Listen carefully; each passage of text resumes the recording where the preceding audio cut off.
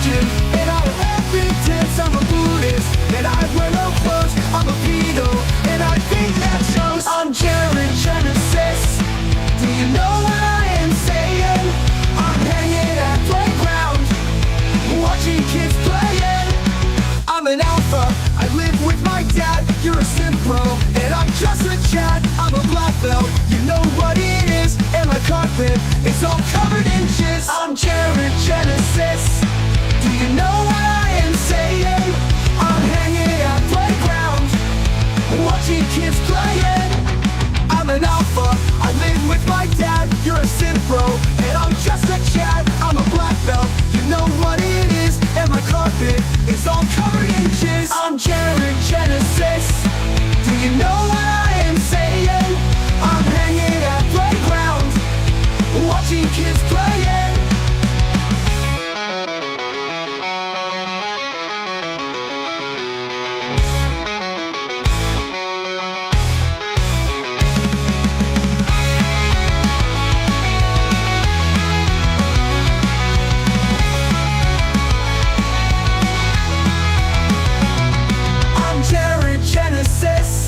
Do you know what I am saying? I'm hanging at playground, watching kids playing. I'm Jared Genesis. Do you know what I am saying? I'm hanging at playground, watching kids playing.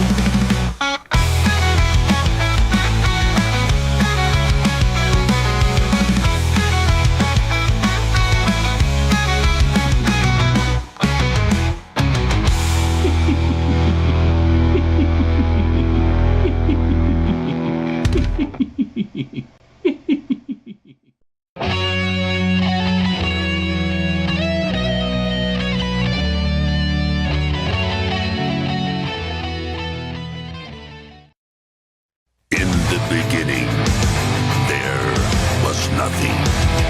And then there was the Drunken Peasants Podcast. I gotta get a witness. Say, man, you got a joint? No, not on me, man. I don't have facts to back this up. It'd be a lot cooler if you did. That's true. Sometimes I cry. Lick my butthole, he laughed. From the strangest corners of the internet, here to bring you opinions of the world from an altered perspective. Here are your hosts, the Drunken Peasants. Hello, everybody. Welcome to the Drunken Peasants Podcast. This is episode 1456. Yeah, doing it live. We got Shabisky back again. How's it going, Shabisky? Shit brisky. Shit I'm doing brisky. good. Yeah. Yeah. I got weed, I got beer, so you know I'm doing good. Yeah, I don't have either of those. I have like the bottom of an empty bowl, and you keep hitting it, and you're like, oh, I got the last hit out of it.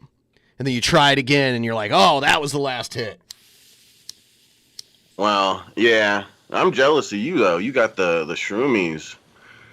That's the one thing I... Yeah. So Thanks to our easily. friends at Schedule 35. Everyone, please like the stream. Give the stream a big fat like. And if you'd like to help us reach our goal, it's pinned right there at the top of the chat. We're starting a new goal. I did do a stream on Monday where I had to get the rest of the goal, and then we got a little extra. So that's why we're at 2.5% right now. So yeah, that's the thing. That's where we are now. Got a little start. It'll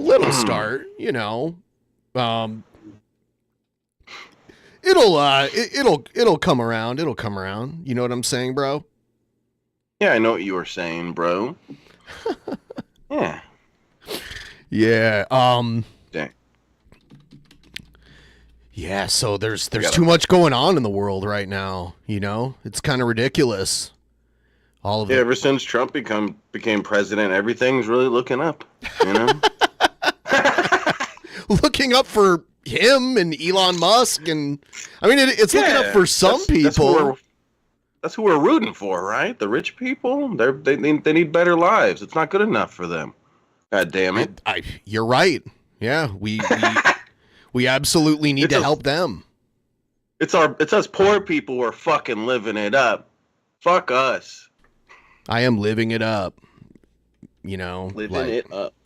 I'm living it up as best I can. You know what I'm saying, bro? Yeah, I know what you were saying, bro. And yeah, you guys can tip to make me chug some brews. I got brews for the DP, the Drunken Peasants. I'm gonna be a drunken peasant as long as we can get that support coming through. Yeah, that sounds good. Get that support coming through. Shabisky get drunk. He doesn't get drunk without support. Okay, he doesn't. He doesn't get drunk anyway. Never done that. No, you have to support, and then. Is it light beer? People are saying it better not be light beer. What's people's problem with light beer? I don't like light beer. So you wouldn't catch me drinking it I don't like Budweiser either, but if someone was like, would you rather drink Budweiser or Bud Light? I'd pick Budweiser because Budweiser is too watery for me. So Bud Light is like you take water beer and make it even more. Hey, you can like what you like. I'm not going to criticize it. You can like whatever you like. Whatever your... Yeah. Well, honestly, it isn't my preference. It's when it comes down to price, really. Sure. I'd much rather Stella. Stella is way better than Bud Light. I'd rather have regular Budweiser than Bud Light, though. Yeah, I kind of go between the two. I need to lose a little bit of weight, so it's probably better for me to pick the Bud Light. I'm trying to lose some weight. It's probably better to just not drink beer if you're trying to lose weight. No. I figured it all out. You just got to drink the light stuff. You'll lose weight. Yeah. I think. Yeah, I think that was a belief at one point, but we'll see how well that works for you, in all honesty. Because usually if you drink beer to get drunk and you switch to light beer, you're just going to end up drinking more beer overall. You know what I'm saying, bro? Well, it doesn't have less alcohol content being light, right? It just has less calories or whatnot. Yeah, it is like all empty carbs. Yeah. Yeah. I think Budweiser is the same amount of alcohol. It might. 4.2. It might. All right, so we're gonna check out the news first, and then we got some other stuff, but we're gonna start DP Action News first. Here we go. He called me sir. It got me so human angry. People are discriminating against wolves. Wow. They're laughing at us, at our stupidity.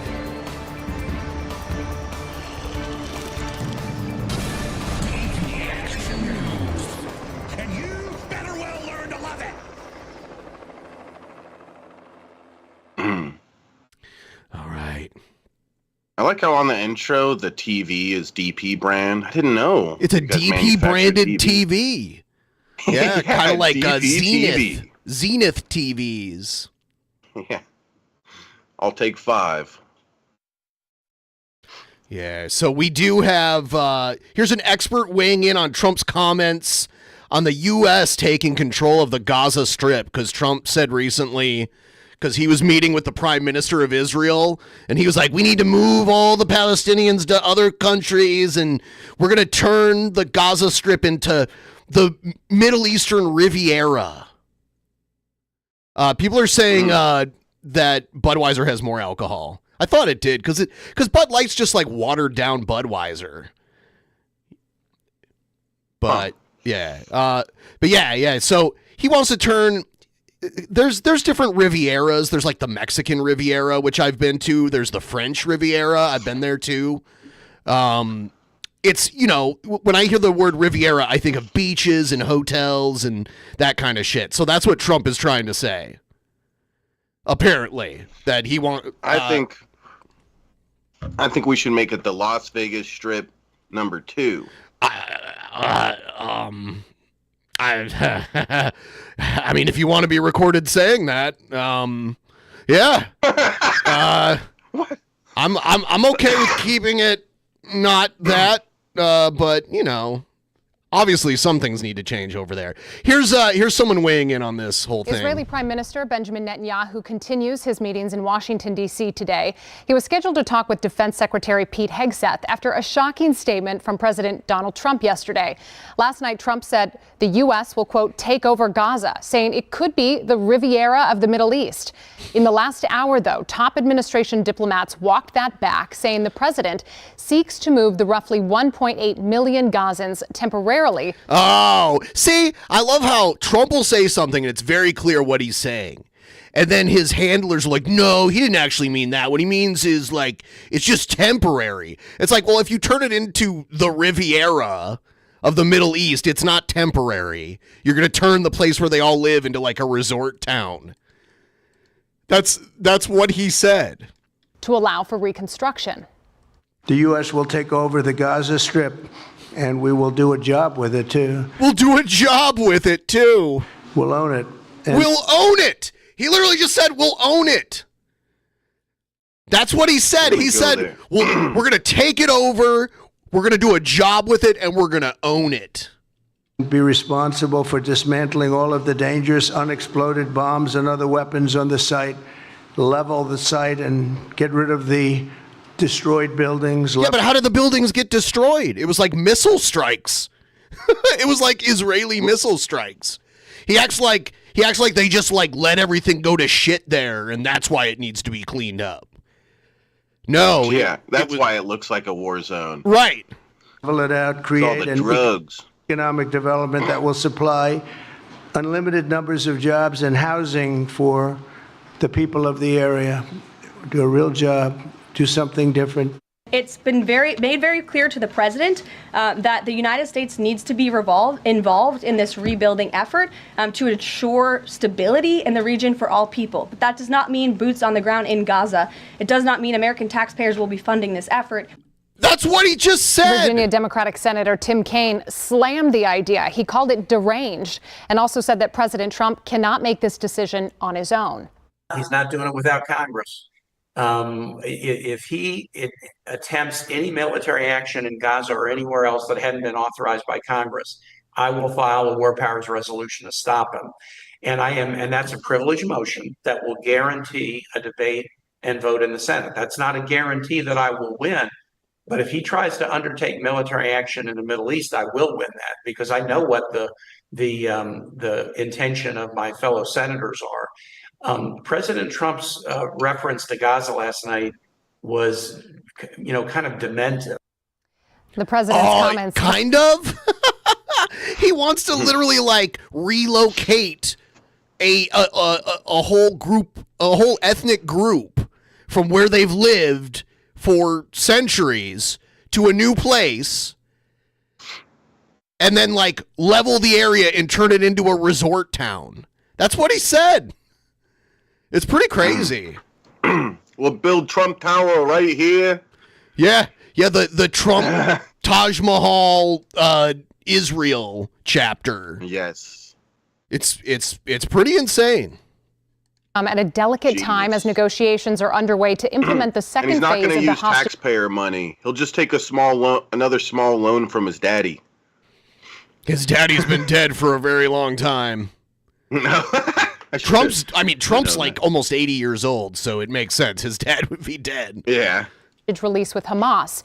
I spoke with American University professor Dan Arbel. He expressed concerns about the impact that the comments could have on the ceasefire. That's certainly a concern because on one hand, Trump did indicate that the process, the implementation of the deal, hostage release in return for prisoners release and IDF, Israeli Defense Forces redeploying would continue. But then, statements like he made last night may certainly put the whole process at risk and may jeopardize the lives of the hostages. And I am concerned about that. Taking ownership of the territory would involve relocating roughly. And if you notice, there's no comment from Trump being like, "Oh yeah, that's not what I meant." Oh no, if he gets asked, he'll do it again. Like he'll double down on it. Million Palestinians who live there. Legal experts say forcing Palestinians to leave would be a violation. That's kind of like not answering the question. He'll just be like, "Yeah, it's really bad over there. They need a lot of help and stuff. It's looking horrible over there. The buildings are all messed up." You know what I'm saying? That is what he said. That's what he said in the last thing that they did, like the press conference. Yeah. That you just but saw. He said he was going to do a specific thing. Like a lot of times when he gets asked a question, he'll just kind of dance around and kind of just talk about it, not really answer the question like lots of other people. Yeah. Of international law.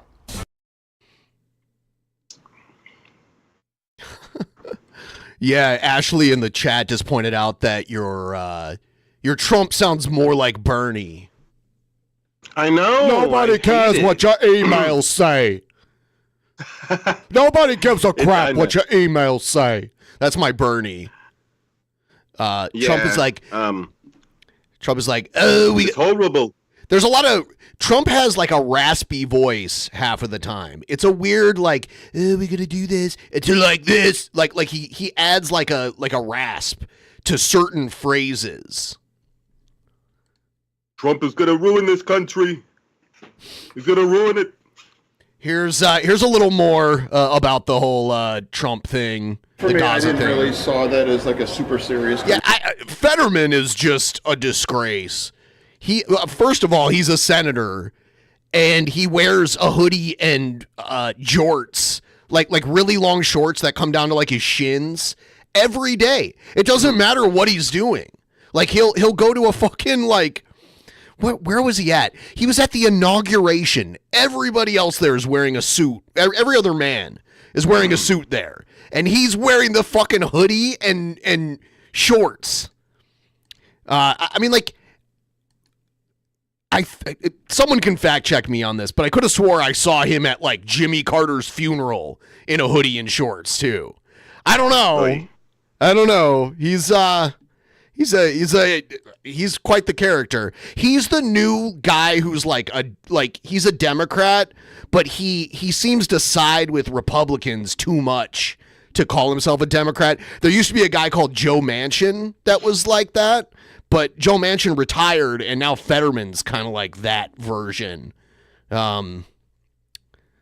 So yeah, Kristen Sinema is was another one. Kind of a situation, and it's really just trying to shake things up and just announce like there is some truths about Gaza. How are somebody able to leave there right now when probably 85 to 90% or more of the buildings are destroyed or seriously damaged?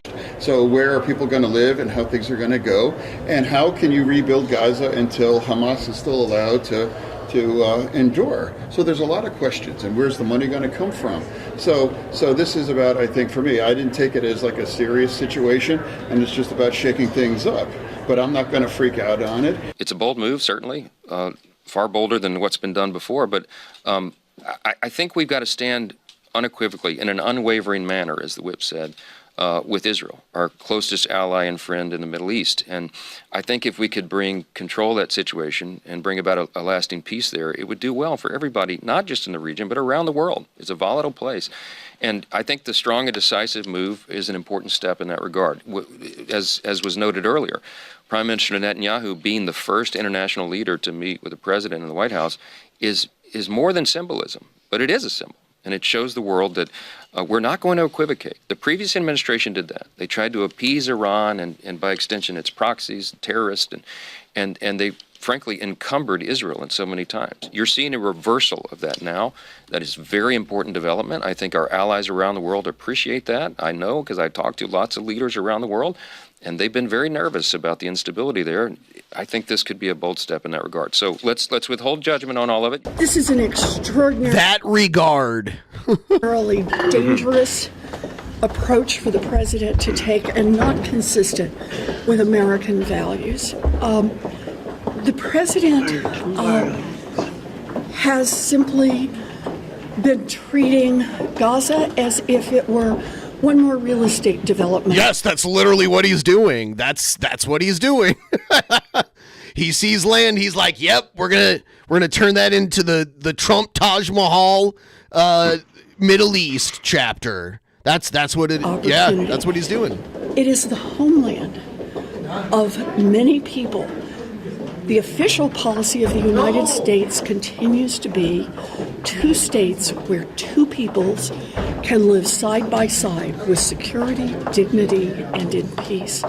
I hope the President of the United States aligns himself with longstanding U.S. policy. The President talked about an idea last night. I listened to it very carefully. He talked about an idea. He hasn't fleshed out that idea yet. I feel certain the White House is going to welcome input. I don't think anybody ought to start jumping to conclusions here. I think what the president's trying to do is find a path forward. And I think what he wants to do is a peaceful approach. He doesn't like it when people are at war. He's made that very clear. And what he's offered is let's talk about the value of this land to begin with. And let's let everybody be reminded that this is a valuable piece of property, and the people that live there should recognize how valuable it could be. It's a valuable piece of property. There was peace in the region. I thought this was a guy that was going to end America's endless wars. Yeah. He's somehow duped people into thinking that he's like the anti-war president, but like relocating people is going to start a war. Like that's the sort of thing that wars get started over. It's not gonna calm things down. I don't know if this was just off the cuff, but when you're president of the United States, your words matter.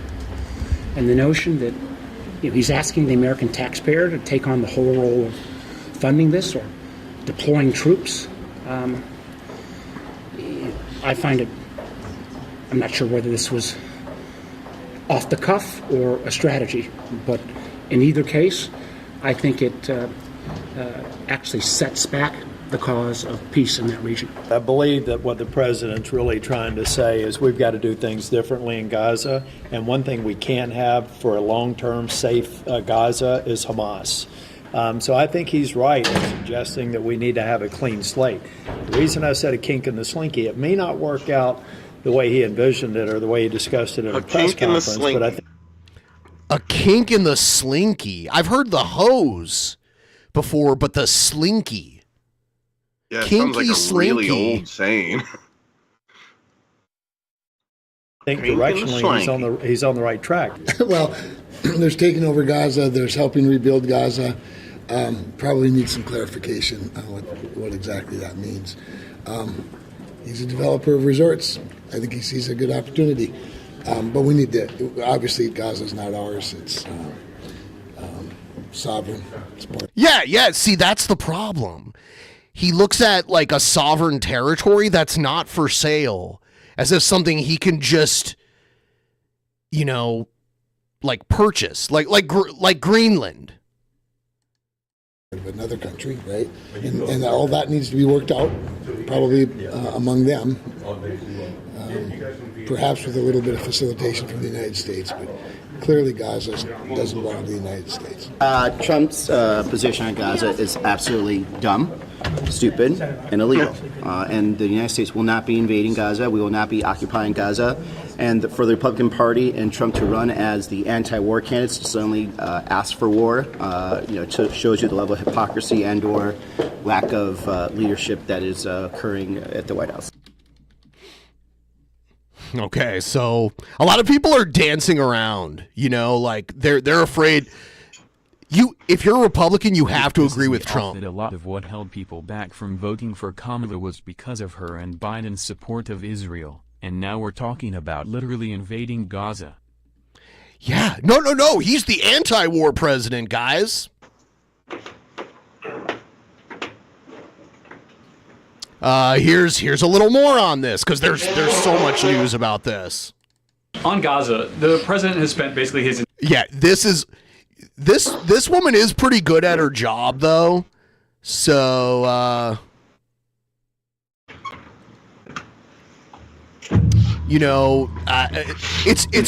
honestly, I wouldn't have guessed she's in her 20s. She looks at least in her 30s. I was really surprised. She's the youngest press secretary ever. She's 27 years old, and she's the fucking press secretary. But Trump hires unqualified people for all the jobs that he's put people in, so. public career criticizing foreign entanglements, nation building, sending American troops to fight abroad, particularly in the Middle East. This plan seems like it could ultimately involve all of those things. Can you explain this reversal and how building and owning Gaza squares with America First foreign policy? I would reject the premise of your question that this forces the United States to be entangled in conflicts abroad. The president has not committed to putting boots on the ground in Gaza. He has also said that the United States is not going to pay for the rebuilding of Gaza. His administration is going to work with our partners in the region to Oh, no, that's not what he said. What you heard him say that on recording, that's not actually what he was saying. In Gaza. He has also said that the United States is not going to pay for the rebuilding of Gaza. No, he said we would own it. I mean, maybe he meant we'd own it by not paying for it and just like take it. But he did say we'd own it. Administration is going to work with our partners in the region to reconstruct this region. And let me just take a step back here, because this is an out-of-the-box idea. That's who President Trump is. That's why the American people elected him. And his goal is lasting peace in the Middle East for all people in the region. And as I said in my opening remarks, we've had the same people pushing the same solutions to this problem for decades. And it's been made very clear to the president that the United States needs to be involved in this rebuilding effort to ensure stability in the region for all people. She keeps on saying revolved instead of involved. Revolved. It needs to be revolved. It needs to but they need to put it on a turntable, a giant turntable. And everyone will just be revolved on it. Boots on the ground in Gaza. It does not mean American taxpayers will be funding this effort. It means Donald Trump, who is the best deal maker on the planet, is going to strike a deal with our partners in the region. He did not rule out American troops in Gaza last night. Are you doing that now? I am saying that the president has not committed to that just yet. He has not made that commitment, and you know that. And on the foreign partners, the Jordanians, the Egyptians, the Saudis have already panned this plan. What foreign partners, if any, have expressed any interest in being part of it? Well, the president has said he's been socialing this idea for quite some time. He's been thinking about this. He said in his remarks last night, this was not a decision or an announcement that he takes lightly. And the president has already spoken to the President al-Sisi. In fact, that was his first foreign leader call. He's meeting with the King of Jordan, King Abdullah, next week. He spoke with the King of Bahrain. He spoke with the Crown Prince of Saudi Arabia. And he has made it very clear, he's been very vocal, that he expects our partners in the region, particularly Egypt and Jordan, to accept Palestinian refugees temporarily so that we can rebuild their home. Thank you. Is it worth risking the life of a single U.S. Marine to turn the Gaza Strip into the Riviera of the Middle East? Is it worth the life of one Marine to turn Gaza into the Riviera? Let's see how she answers this. Because, her whole job, and the job of the press secretary is to, take whatever the president says and does and sugarcoat it. And when you get pressed on it, you have to, manipulate reality to, make it sound better than whatever it was. Phil, I'm not sure why you're asking me that question, because I've already said the president has not committed to sending Marines or any boots on the ground in Gaza. So there it is. Yeah, I don't know why you're asking that. I don't know why. All right, I guess. On Capitol Hill, reaction is pouring in about President Trump's suggestion to, quote, take over Gaza. Here's the latest from Democrats who are slamming that proposal, calling it, quote, horrific. Listen. It is very clear that what the president talked about would make our country less safe. An invasion of U.S. troops into Gaza. But are they going to build pickleball courts at these resorts? I like how they're going to temporarily remove millions of people. And they're all just going to cooperate with it and then be like, oh, okay. Gaza would not make Americans more safe. It would make Americans a target. But this is very clear. I mean, I'm going to just take a wild guess that the president's plans include, hotels and resorts and casinos. That's just who he is. It is horrific.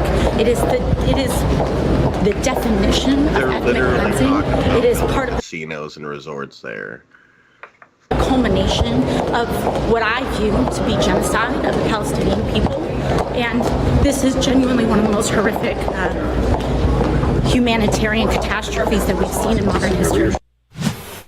And following it all for us on Capitol Hill is CBS News congressional correspondent Nicole Killian. Nicole, thank you for joining us today. We know GOP lawmakers have a different response to all of this. What is it, and what have you been hearing?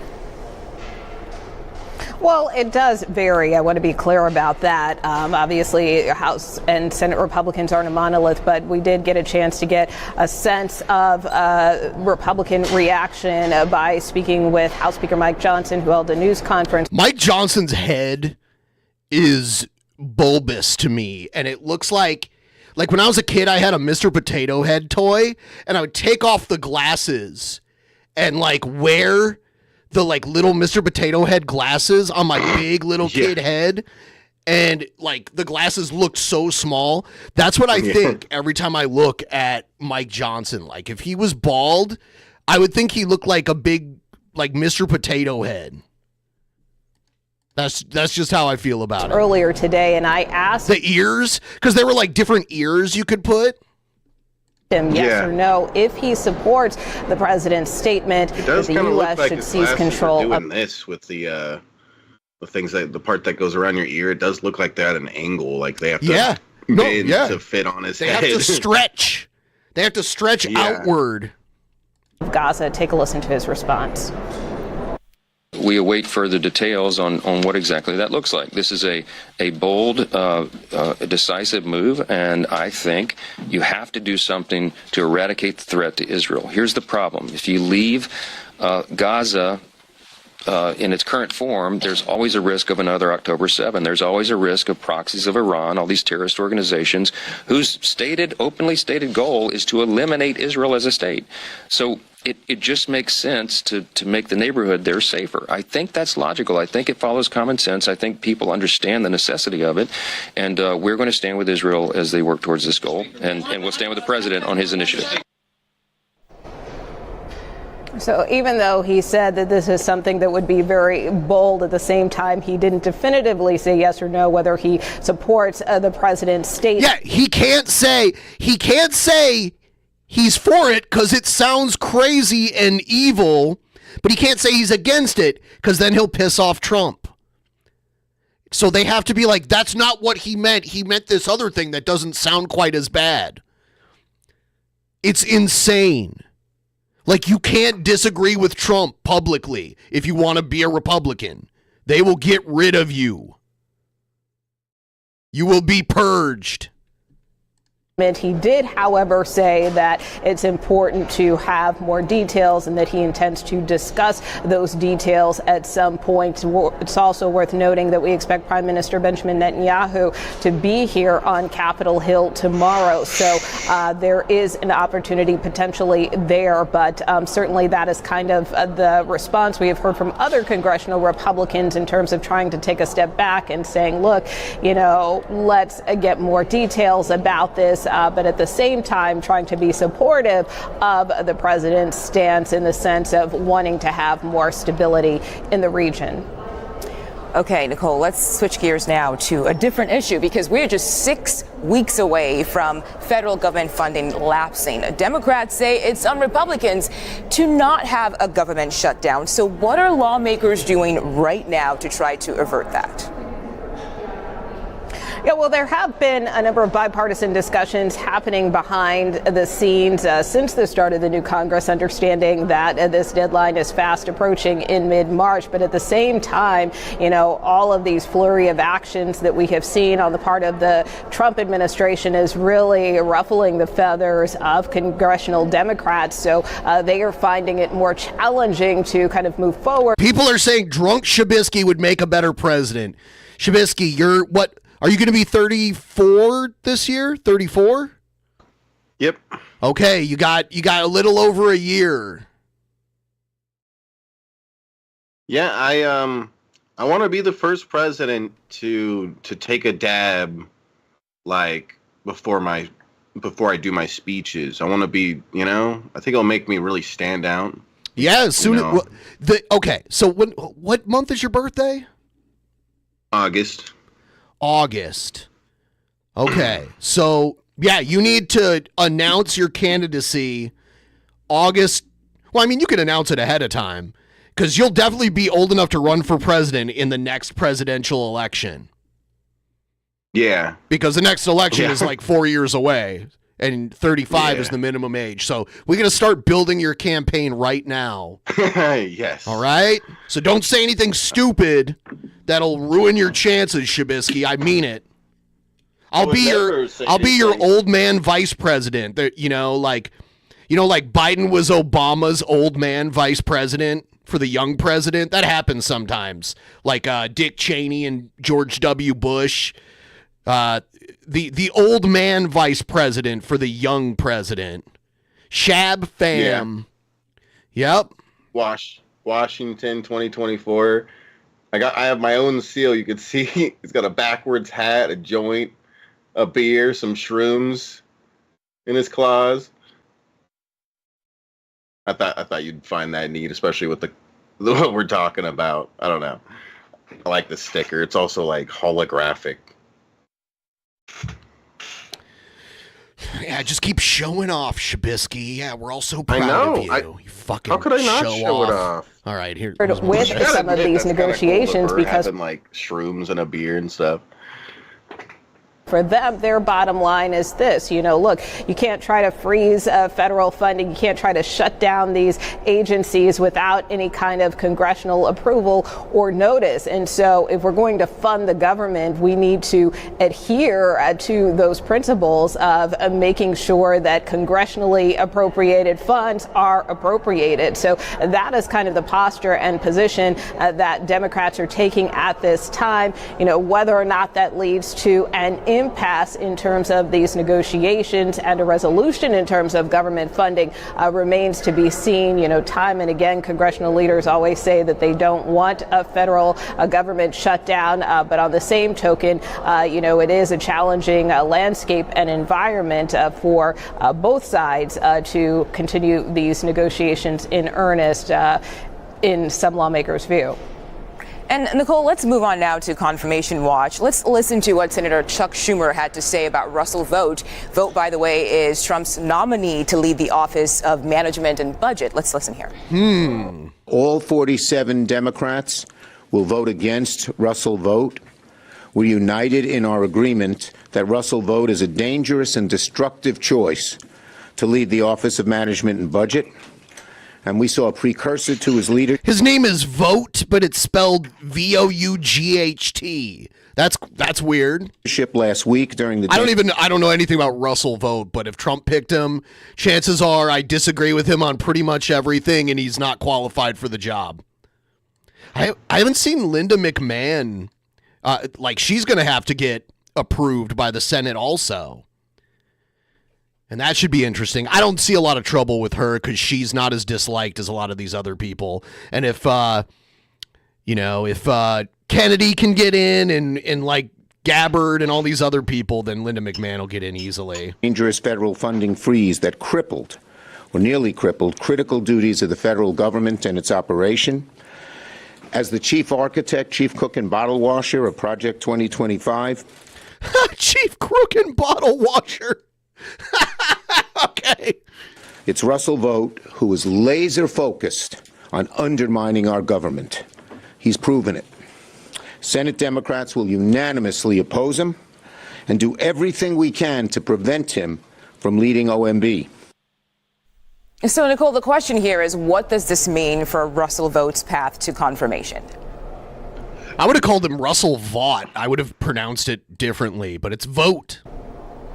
Well, we will have to see, but Senate Democrats, as you heard there from Chuck Schumer, have made clear that they intend to oppose his nomination. And so what we have learned from leadership aides is that they do intend to hold the floor when his nomination comes up for a vote. So usually the way things work is there's a procedural vote that is taken to move forward with the nomination, to, have debate and then end debate. And so that sometimes can be a period of up to 30 hours. So what Senate Democrats are saying is that they are going to hold the floor during that time, which means we will likely see a number of Senate Democrats come to the floor in opposition of his nomination, at least to try to slow walk the process. Whether or not they can stop him from being confirmed, obviously, they don't necessarily have the numbers to do that. But if they can slow it down, at least for now, that is their main objective. And meanwhile, Nicole, Trump's nominee for Attorney General Pam Bondi, she sailed through confirmation yesterday. Trump gave her these high remarks moments ago. Listen. She's going to restore fair, equal, and impartial justice and restore the Constitution. She got confirmed. I mean, she's better than Gates. Like, Matt Gates was nominated before her, and not even the Republicans wanted him. So now she got in. She's better, but still not great. She's crooked, too. She's in Trump's back pocket. Trump is only putting in people that will unconditionally agree with him and do his bidding. And that's not what cabinet members are supposed to do. They're supposed to push back when there's a good reason to push back. And these people are all just going to do whatever he says. It's fucking crazy. Yeah, Trump's not the kind of person to act like he could ever be wrong or admit it. Oh, no. He doesn't need people that are going to tell him he's wrong ever. No, he needs yes men. Agree. That's a business thing. He's running the presidency like it's the board of directors at one of his companies. That's what it is. Constitutional rule of law in America. She will lead the Democrats. You know where they're going to. She's going to lead them right down, but I think she's going to be as impartial as you can possibly be. I know I'm supposed to say she's going to be totally impartial with respect to Democrats, and I think she will be as impartial as a person can be. So Pam Bondi sailing through. Who will we see be confirmed next, Nicole? Well, again, as you mentioned, we're obviously watching the nomination of Russell Vought. As we've been reporting throughout the week, we now know that some of the president's more controversial nominees have been reported out of committee, including Robert F. Kennedy Jr., as well as Tulsi Gabbard for HHS Secretary, as well as the Director of National Intelligence. Obviously, we're still waiting for. By the way, please like the stream if you haven't already liked the stream. It helps out tremendously. I say we give the people I'm behind. Oh. Don't bother running, Shabisky. There will not be a real election in 2028. Well, people are saying that. I mean, Trump did say all he had to do was win this election and they wouldn't have to do it again. But yeah, okay, if we can get to 100 likes, which is completely free, Shabisky will do a celebratory beer chug in the honor of all of you who helped us get to 100 likes. How about that? How about that? I can do that. I'll chug that bitch real quick. Chug that shit real quick. A firm date for those confirmation votes by the full Senate, but they are certainly now in the pipeline now that they have advanced out of committee. We have also seen other officials advance, whether that is the Commerce Secretary Howard Lutnick. His nomination was one of the ones that was up today, as well as others. But certainly we are seeing the Senate, particularly Senate Republicans, try to move as swiftly as they can on these nominations. Another one worth noting, of course, Kash Patel. We expect the Senate Judiciary to vote on his confirmation tomorrow. All right, Nicole Killian, thank you so much for joining us today.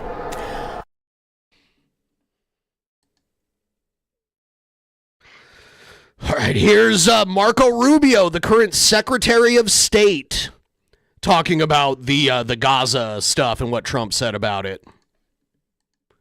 So what he's very generously has offered is the ability of the United States to go in and help with debris removal, help with munitions removal, help with reconstruction, the rebuilding of homes and businesses and things of this nature, so that then people can move back in. But in the meantime, they'll have to live somewhere. Now, the details of that, if it was accepted, would have to be worked out among multiple partner nations. It's a unique offer, one that no other country in the world has stepped up and made an offer. But I think it's one people need to think about. Yeah. So it's something to think about. He can't be like, this is a bad idea. He also is painting it as a positive thing, like, oh, yeah. Oh, this will be good. No, it won't be good for the people who are forced to leave. Like, we can look back at history and see that ethnic relocations are not a good thing.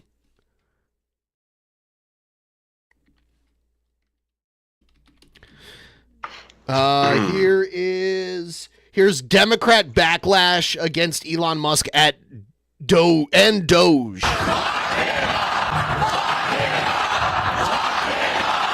Growing backlash against billionaire Elon Musk and the newly created Department of Government Efficiency. Outside the Treasury Department, crowds gathered to protest Musk's access to the agency's sensitive payment system. Meantime, Democrats are working on a bill to limit Musk's control, calling it the Stop the Steal Act. Leader Jeffries and I are joining together to push legislation to prevent unlawful meddling in the Treasury Department's payment systems and protect Americans across the country. The Treasury Department sent a letter to Congress saying that Musk and his Doge team have only been given read-only access and can't make any changes to the payment system. Doge's next targets reportedly are the Small Business Administration and the Department of Education. All right. So, yeah, they're doing lock him up. He's not getting locked up. They tried already. He was even convicted, and they were like, well, he's going to be the president, so we can't really do shit. So it's naughty, naughty boy, Trump. And that's all that happened. I thought they were saying lock up Elon Musk. Okay, you know what? They might have meant Elon, but they can't lock up Elon either.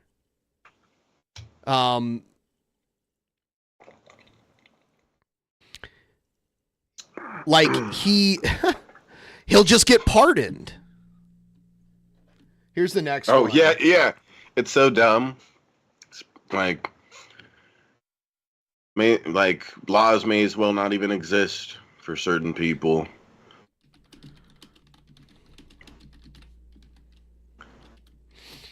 Here's more. Here's more about the protests. Thank you. Hundreds of protesters in downtown Indy are calling for Indiana lawmakers to stand against President Trump's agenda. They say his attempts to shut down parts of the federal government and give Elon Musk access to the Treasury Department amount to a power grab. Indianapolis is one city that saw protests like the one you just saw today. Fox 59's Hannah Fullman is live downtown where they're still taking to the streets to demand action. That's right, Nick and Aaliyah. These protesters have been out here for 3, 4, some even 5 hours, and they actually just finished parading around the State House for the last 30 minutes, yelling different kinds of chants. And right now they're organized in this big group behind me, making different speeches, trying to demand a change. Now, this is all known as the 50-51 movement. 50 protests, 50 states, one day. The protests were pushed online over Reddit and have since grown dramatically. The goal of these protesters is to show the dismay they have for Trump's recent decisions from the White House while condemning Project 2025. People here are also rallying. Yeah, because he was always like, when Trump would get questioned about Project 2025, he'd be like, I don't know what you're talking about. I have no idea what you're talking about. Yeah. And the next thing you know, like half of his cabinet are people that fucking helped write Project 2025. Maybe not half, but I want to say 3 or 4 of the people in his cabinet that he chose or was planning on choosing were people that wrote that. What a coincidence. Against Elon Musk, yelling chants of Musk was not elected. Throughout the day, the signs we have seen have varied dramatically, and so have the chants. We did have a chance to speak with one of the protesters about why he decided to come out. I'm watching people in my community be targeted. I'm watching people at my mosque be targeted, and I can't stand idly by At his mosque? anymore. Oh my God, I was surprised. So yeah, dude's a Muslim. At the height of the protest today, there were estimated to be about 250 to 300 people. Now, if I take a look behind me, I can see, I would say, about 100 protesters that are still here marching around trying to demand change. They told me they'll be out here until 5 o'clock tonight. We will check back in with you later in the newscast. For now, reporting live downtown, I'm Hannah Fulman. All right, Hannah, thank you. Meanwhile, yeah. Some of those people need to try a lot harder with their signs. Some of them are just so lazily done. It's like, God, if you're going to get out there and protest, at least make a good sign for it. It's weak. It's weak. And President Trump's new policies are sparking some protests around the country. Groups are gathered at state capitol buildings in all 50 states right now, including right here at home at the Georgia State Capitol in Atlanta. And that's where we find Atlanta News First Blake Devine. So, Blake, what are they protesting exactly? Rick and Lana, dozens of protesters have lined up right here outside the Georgia State Capitol. They've brought signs, they're chanting, they're making their presence known right now as they are protesting against Project 2025, along with President Trump's executive orders, specifically his crackdown on illegal immigration and pardoning people who took part in the January 6th riot at the U.S. Capitol.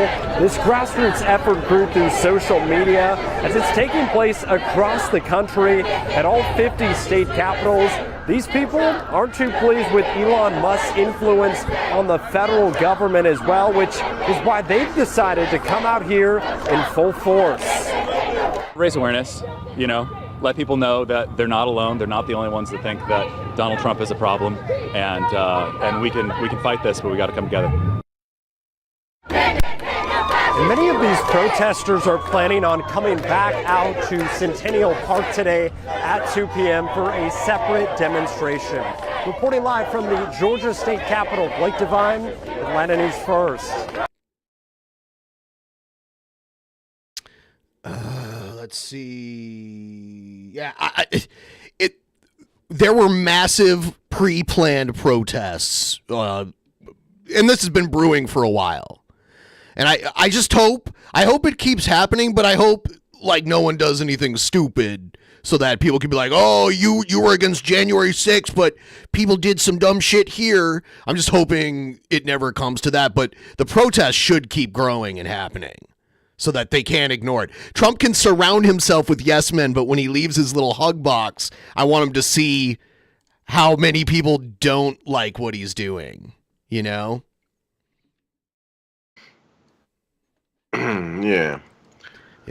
So here's another one. Join us now is Republican Congressman Mike Turner of Ohio. He sits on the Oversight and Government Reform Committee. Congressman Turner, thank you so much for coming on. First, I just want to get your reaction to what we just heard from Susan there. She says that lives are being lost because of this move and that Russia and China are going to now fill the vacuum left behind. What do you say? Well, certainly this is disruptive, but you have to understand, we, have to get control overall of our budget and of our spending. This is essential. We cannot continue to operate in the manner we are.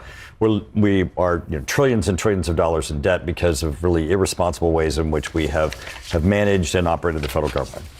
Secondly, we really have to get the government to be more responsive to the senior leadership, the senior policy leadership. And what we certainly found in the last Trump administration is that, it took years before even portions of the government were responsive to senior leadership. In this instance, what we're trying to do, and what I think the leadership of the Trump administration is trying to do, is trying to find ways in which, certainly in the area of foreign policy, as you're hearing from Secretary of State Marco Rubio, how are we going to make certain that this responds to the Secretary of State? Now, in doing so, it's going to be disruptive. I don't believe lives are being lost, but I do believe, and certainly Americans have an understanding that a lot of their aid, as it's being distributed, sometimes doesn't really get distributed in a manner where it's clear that this is America that is this Republican Ohio. There you go. Distributing it. Sometimes we don't win against China and Russia and other countries in that message of where America America is present and where America is making a difference. But we need to make certain that it is America that is there, and that it is that we are establishing those relationships, that it is our goals and objectives that are being achieved. And sometimes it has to be disruptive as we review those processes to make certain that they're being responsive. And you say that, it is disruptive. That is true. But there's a real question here. Is this the right way to go about this? A lot of Americans want there to be, a weeding out of fraud, abuse, and waste in the government, right? But is this the right way? You have the White House now targeting up to 10% of the federal workforce. That would be up to 200,000 people let go. Now you have the CIA notice offering buyouts to all of its workers. And these are different issues. I mean, the issue of foreign aid and TB vaccines, and the issue of personnel workforce, in Washington, all of these are different issues, but they are issues all that need to be addressed, because some of them are spending, some of them are policy, some of the manner of how we do business. All of these things are issues that we need to address, and we need to do it. You can't just wait and have them all get in line. We need to do them all at once. Okay, so there are different issues, but guess who is at the helm of doing a lot of this, right? That would be Elon Musk. He is a tech billionaire, richest man in the world, wielding a ton of influence on this administration. Trump confirmed that Musk has access to the Treasury Department's financial payment system, which sends out money on behalf of the entire federal government. He has a view only, the White House says. He's been leading the charge, dismantling parts of the federal government. Are you comfortable with Musk's role as an unelected person who has billions of dollars before the federal government and the Trump administration, and how he's doing this? Well, I think, we certainly are always concerned when there's a bull in the china shop, and that's certainly something that we're seeing here. And there are limits, and there certainly are even court cases currently ongoing, and Congress, even as you saw in the USAID issue, the Secretary of State is involved, Congress is being notified.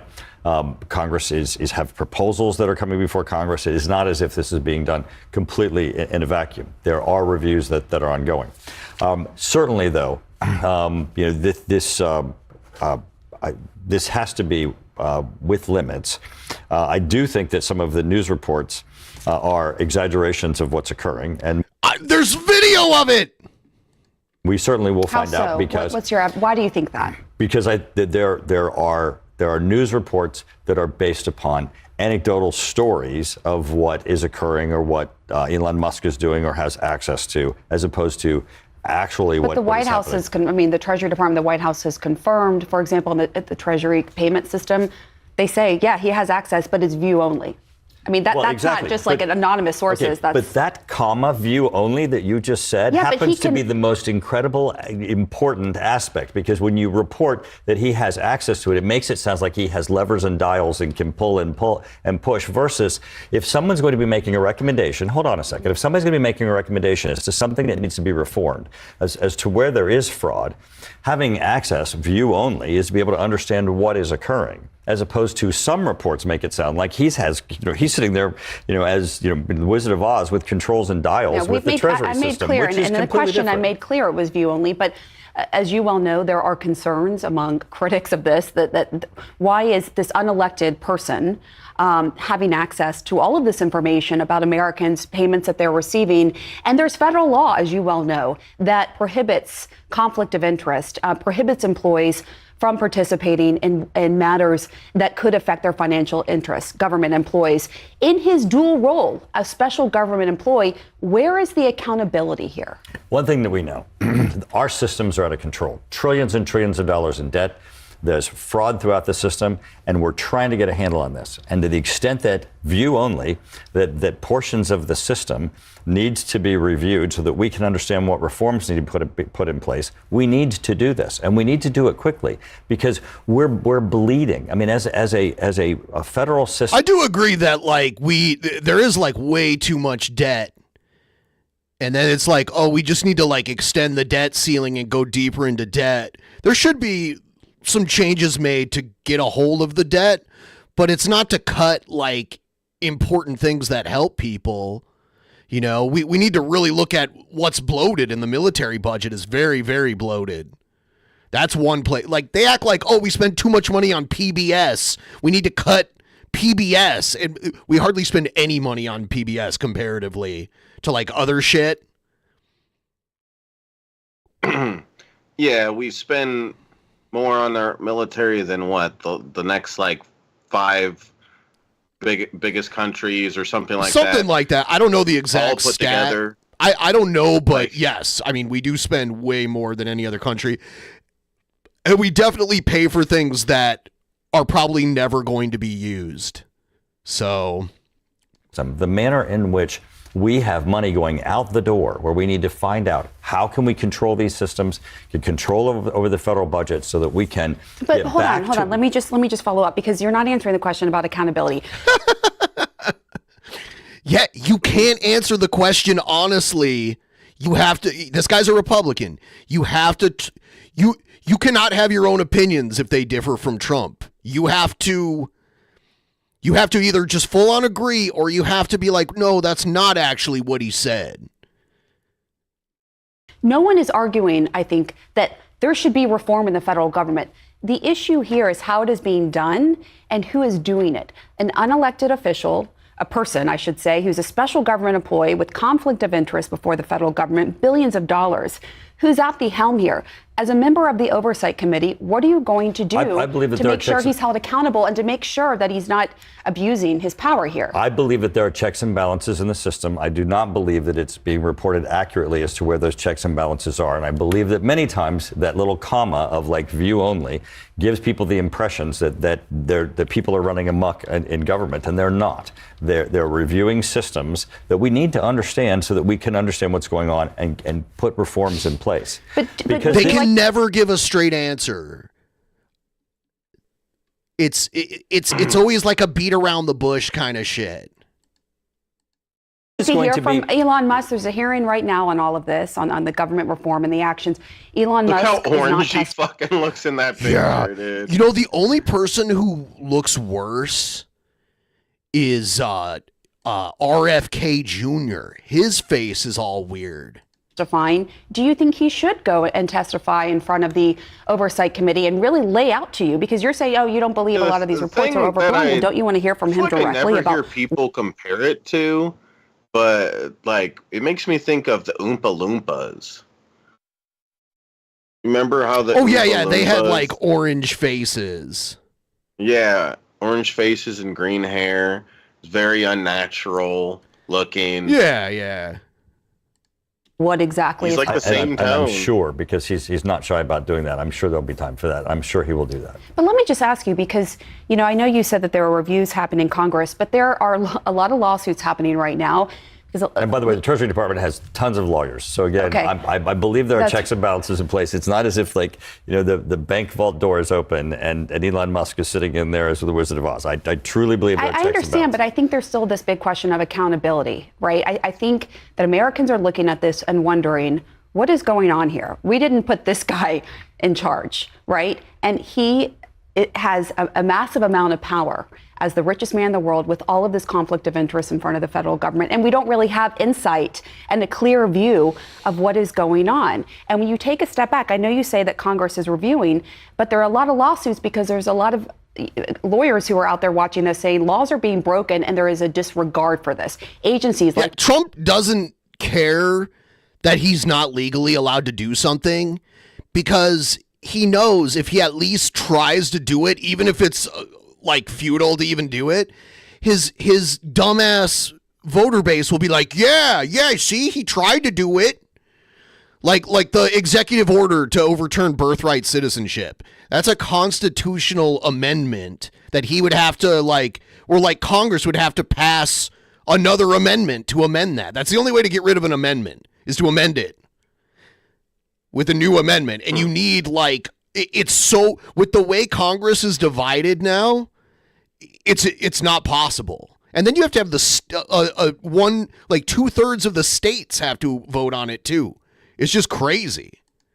I saw one Trump sycophant say, oh, well, the Supreme Court will look at it and overturn an amendment. I don't think they can do that, but I'm not like a legal expert or anything, but as far as I know, they can't do that. Like, who knows? USAID, money appropriated by Congress just being, wiped away against the law. And as you well know, the framers created this system of government to have checks and balances. Article 1 of the Constitution makes the legislative branch a co-equal branch of government to the executive branch. Is the legislative branch ceding power here to the executive branch right now? Well, let me clear my throat a lot. Said a lot there, none of which yet has been Clear the cum out of my throat. The Trump cum. What hasn't been included of what I said? Well, you said against the law. You actually No, I said lawyers. I said lawyers have. I've argued that. That there are laws that Congress made. And at least 4 lawsuits have been filed alleging that laws have been broken. Regardless of where you are on all these issues, everyone understands that, one, financially, we cannot keep going in the direction that we are. 2, that this system is massive and enormous and is out of control. 3, we have to move quickly to make certain that we do the triage, the assessment, to be able to find ways to be able to get this system under control so that we can protect the American public and get this back on track for both our economy, to stop these deficits, and to protect our country. This is going to be messy and sloppy and not pretty, but it's not going to be illegal, and it's not going to be it's going to be, in the end, the process that everyone wants, and that is, let's get this country back on track where we're living within our means, and that we have a system that financially protects our economy. But you said move quickly, and I know we have to go, but can Congress move quickly enough to do the checks and balances that you were given the power to do and hold the certain people accountable? Can you move quickly? Because this is happening very fast. Can you do your job, your checks and balances job, as quickly as it is moving? Absolutely, but we need the media to help us and make certain that you use those commas and explain actually what's happening. We're sticking to the facts here on this show, and I'm very clear on the context. If you don't explain what's happening, people believe that people are running amok in ways that they're not. I understand your point, and your point is well taken. I've made very clear that I'm putting the important context and being factual, but even with the commas, people have a lot of questions, and I appreciate you coming on to try to answer some of those questions. To try to answer some of them, but failing miserably. Thank you very much, Congressman. We appreciate it.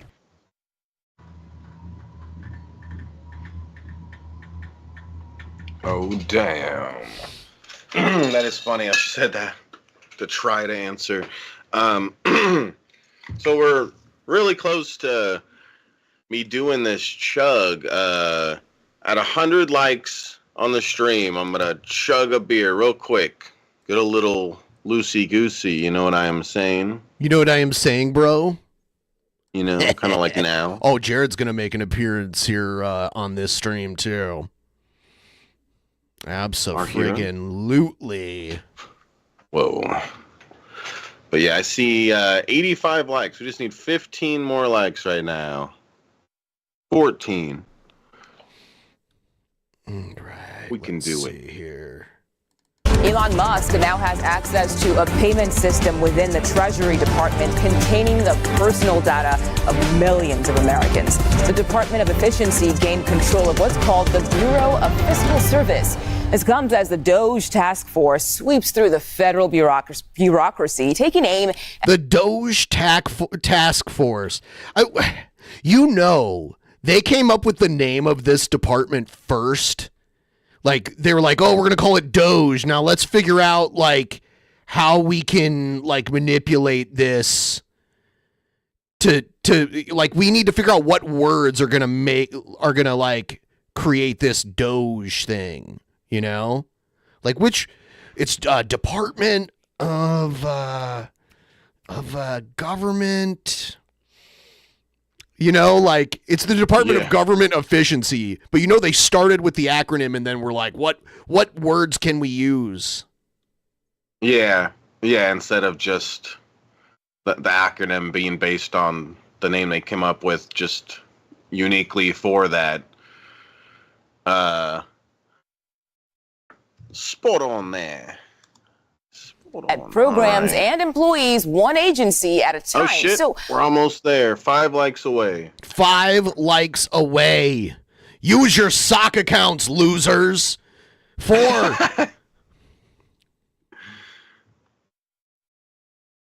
Oh, damn. let's start here. What is the Bureau of Fiscal Service? It's a unit within the Treasury Department that acts as the federal government's checkbook. It controls the flow of nearly 90% of all federal payments, including Social Security checks, IRS tax refunds, and veterans benefits. In fiscal year 2023, the division gave out more than 1 billion payments totaling over $5 trillion, collected more than 5. All right, so Matt says that it says 100. Yeah, I just refreshed. Do you remember when YouTube used to you didn't have to refresh? It would just update in real time. Yeah, it feels like that just randomly stopped one day. If you wanted to know how many likes you had to keep refreshing. So we're over 100 now. Now chug the beer, loser. Yeah. Okay. All right, let me open up this awesome beer. Try to chug it quick. Cheers, you guys.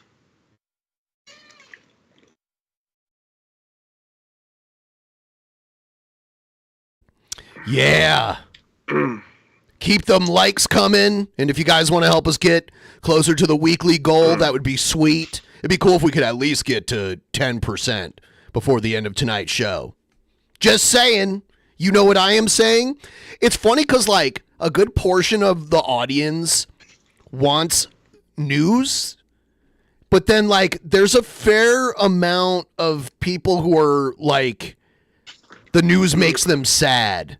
And they want to watch Cobra and even Jared and shit like that. So there's both. I have both lined up. $5 trillion in federal revenue and manage an average daily cash flow of more than $200 billion. A lot of money here.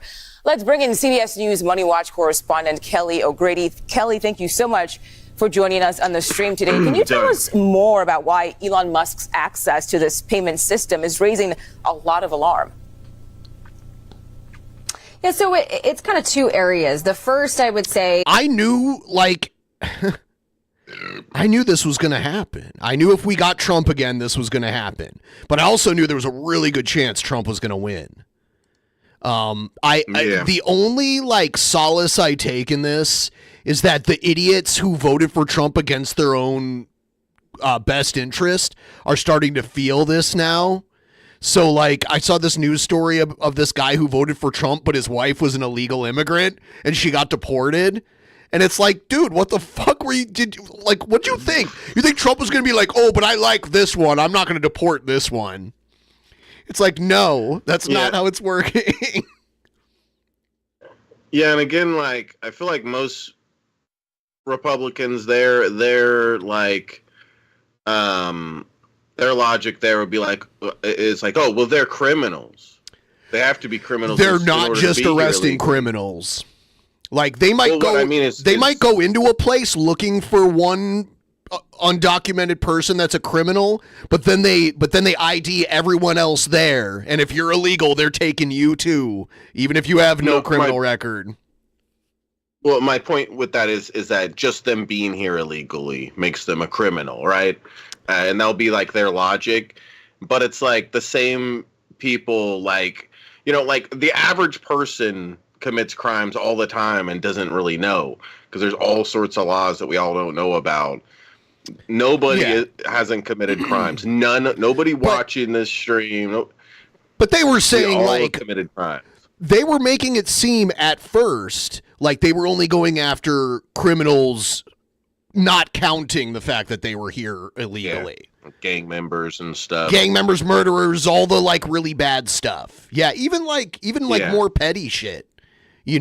But it would we'll see when the work. I mean, our unemployment is so low right now, and those numbers, that's not counting the undocumented people that are working.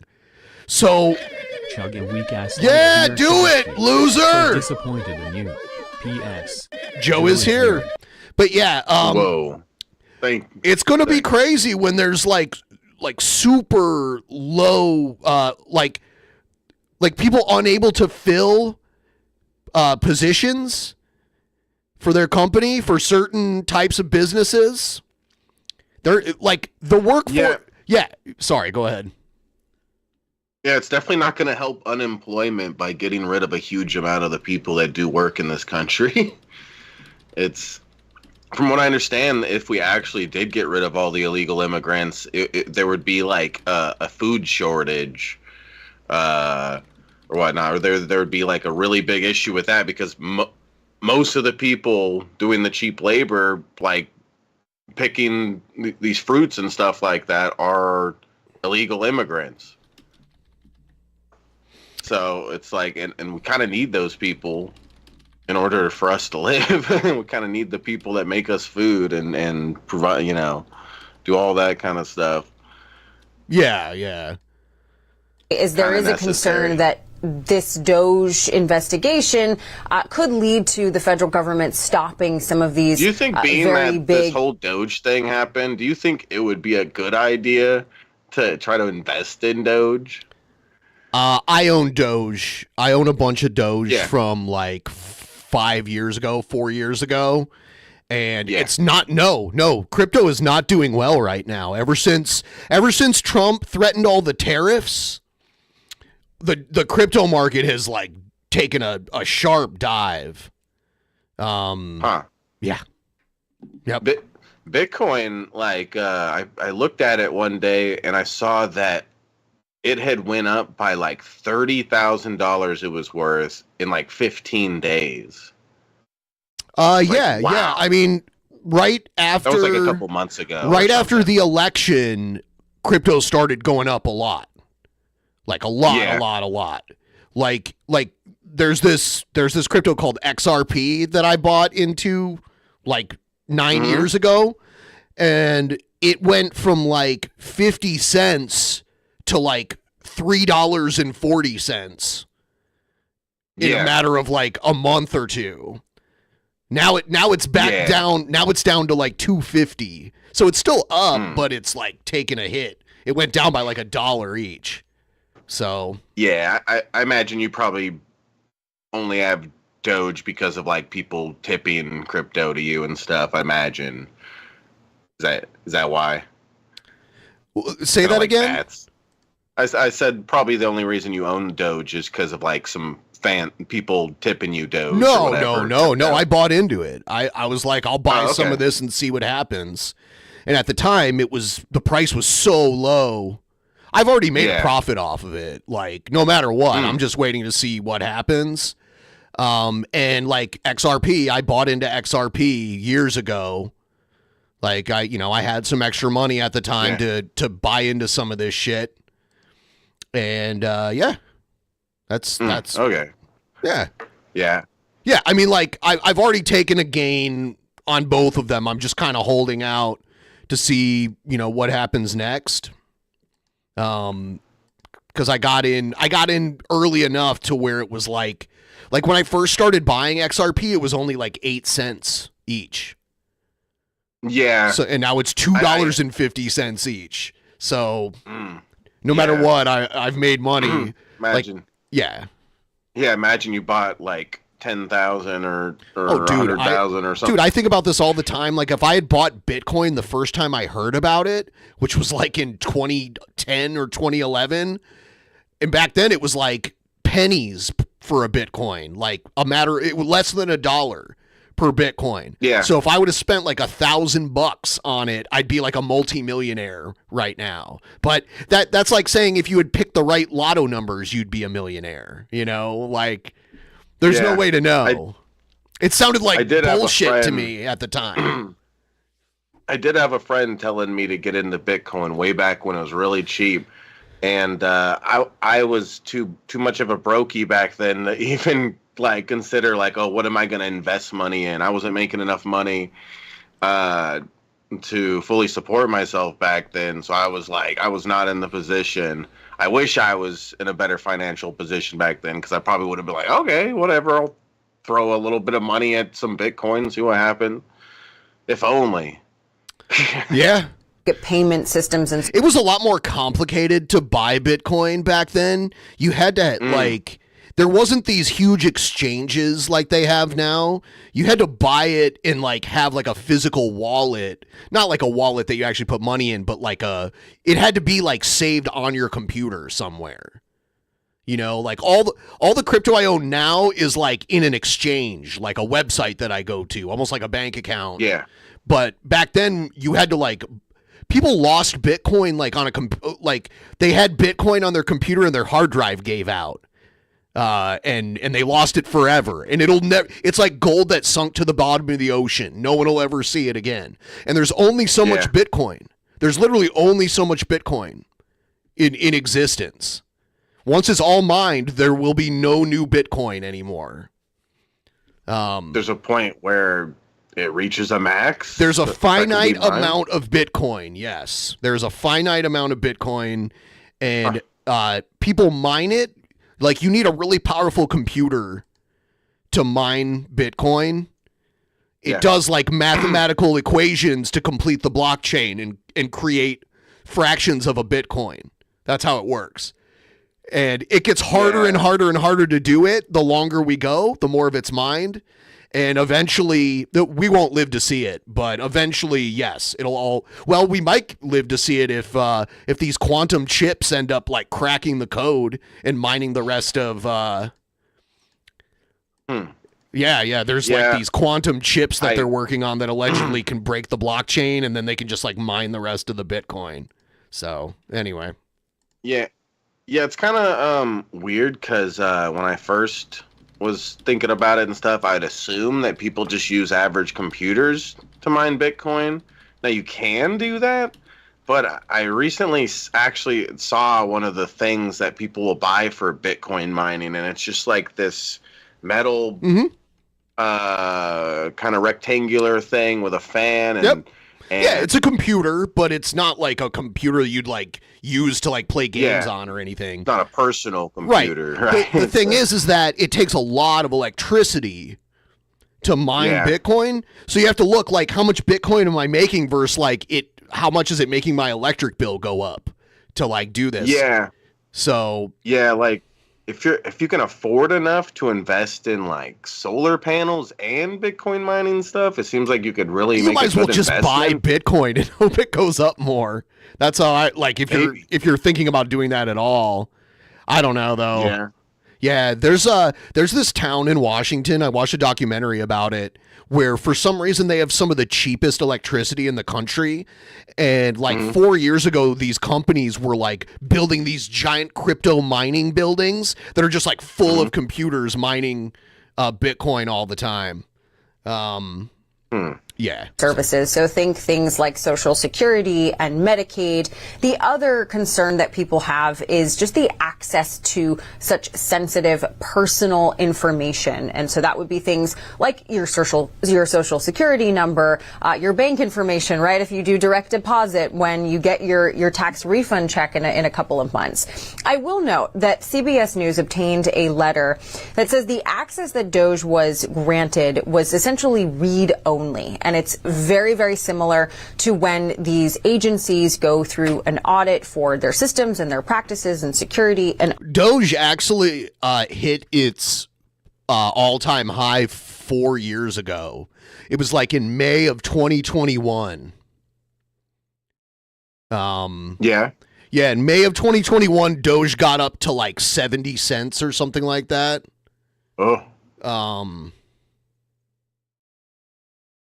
Yeah, I traded it, but at some point I had a bunch of Doge. It was like hella cheap. It's because of the bats thing. I got a bunch of bats, and then you get it on there, and you can trade the bats for something else if you want. Yeah. On Uphold or whatever. Yeah. You can have them pay you out in other crypto other than just bats. Yeah. Trade it. I've just been, dude, the bat thing. Bats have not been doing good this year. Bats hit their all-time high 4 years ago. Like, I had so many bats, it was ridiculous. I don't even want to say how much money I made from bats. It's ridiculous. Like, yes, like, I'll put it out there, like, multiple five figures from the bats, because I had so many of them and I accumulated them for years, and then they like hit this crazy high point and I'm like, all right, I'm done, you know? Yeah. All of that. So the pushback is that these concerns that I just mentioned, they aren't really any different than other agencies that have had. But then when the taxes came for it, I had to pay like a percentage of that back. Had this type of access in the past. But yes, I think there's just a little bit of concern because Doge is so new, this process is new, but it is very similar to audit access, we are learning. Okay. Kelly, let's talk about President Trump's tariffs on China, because it could make cheap, fast fashion brands like Temu and also Shein a little bit pricier. So yeah, that's the thing. I don't want the tariffs to happen, but I wanted to try to see the Trump like cult members try to explain how it's a good thing that we're all paying like 25% more for everything. Mm-hmm. I wanted to see them squirm to try to defend it, but now they're like, oh, he wasn't really going to do that. He was just like trying to like bargain with people. It's like, you don't threaten your allies like that. Or at least not publicly. Like, he could have gotten, you know, Trudeau and the president of Mexico in a private meeting and been like, look, I need you to do this for me. And if you don't, we're probably going to have to do this. But he's all like, I'm doing this now, like publicly, like calling them out. He just doesn't handle things well, especially with allies. Like, we have to have some allies in the world. And we're lucky to have a country like Canada bordering us. Like, Canada is a very stable, wealthy country, and we should not be antagonizing them. We should keep as many friends as we can, especially with a country so similar to us. is this the end of that massive hole? Yeah, like, can you think of a country more like America than Canada? I know you haven't been there, but when you see I'm guessing sometimes you're surprised. You find out people are Canadian when you thought they were American, right? I'm sure that happens. Yeah. They mostly seem American until they're like, or whatever the hell they don't even do it that much. I can tell. I grew up really close to Canada, and I can hear a Canadian accent like almost immediately. But the thing, like, they're so culturally and geographically similar to us. We should be like not damaging that relationship at all. Yeah. We shouldn't be approaching them aggressively. I don't think they're doing anything wrong, but even if they were, you don't approach them the way Trump did. And this like notion that Canada is somehow equal when it comes to like illegal people crossing the border and like fentanyl and all that. The stats are out there. You can look those up. It's not even close. It's not even close. Yeah. Yeah, and it's like the logic seems so silly there. Does he think that there's not Americans that travel to other places like Canada and bring drugs? A lot of the drugs are brought over by Americans. Like, they go to the other countries and bring them in because there's money to be made. The problem is the demand. We need to help the people who are addicted to fentanyl and opioids and snuff out the demand. If there's no demand, people aren't going to bring it here. People are only risking their freedom to smuggle drugs in here because there's demand for it. There's also like, there's multiple tunnels that go under the Mexico border. You can go to YouTube and type in tunnel Mexico U.S. You'll see like every 5 years there's a new like news report. We found a huge tunnel. Yeah, you know. I think there's been like hundreds found. Oh, there's so many that we don't even know about. They open in a building on one end of the border and open in a building on the other. So you can't just like search around and find them. You have to somehow figure out what building has the opening to this tunnel. You know? Yeah. Yeah. All that some Americans really enjoy buying because, again, it's really cheap. Well, you know, it might be. I still think you'll probably see those massive hauls. They just might be a little bit more expensive. So President Trump closed what they call a loophole. It was called de minimis. And this is actually nearly a century-old loophole. And it allows... Loophole? Does she mean loophole, or is there actually a thing called a loophole that I'm just like... I've never heard that. Yeah. Out packages that were under the value of $800, so that would be a lot of items from Temu and Shein, to enter the United States duty-free. And so there duty-free. There would be no fees or taxes or paid on that coming into the U.S. So now that that is closed, things would, in theory, cost more, because when you're buying all of your packages and you're getting it shipped to your house, you would have to assume that the company is going to pass some of that cost on to you, the consumer. Now, the reason why they're doing this is, one, there are so many packages coming in that is a good way to find some extra money, but also there's a concern about loophole. Fentanyl flowing in, fraudulent goods, that there's so many of these packages coming in that there's just not enough resources to inspect everyone. So it's a little bit of a monetary, but also a security piece. Never even thought of the security angle of that. And finally, Kelly, we want to ask you about Google. The company is backpedaling on its pledge not to use artificial intelligence for weapons or surveillance. Do we know what's driving this move? Well, you know, I think it's mainly that this is what a lot of other companies are doing. I'm just going to read you a quote from their original AI principles and then sort of highlight how it's differently. So originally, Google said that it would explicitly not pursue AI that could be used for applications such as, quote, weapons or other technologies whose principal purpose or implementation is to cause and directly facilitate injury to people. This was part of their original ethical code. And then yesterday, they rolled that back and said, well, this is important. Oh, yeah. So they were saying they weren't going to use AI for weapons or surveillance, and now they're walking back. For different companies and countries that support democracy to work together for a national security perspective. There's a lot of news going on in the world, but I really think this is important to highlight because you do have China, who is making these advancements in AI that could help in a term defense technology, weaponry. And so there is an argument to be made that having our best companies working on this type of thing, including Google, is important. But there is that other element that when you have these companies developing these technologies that lead to defense contracts, more coming in, there is, there is a reason to question that type of activity. Okay. Kelly O'Grady, as always, thank you so much for your time. All right. Here's the big bullshit.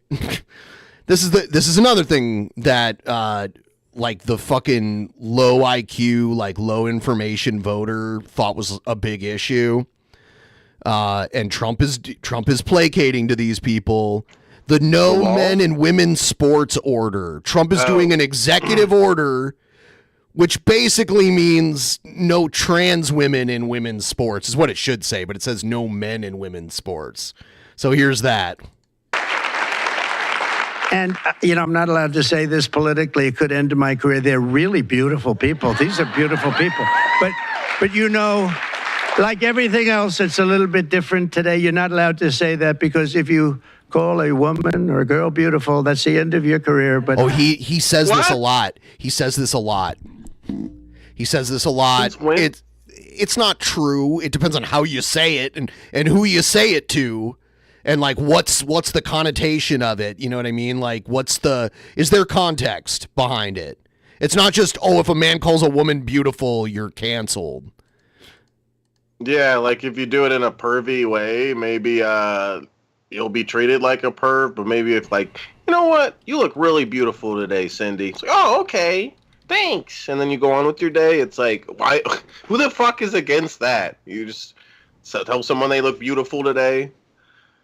Like that's stupid. I've never heard that shit. They're always trying to make issues where there's not issues.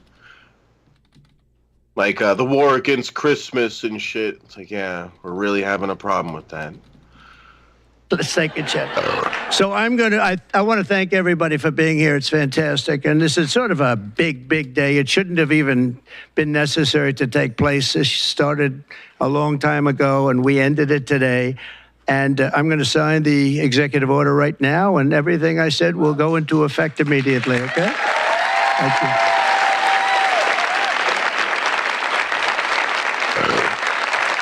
I thought Trump burped for a second there. By the way, please like the stream. If you just got here, give the stream a big like.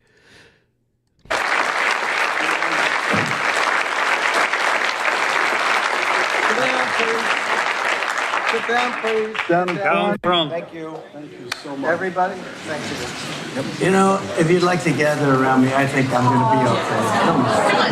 Come on.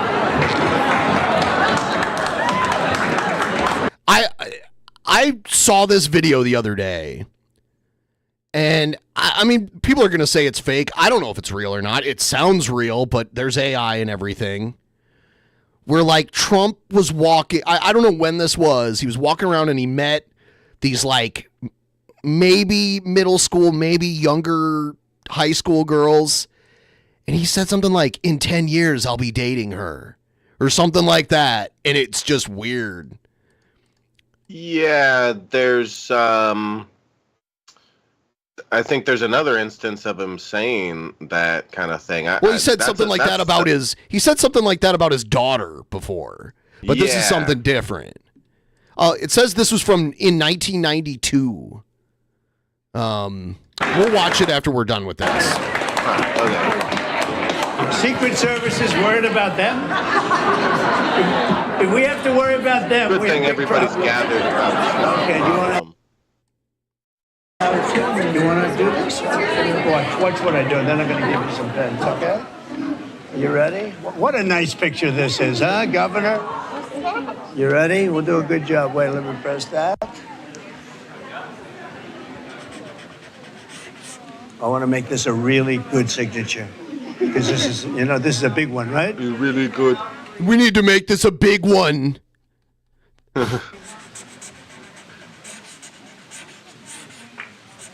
Oh, I think we have a 10. We have a 10. God bless you, Mr. President.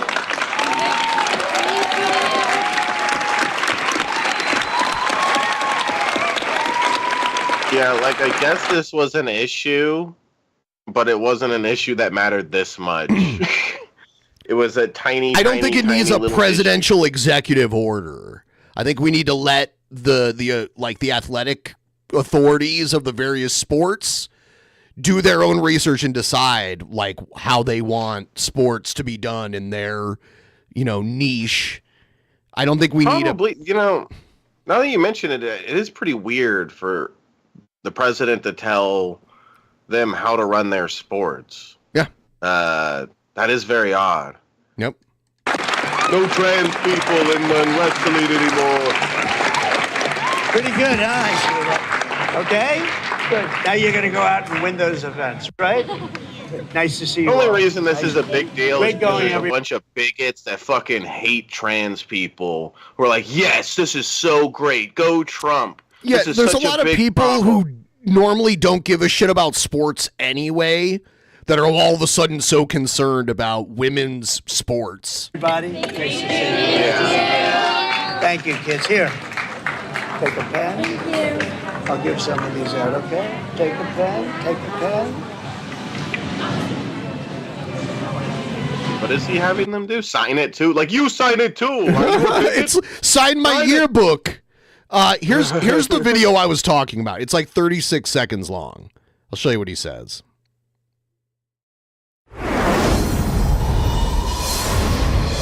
Okay, you start and I'm ready. In the wake of questions and allegations about Donald Trump's behavior towards women, ET discovered this footage in our archive, which we provided to CBS News. Soon. Thursday night. You're going up the escalator? This is like B-roll. So like the camera was rolling and they were recording, but they weren't like, all right, here we go. So like, I don't know if he knew they were recording at this point. And I guess there's some girls, we don't see them in this. So I hear their voices. They sound young. They don't sound like adults. you know, or even like older teenagers. They sound like little kids. Yeah.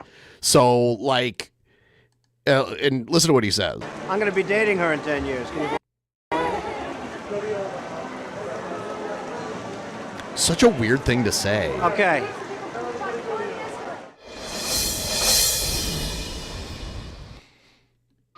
Yeah. And saying that he's going to date them in 10 years would imply that they're probably like 10 years old. Like,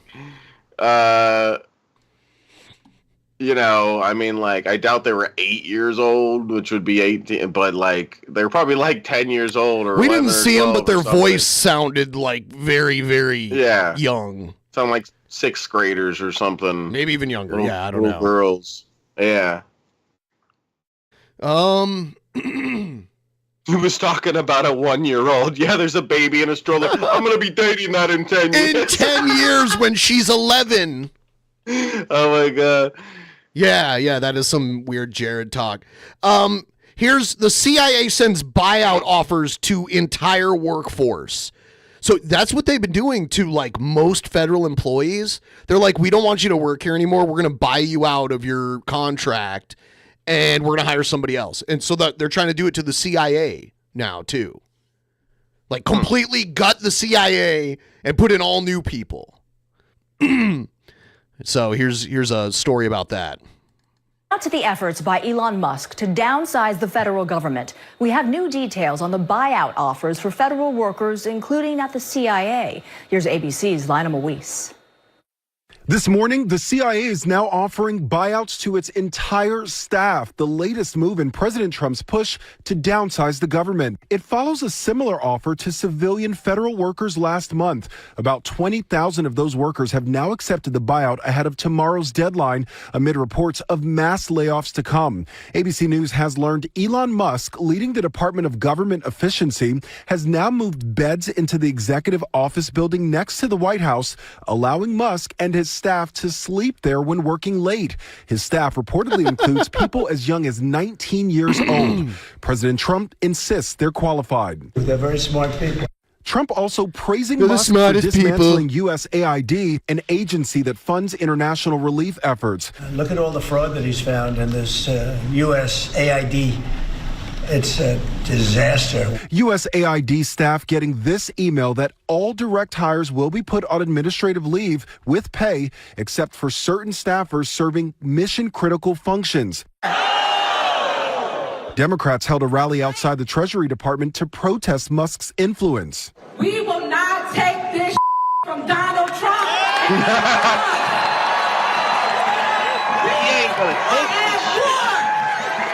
We have got to tell Elon Musk, nobody elected your Nobody you can get all of our private information. We don't know why. So funny, like the old lady cussing. It's to Elon Musk. We don't pledge allegiance to the creepy 22-year-olds working for Elon Musk. The creepy I don't get that. Who's the creepy 22-year-olds? And why are they creepy? I don't know. I'm not sure who he's talking about. Like the idea of them questioning the age of the people, like they said as low as 19, was just about credibility. It doesn't have to do right. I don't get the creepy part. Yeah. Yeah. We pledge allegiance to the United States of America. Musk has also faced scrutiny after getting a hold of the Treasury Department's payment system, which disperses 90% of all federal payments, including Social Security and Medicare. The Treasury Department insisting Musk's team has been granted read-only access, suggesting no changes will be made without higher authority. And back to those buyout offers made to millions of federal workers. 3 unions now suing to block the offers, arguing the buyout plan amounts to a threat and represents an arbitrary offer. Andrew, Andrea. Lionel, thank you. Thanks, Lionel. Here's a little more on the, this is in Raleigh, North Carolina. News, a nationwide movement protesting the actions of President Donald Trump makes a stop in Raleigh. Yeah, organizers are calling for 50 states, 50 protests against Project 2025. WRL's Eric Miller is live in downtown Raleigh with some background on this anti-Trump movement. Eric. Well, Jeff, this protest has been growing rapidly just within the last 30 minutes, and you can see it's now spilled onto either side of Morgan Street. This is just in North Carolina here, so. Yeah. It's like, just look how bad that dude's sign is. Like, what does it even say? The one that's red? It's like. Oh, it's not written clearly enough to see it. Yeah, it's like, I do better at making a garage sale sign. Yeah, normally if you're going to have a red background, you want like white text. Like you see the depose, see the one in the back that says depose scum and it says Project 2025. Yeah. That's even further away and we can read it because when there's a white background, they use black text. And when there's a red background, they use white text. Yeah, and if you were really going to dedicate a bunch of your time to protesting like this, least you could do is make a decent sign, right? Like, you can go to places and have it made or whatever. There's all sorts of ways you can go about this. That dude, I don't know. That's just so lazy. Outside of the historic state capitol, more than 100 protesters. Oh, dude, they even have a back to the sign, too. See, their sign is badass. You turn it around. Yeah. I've never made a sign for a protest. I've only made signs for WWE. Because, like at WWE events, people are holding up signs. I had the mid-90s Kevin Nash sign back in the day. That's funny. Do you remember that? I remember that being a meme. I think there was like a poster on a wall or something. That was from someone we watched somebody's video and they had an old picture of Kevin Nash from the mid-90s and that's where the meme started. But then me and TJ went to a wrestling show and we were like sitting right where, like, we were right behind the ring. So whenever they were showing the wrestlers in the ring, you could see me and TJ sitting there, and I had the sign that said mid-90s Kevin Nash. Yeah, that's cool. Yeah. I'd like to see that footage. I bet I can find the marching, waving signs, this group protesting President Trump, and in particular, Elon Musk. Folks calling for his deportation and calling out many of the actions that Musk and Trump have taken here in the first several weeks of Trump's second term in office. As you said, Jeff, this organized by the 5051 movement. This movement organized anonymously online through social media sites like Reddit, hoping to get protests in the state capitals of all 50 states on one day. You can see this crowd here now working its way across Morgan Street at this point. These signs, these chants echoing here across the state capitol. And again, the crowd rapidly growing. Looking around, we have people spilling in here from all directions. We'll stay on top of things here, let you know as they change. Yeah, Eric Miller live in downtown Raleigh with that crowd. In person near where you live? Yes, I have. Yeah? Yeah, I've seen it. I don't think I've ever seen a protest in person before. Has grown. We see it from that Sky 5. Let's see. We've got reporter asks White House, will Trump's plan to abolish the Department of Education impact education? So here two things. On today's announcement, Title IX, if he scales back the education department or moves to shut it down entirely, what entity will enforce Title IX? As of now, this will be enforced through education, through Title IX.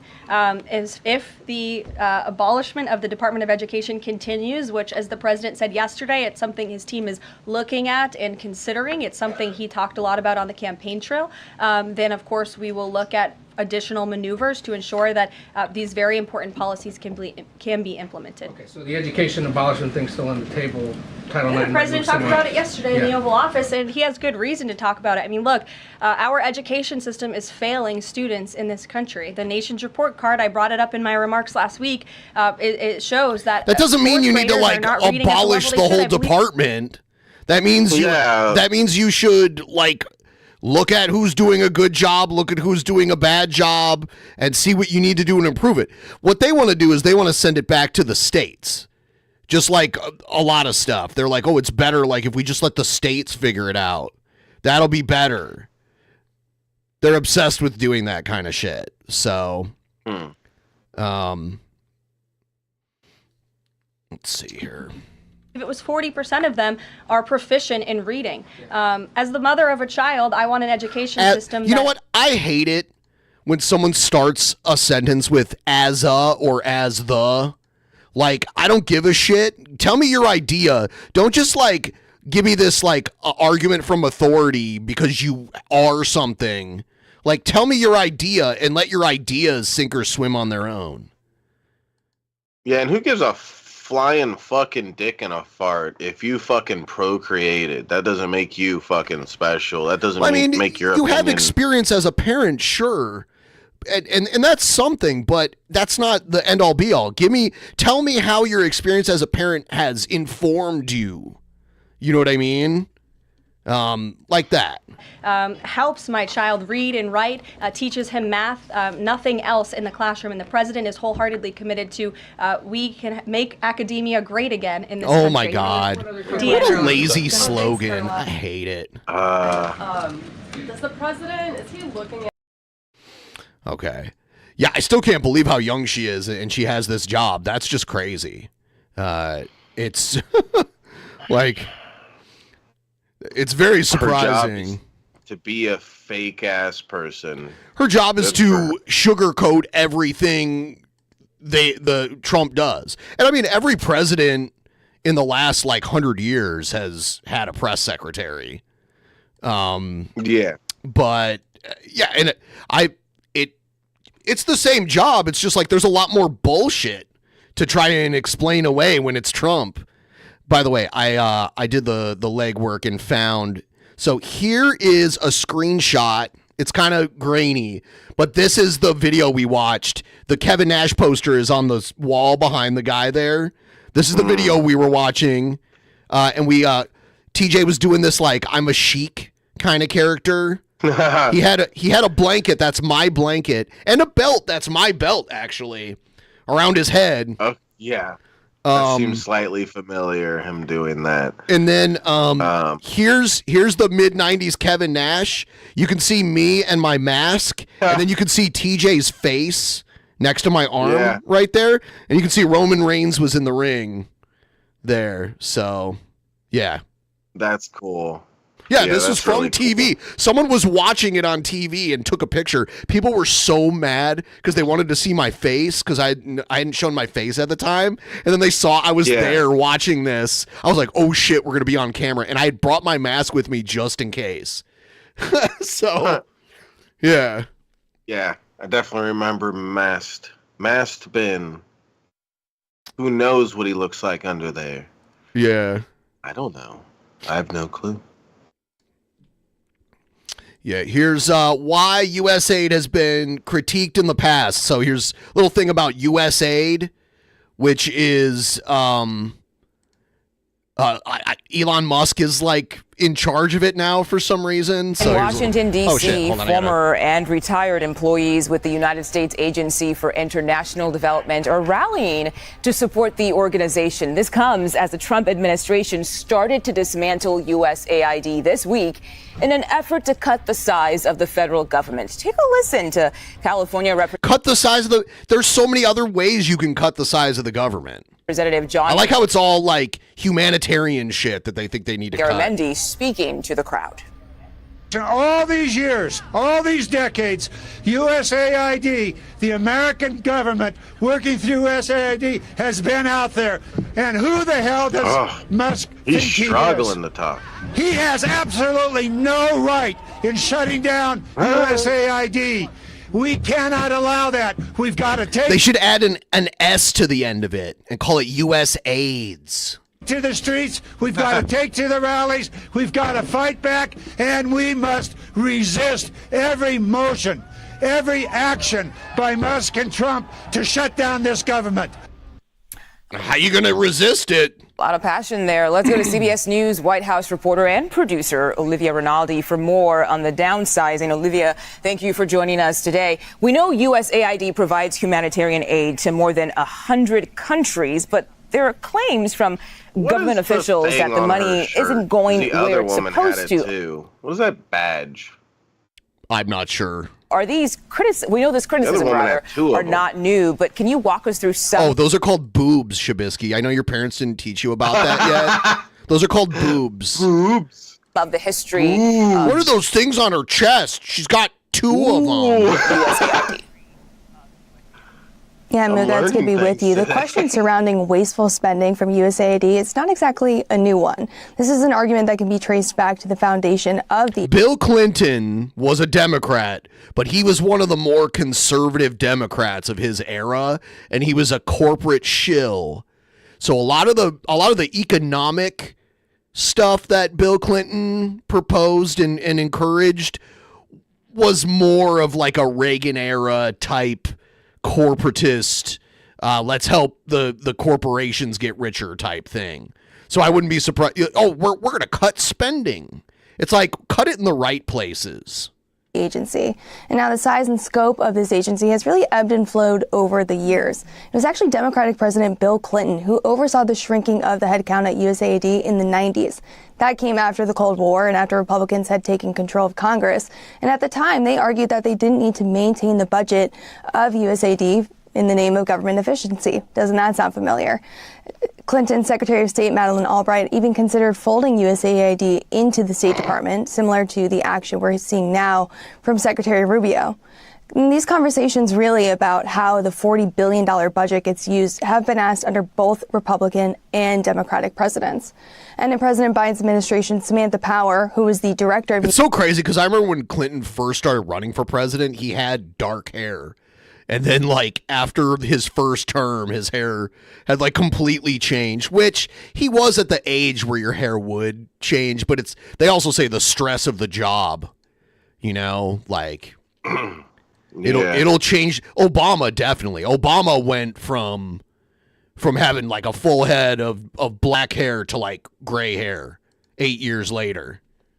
So... USAID made a pledge to make sure more of the money that's... Bill Clinton actually got into office at a younger age than Obama. I think Bill Clinton might be like the 4th youngest president ever.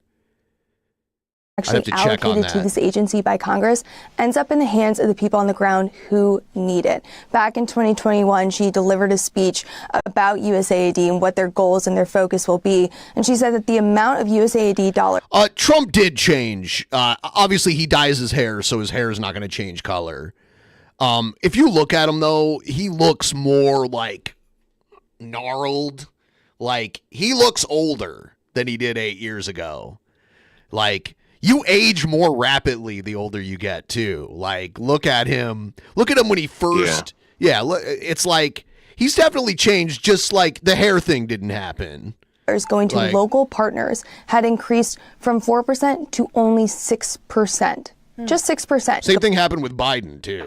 Going to local partners on the ground. She went on to say that moving forward, the Biden administration will make a greater effort to make sure at least a quarter of those funds go directly to local partners. But this is all coming as those comments really under the Biden administration have been trying to combat what they're calling the Washington bubble, meaning that the majority of the money allocated to help people in need, which is the purpose of USAID, rarely makes it out of the D.C. area and into the hands of the people who need it. Okay, Olivia, can you walk us through what a non-governmental... I heard Trump recently talk about, like, his caddies and how he fires caddies and shit. Trump doesn't have a fucking caddy. He uses a golf cart. That fucker can't... You only use a caddy when you need someone to carry your bag for you. And when you're using a golf cart, your golf cart carries your bag for you. So I don't get this, like, story. I fire my caddies. It's really tough to be my caddy. It's like... Organization is, and how do they work, and why does the... Okay, if he has a caddy, then he's even more lazy. Because you shouldn't need a caddy unless you're walking the course. You should be able to, like... your caddy basically is your golf cart. I worked as a caddy. And at a country club, and golfers either wanted a caddy or they were taking carts out. I guess you can have a caddy, but it's pointless. Or unless you're just completely lazy. money go through them in the first place. Yeah, Muga, I mean, by definition, NGO is a non-governmental organization. Often they focus on issues like humanitarian issues, social issues, but there are about 1.5 million. Your caddy can provide advice and suggestions, but mainly they carry your bag for you and they keep an eye on your ball. That was the one thing that was like the biggest no-no as a caddy, was like if the golfer hit the ball and couldn't find it, you were supposed to know where it went. You were supposed to watch their ball and find it for them if they lost. Okay. Oh, yes. Yeah. And the only real way to do that is to follow it from the ground up into the air to where it like falls. Like you have to watch it from the ground. Otherwise you'll lose it if you're like looking to the sky for it. NGOs that operate in the United States. And they kind of make up what's called the industrial aid complex. And essentially, there are really just a handful of these NGOs, which they're also sometimes called implementing partners. And just a handful of them are really awarded the contracts by USAID to implement that humanitarian assistance. Now, there's one group that I spoke with that really follows this money as it gets tracked from Congress to USAID. And they found that in 2022, just 10 contractors won more than 50%. Ever carry doubles? You mean like 2 bags at the same time? No, I never did that. Of USAID contract funding dollars. Just 10 firms.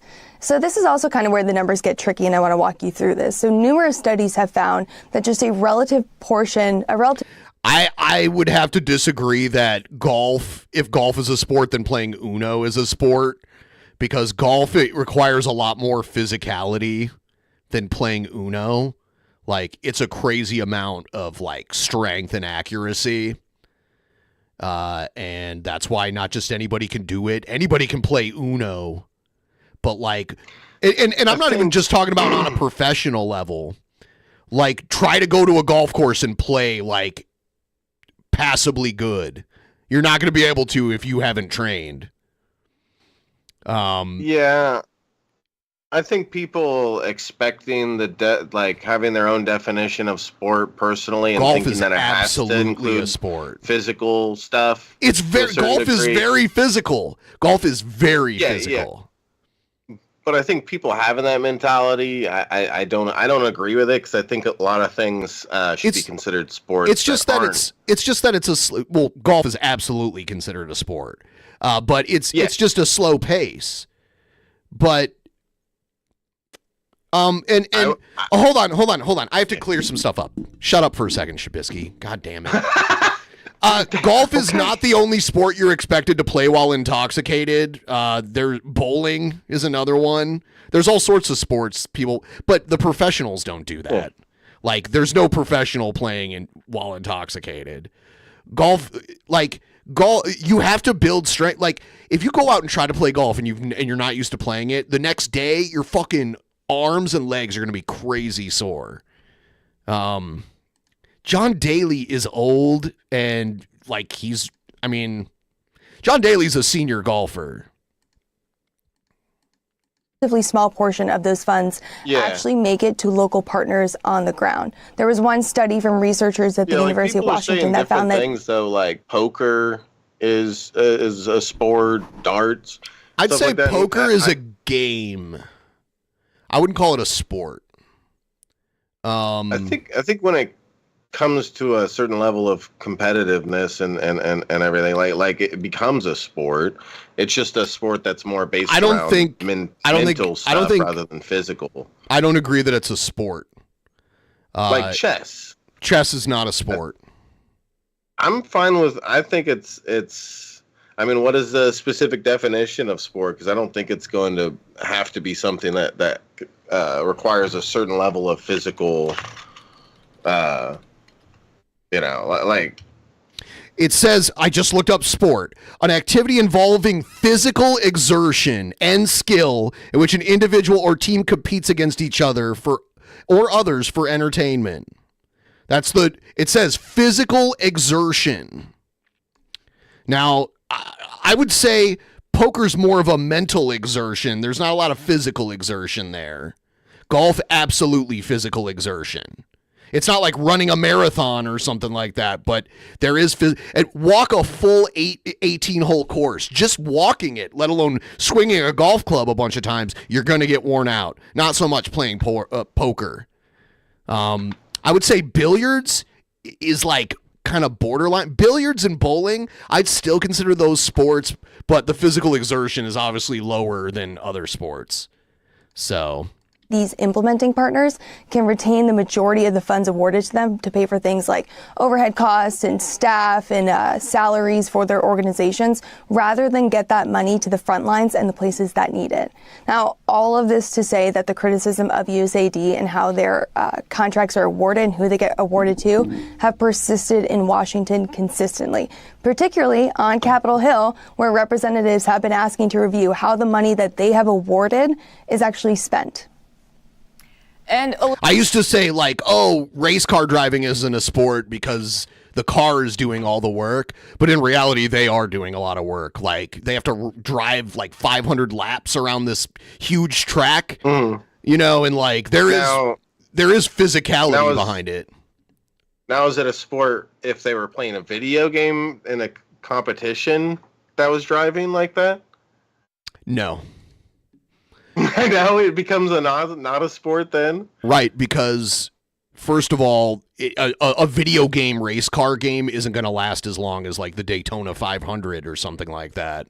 Also, part of the race car driving sport is you have to have a pit crew of like highly trained people so that when you pull in to the pit to like get your tire. I think I hate race car driving. I hate having to defend it, but it is a thing. Like, you need like really efficient people to like change your tires and that kind of shit.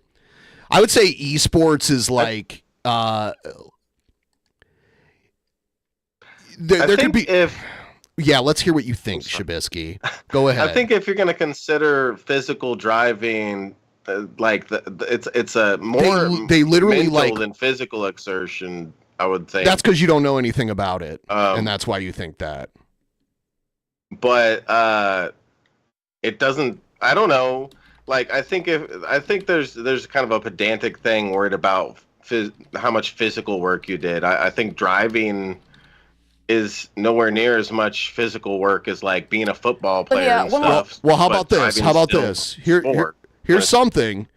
Did you know that the average race car driver loses 4 to 8 pounds during a race? Like, when the driver gets in the car by the end of the race, they've lost 4 to 8 pounds by the end of the race. Is that a real fact? Look it up. Sounds, Look it up. Silly. Look it up. A lot of it's water weight because they're like sweating their asses off while they're doing it. But part of that is the physicality. Look it up.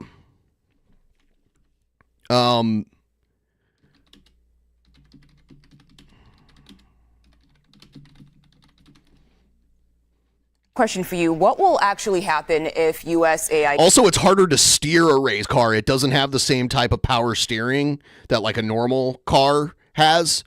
So like they have to, like, it's harder to like turn the wheel, especially at the speed that they're going. is actually dissolved. Yeah. Well, there's no doubt that the shuttering of USAID is going to have a global impact, because despite all of these criticisms I just laid out for you, there is impactful work that is happening there. And some of that most impactful work that happens at USAID. Yeah, Roger Wilco says, I've raced go-karts in the SCCA before. I've done so many laps that I couldn't lift my hands past my waist for like a day or two once.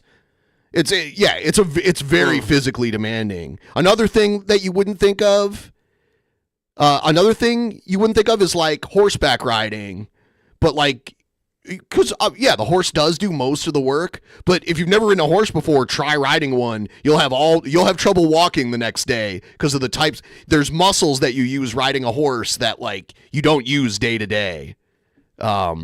is related to vaccines. Yeah. There's an organization called Gavi, the Vaccine Alliance, which really provides vaccines to some of the world's poorest countries. There's also the Global Fund to fight AIDS, tuberculosis, and malaria. And one source I spoke with in the international aid community said that this is what's happening now is exactly why they have advocated for local partners to have greater agency over the contracts that are spent. This has always been about reforming USAID, the conversations that they've been having. So now the conversation is. Oh my God. This is why I should stop reading the chat. Because I kept seeing Whiskey Tom typing this shit, and I'm like, what the fuck? It just looked like all nonsense. And I'm like, what the fuck is this? And then I read it, and it's the fucking Caddyshack theme music. They're just randomly posting lines from the fucking Caddyshack theme music. How they can. Anyway. I like them. They're my favorite person in the chat now. They would be. Oh my God. Okay. Let me grab another beer here. Can we get a little bit further on the goal for me to chug another one of these beers that aren't light? I'm covering up the light part. I don't know why everybody has a problem with light. I don't know. Shift U.S. funding to be centered from the U.S. to those local organizations on the ground. So what's happening right now is that these funds that they no longer have access to could mean life or death for some of those people on the ground, because there has been so much reliance on the United States and these NGOs. And by the way, with these questions of what is and it isn't a sport, obviously it's subjective. You know, like, it's up to you. Like, you can decide personally what you think is and isn't a sport. There's no, like, objectively correct answer for any of that. Like, yeah. So you heard Ben, guys. I'm right. All right. What did you even say? How you actually have to say something to be right.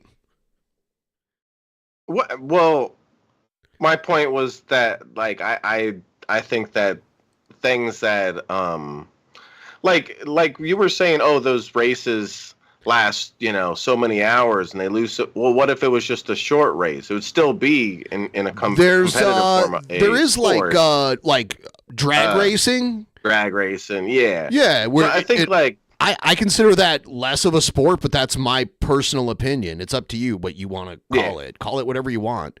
You can call if you want to call checkers a sport, then call it that. But I consider that a game. And then there's some that are ambiguous to me, like bowling. There is physicality in bowling. Like you're rolling like a 10, 12, 13, 14 pound ball, and you do get tired doing it, but it's a lot less physically demanding than baseball or football or that kind of stuff. Skateboarding is absolutely a sport. Yeah. But that was my argument. I don't really buy into the whole physical stuff. Like, I think that's literally the definition. Is cool. To me, it's not a sport.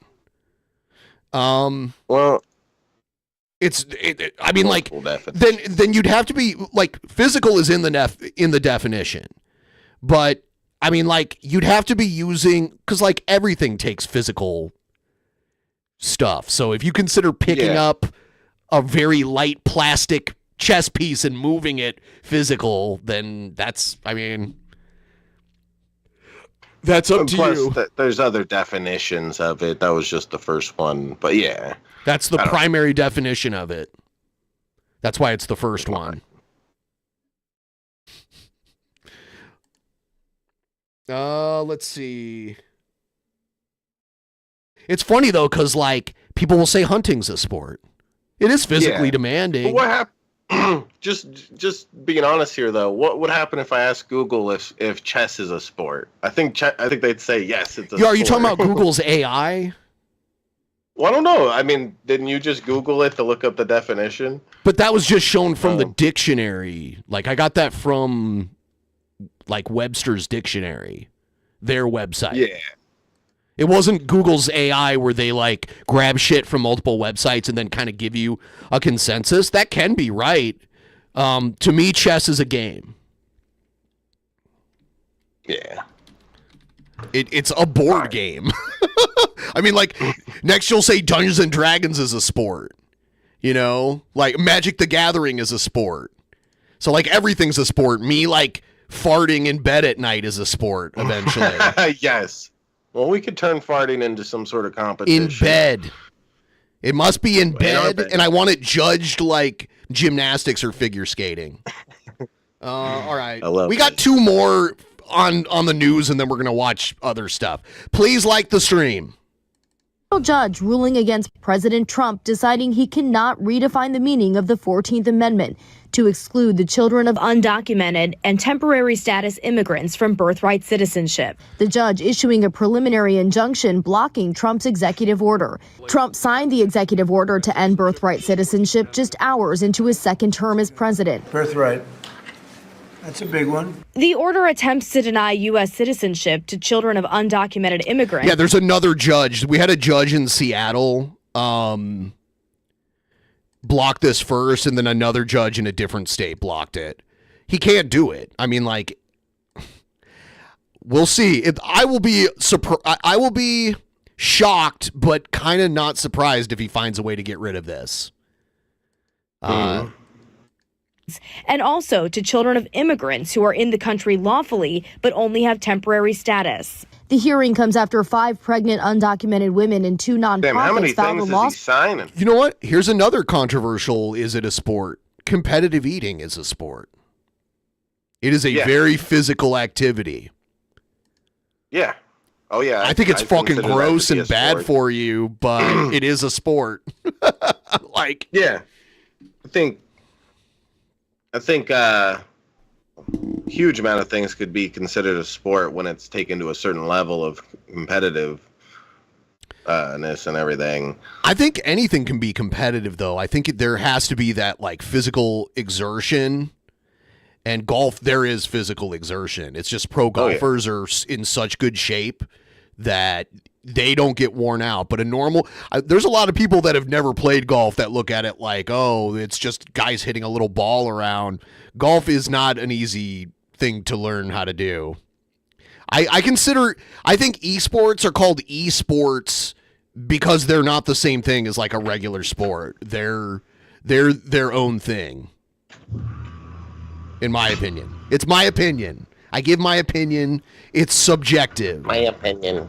Suit against the Trump administration, arguing Trump's order. I guess, like, you could say Dance Dance Revolution is the most physical esport. Or violate dancing is like competitive dancing. They do like ballroom dancing in the Olympics and shit like that. The Constitution and multiple federal laws. 22 states and 2 cities also filing a suit to block Trump's order from going into effect. It's sufficiently clearly unconstitutional according to every reasonable interpretation, according to the Trump text, doesn't according care. to the history. He took an oath.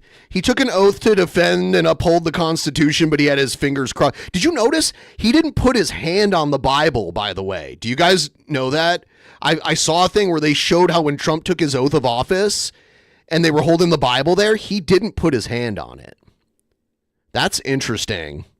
According to the understanding of the framers at the time. Lawyers for the Department of Justice claiming the order Everyone, please like the stream. Attempts to resolve prior misimpressions of the 14th Amendment.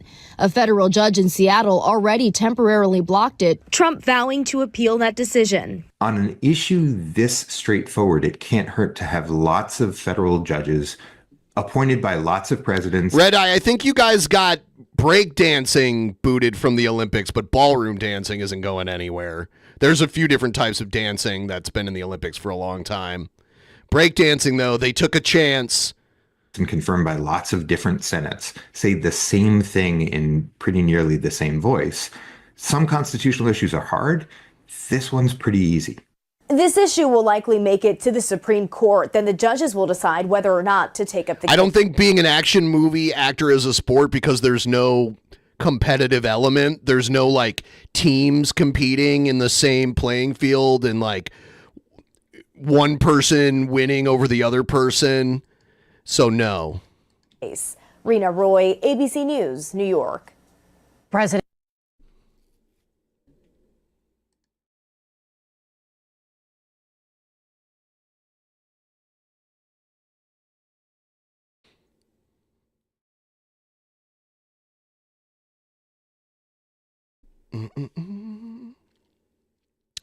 There's this crazy sport that they do at the Arnold Sports Festival, Arnold Schwarzenegger's sports festival that he has every year, where it's two guys and they fight over a stick.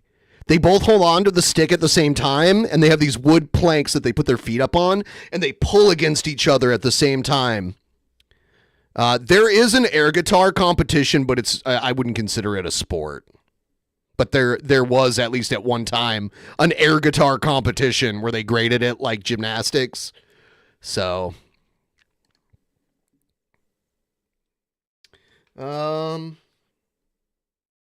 wait for Shabisky to come back before we go into the next stuff. Man, we put in over 2 hours just on the news today. So all those people that whine about how we don't do the news, there you go. You got it. You got it. Some people don't like the news. Some people want to watch the news. I don't know. You can't make everybody happy. Do you guys remember, I'm asking if you remember something as if most of you are as old as me. They tried to start a new sport in the 90s called aggressive street walking.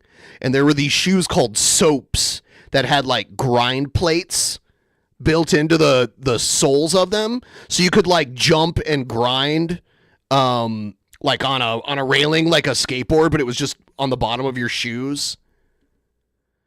I had a friend who had a pair of those when I was like a teenager, and he would like grind on like curbs and shit. Everyone liked the stream. Please give the stream a big fat like. Thank you so much. Yeah. Yeah, they definitely don't make them anymore, I don't think. Let me see. Freestyle street walking. Street walking sounds like you're like a hooker or something. 2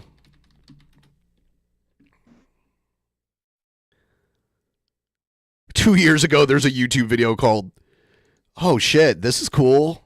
Let me see if I can play this. Hopefully this shit isn't copyrighted. You never know. Ready?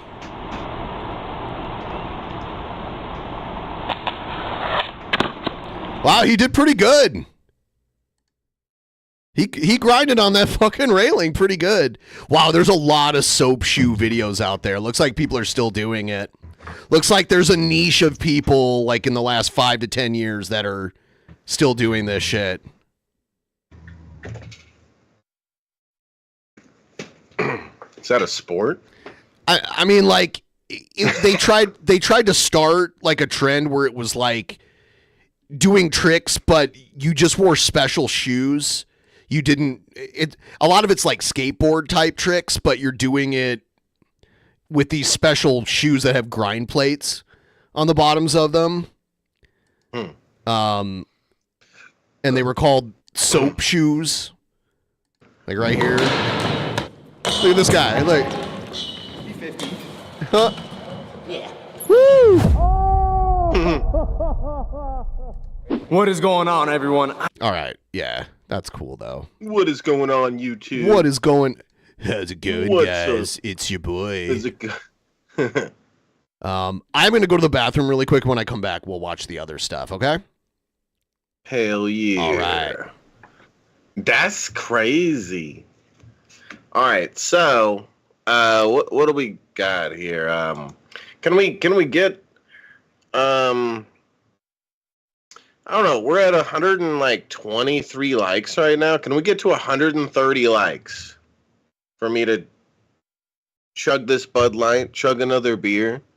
130 likes. We're doing really good on likes on this stream. Poop and pee. See, yeah, you get it. All we need is a little bit more likes, and I'll chuggy chug the burr. Is beer a sport? Yes, that most definitely is a sport. I am an athlete, guys. Oh damn! What's up, Red Eye? Build a wall? Yeah, we need to build a wall around Trump. and just keep them in there. Just keep them in there, and we'll be good.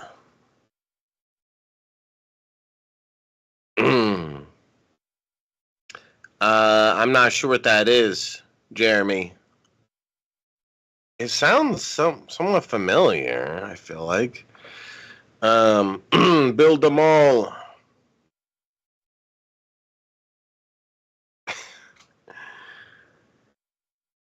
Oh, damn. Oh, let me look at the likes. So I said 130 likes, and I'll chug.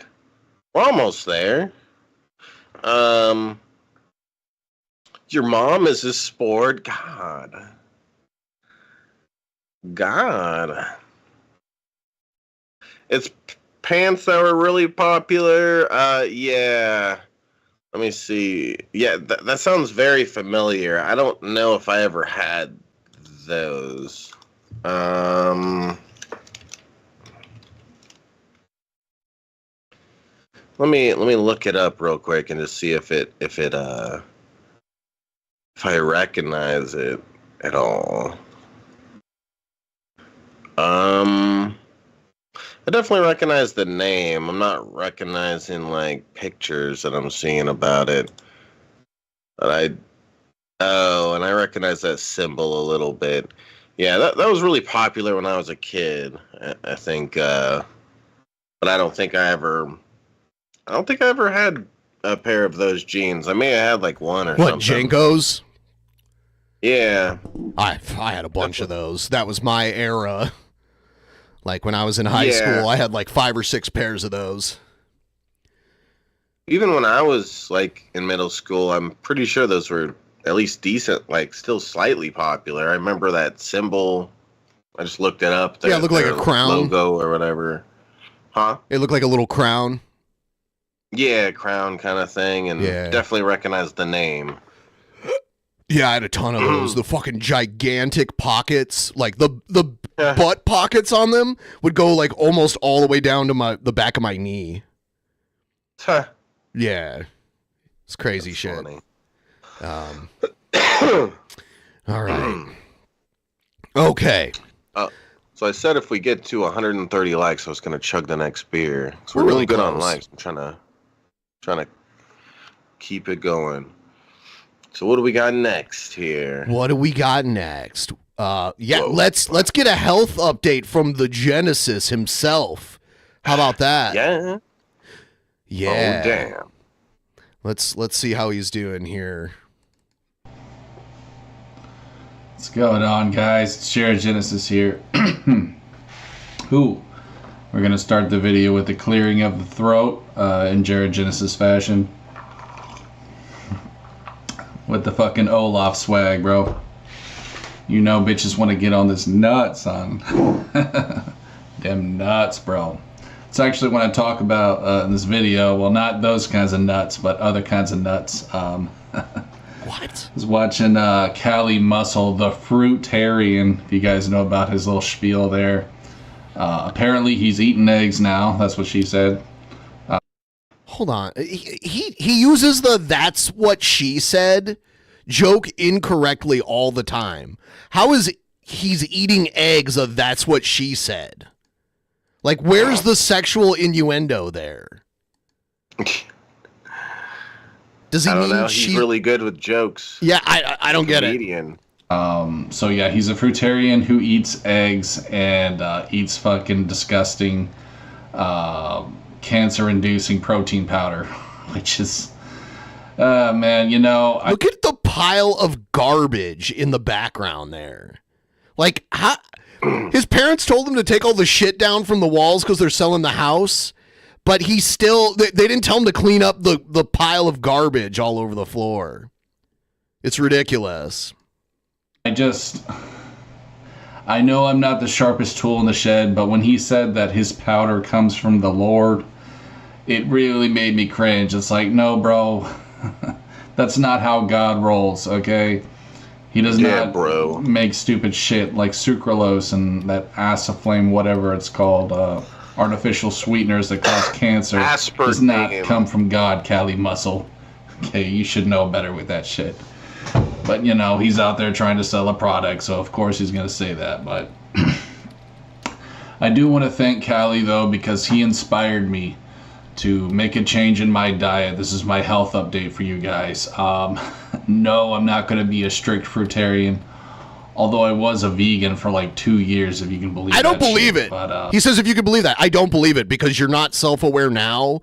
You probably it's like you tell everyone you're a bodybuilder, but you look like shit. So you probably told everyone you're a vegan, but ate like steak and shit, or whatever. You know, like I don't believe him. Yeah, like even if he like ate meat less, if that like that's probably the reality of it is he ate meat less or something like that. And he calls himself a vegan. It's like, yeah, that doesn't make you a vegan because you ate meat a bit less for a while. Like to properly be a vegan, you can't eat dairy products, right? You cannot eat any animal product. So even like honey, because animals make it, you can't eat that either. Like anything from an animal. That takes somebody with some sort of like I don't know. He's not grown up enough to be able to follow a thing like that, a diet. He's full of shit. No, yeah. It's like he's a takes a lot of discipline. Did he chug yet? Oh, let me see if I need to chug. Oh, did we get to it? Not yet. Mine says 129. Yeah, everybody hit the like button if you haven't yet. Just another like or whatever, and I'll chug. What are you trying to get to? 150? 130. 130, okay. To keep us doing good on the likes. Yeah, cool. Thank you. All right, it's 130 now. I see it as 130. From that mistake, we're not going back there. But I am going to introduce more produce in my diet and less carbs. And I spoke to my parents Liar! about You say you're going to do this, but you're not going to do it. this. Well, my mom anyway. And she said she's going to try to buy more frozen fruits. I think Jared's main problem is that he overeats. I don't know if it's necessarily what he eats, but I think he just eats too much. And that's why he's bloated all the time, because he's always full. Like, he never allows himself to, like, not be full and, like, let his digestive system do the work. He could probably I'm not trying. It's not like I give a shit, but I'm saying, like, if I had to give him advice, I would say, like, try a fast. Like, fast for, like 1 to 2 days. And don't eat anything. And drink water. And then the bloating will go away. I bet if he just started like walking around the block once a day, it would dramatically change him and how like he's so fucking. He looks like he's pregnant. Like sure, but honestly, like exercise is when it comes to losing weight. Exercise is like 10% of it. Most of it is just changing your diet. The majority of like dieting to lose weight has to do with what you eat and how much you eat. Well, mostly how much you eat. Exercise can help, but exercise is not as important as like actually just limiting what you eat. Yeah, it just seems like for him specifically, he's kind of a rare type of person where he isn't getting nearly any exercise at all. He could lose weight with almost no exercise if he changed his diet. Anybody can. Yeah.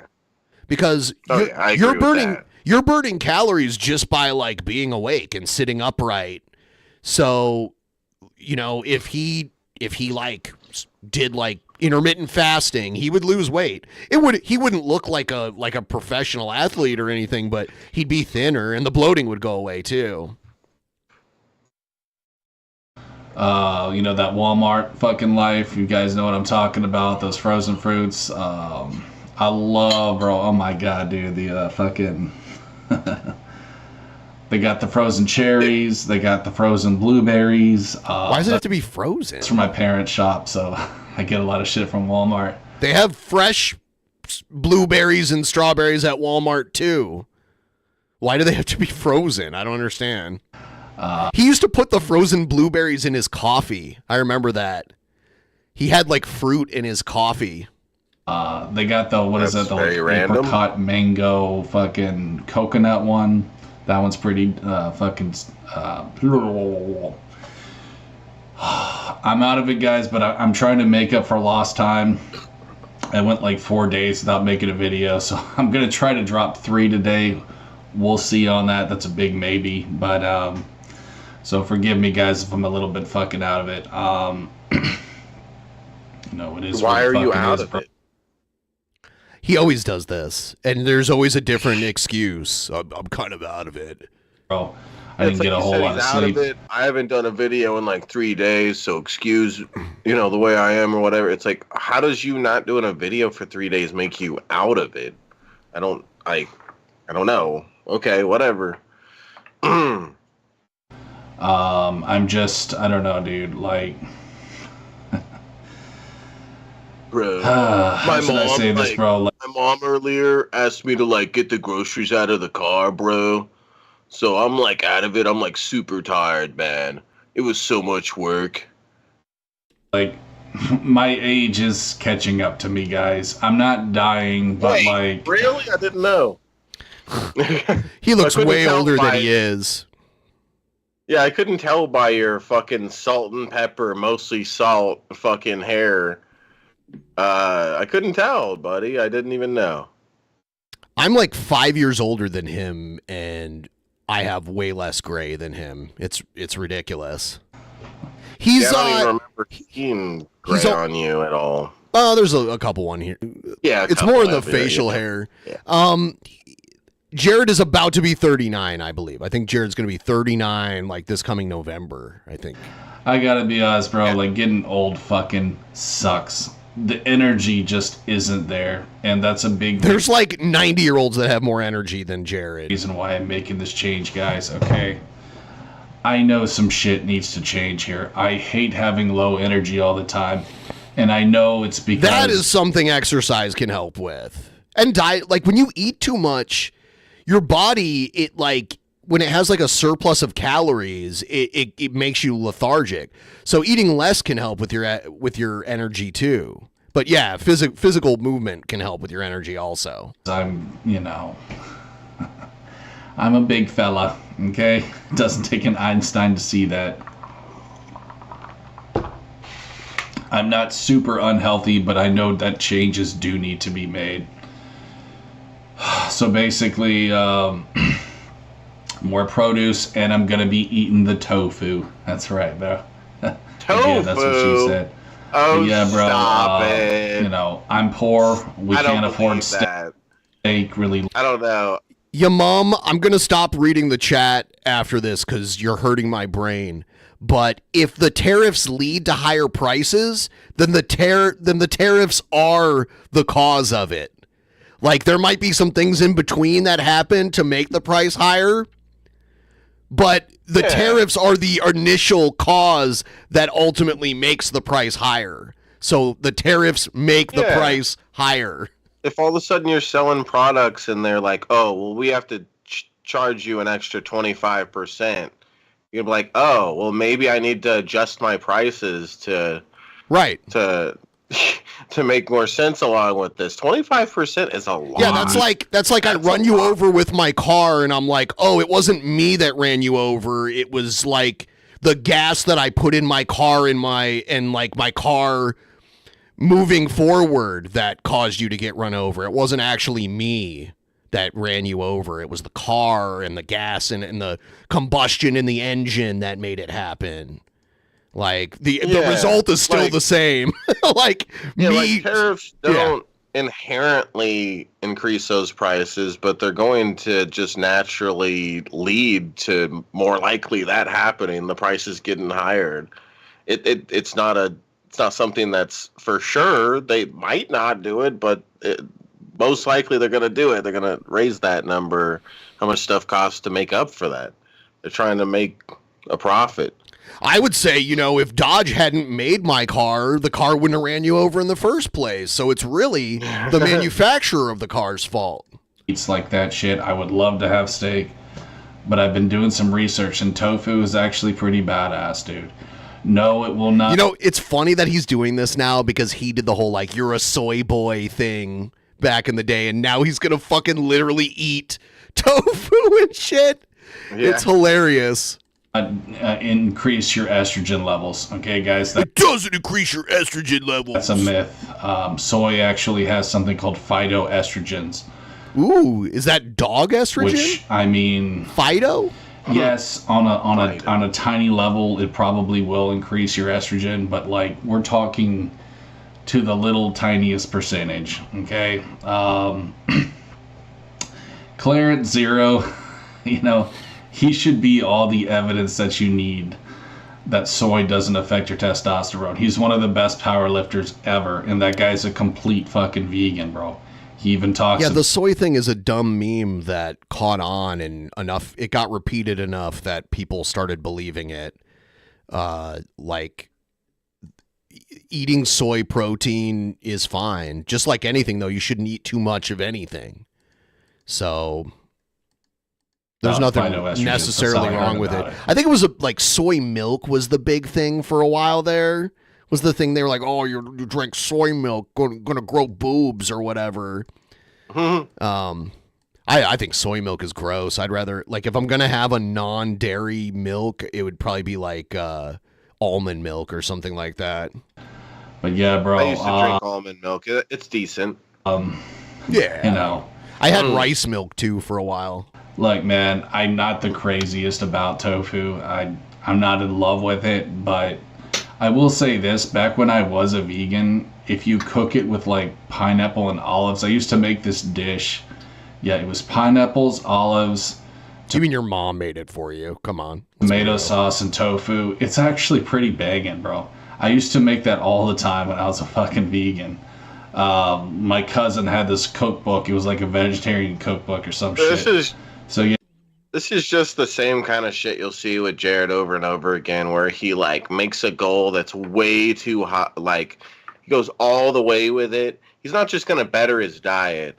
He's gonna fucking go all out. He's gonna stop eating meat, only tofu. He's gonna be eating fruits and vegetables all day, every day. Yeah, like.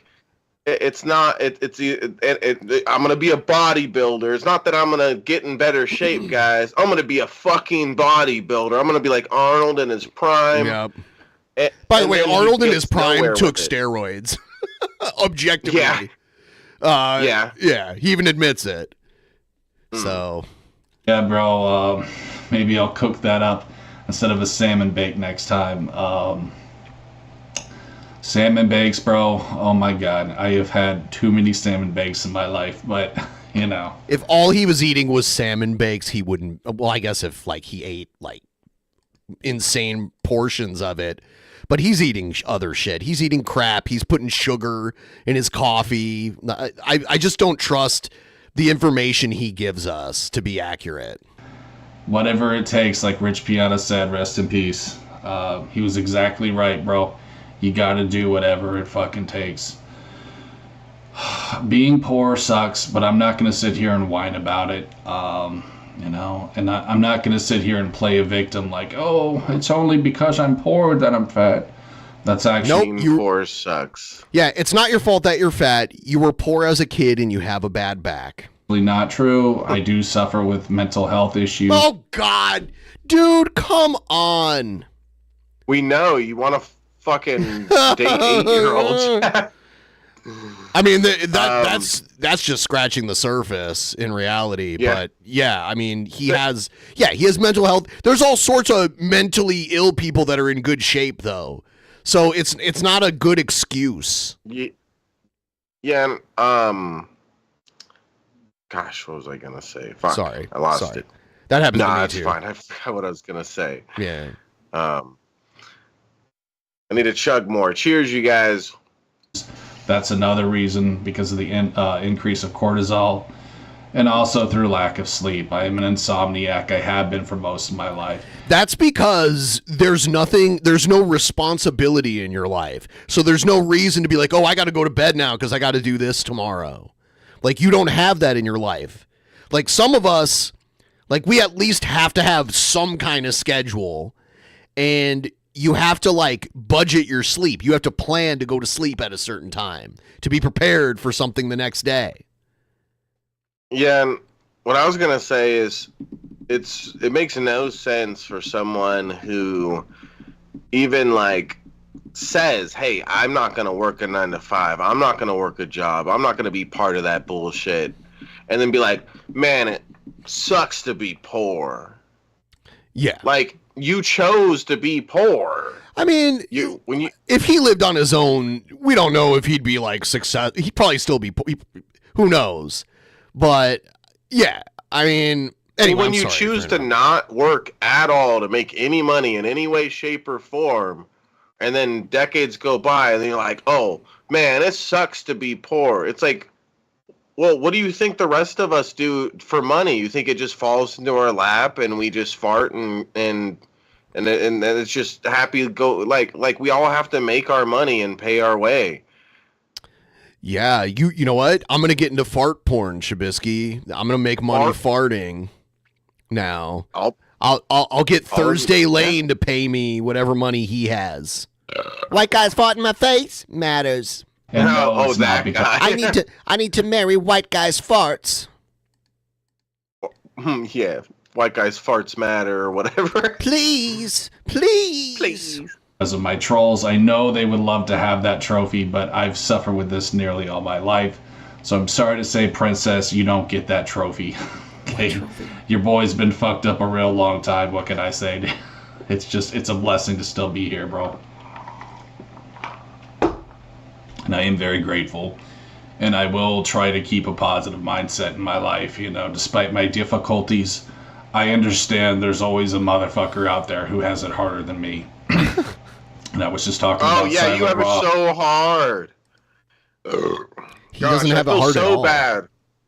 Yeah, I feel so bad for the guy that just sits around and does nothing all day, and he just gets to eat and have internet and water, fresh water. Like I don't know. He gets all these things for free. Poor guy. Gosh. Oh, but when his parents kick the bucket, then the hard time is gonna start. Oh yeah, a very hard time. Oh, yeah, and it's no fucking joke. Like, and all this time he could imagine how much money he could have saved up if he would have just been working this whole time and saving that money. Oh my god! Like, yeah, yes, yeah. Not having to pay rent gives you an insane head start. Because that's usually the most expensive thing people pay for. Yeah, that's the thing that, like, for most people, like, that's a huge chunk of your paycheck right out the window. Bunch of your paycheck for food, and then before you know it, your electricity, all that. Oh, I barely have any money left because I had to survive. You know, he's almost 40, and he's barely. Like he doesn't have any money to himself, and he doesn't have to, to his name, and he doesn't have to pay any rent at all, not a dollar. Bro, I mean, that guy was addicted to fentanyl, bro. One of the biggest demons in the world. Oh, I can only imagine how hard that was to get off of, bro. Like, I can only fucking imagine. We got some dork in the chat, Ben. Egged! Yeah. Dork alert. You want to come and join us, Agid? Egged. Shout outs to him for overcoming that. I haven't hung out with bro. you and stuff in a while. Oh, sorry guys, having some back pain. It's back pain. My parents did say they're going to get me a new mattress soon, so I'm super stoked about that. God damn it. I could not imagine having to ask my parents to buy me a new bed. Seriously. The most my parents do for me is send me a birthday gift or a Christmas. And I don't, if I asked them for help, they would help me. But I don't expect them to. They're older, they're in their late 60s. I'm not going to constantly dip into their retirement money so just to help me. That might seem weird, but you know what's even weirder is being 39 and sleeping on a twin I think he's sleeping on a twin. I don't even know if it's a size real mattress. bed. It just seems like a makeshift bed. I think I've seen it with no sheet and stuff, and you can tell it's a real bed. I think, but it's so small. It's like what I was sleeping on in the 6th grade, like a twin size mattress. That's crazy. At 39, R.I.P. Egghead's dad. Happy birthday to Egghead's late father. Amazing. Amazing. Rest in peace. So that means Egg Egghead's dad was like 9 years older than my dad. 9 years and some change older than my dad is. Because my dad's going to turn 70 this year. One with bigger springs in it for a big boy. Yeah, your dad's a little older than mine. Yeah, my dad was born in 55. Dude, 61. Oh, shit. You guys like the Zelda shirt? Check that shit out. Yeah, you know what? It probably was a cool shirt before you cut it up and got it all fucking dirty and gross. Got it fucking Walmart. Where else, bitch? I'm all about the Walmart swagger. That's where I got this Olaf cup too. You know what I'm saying?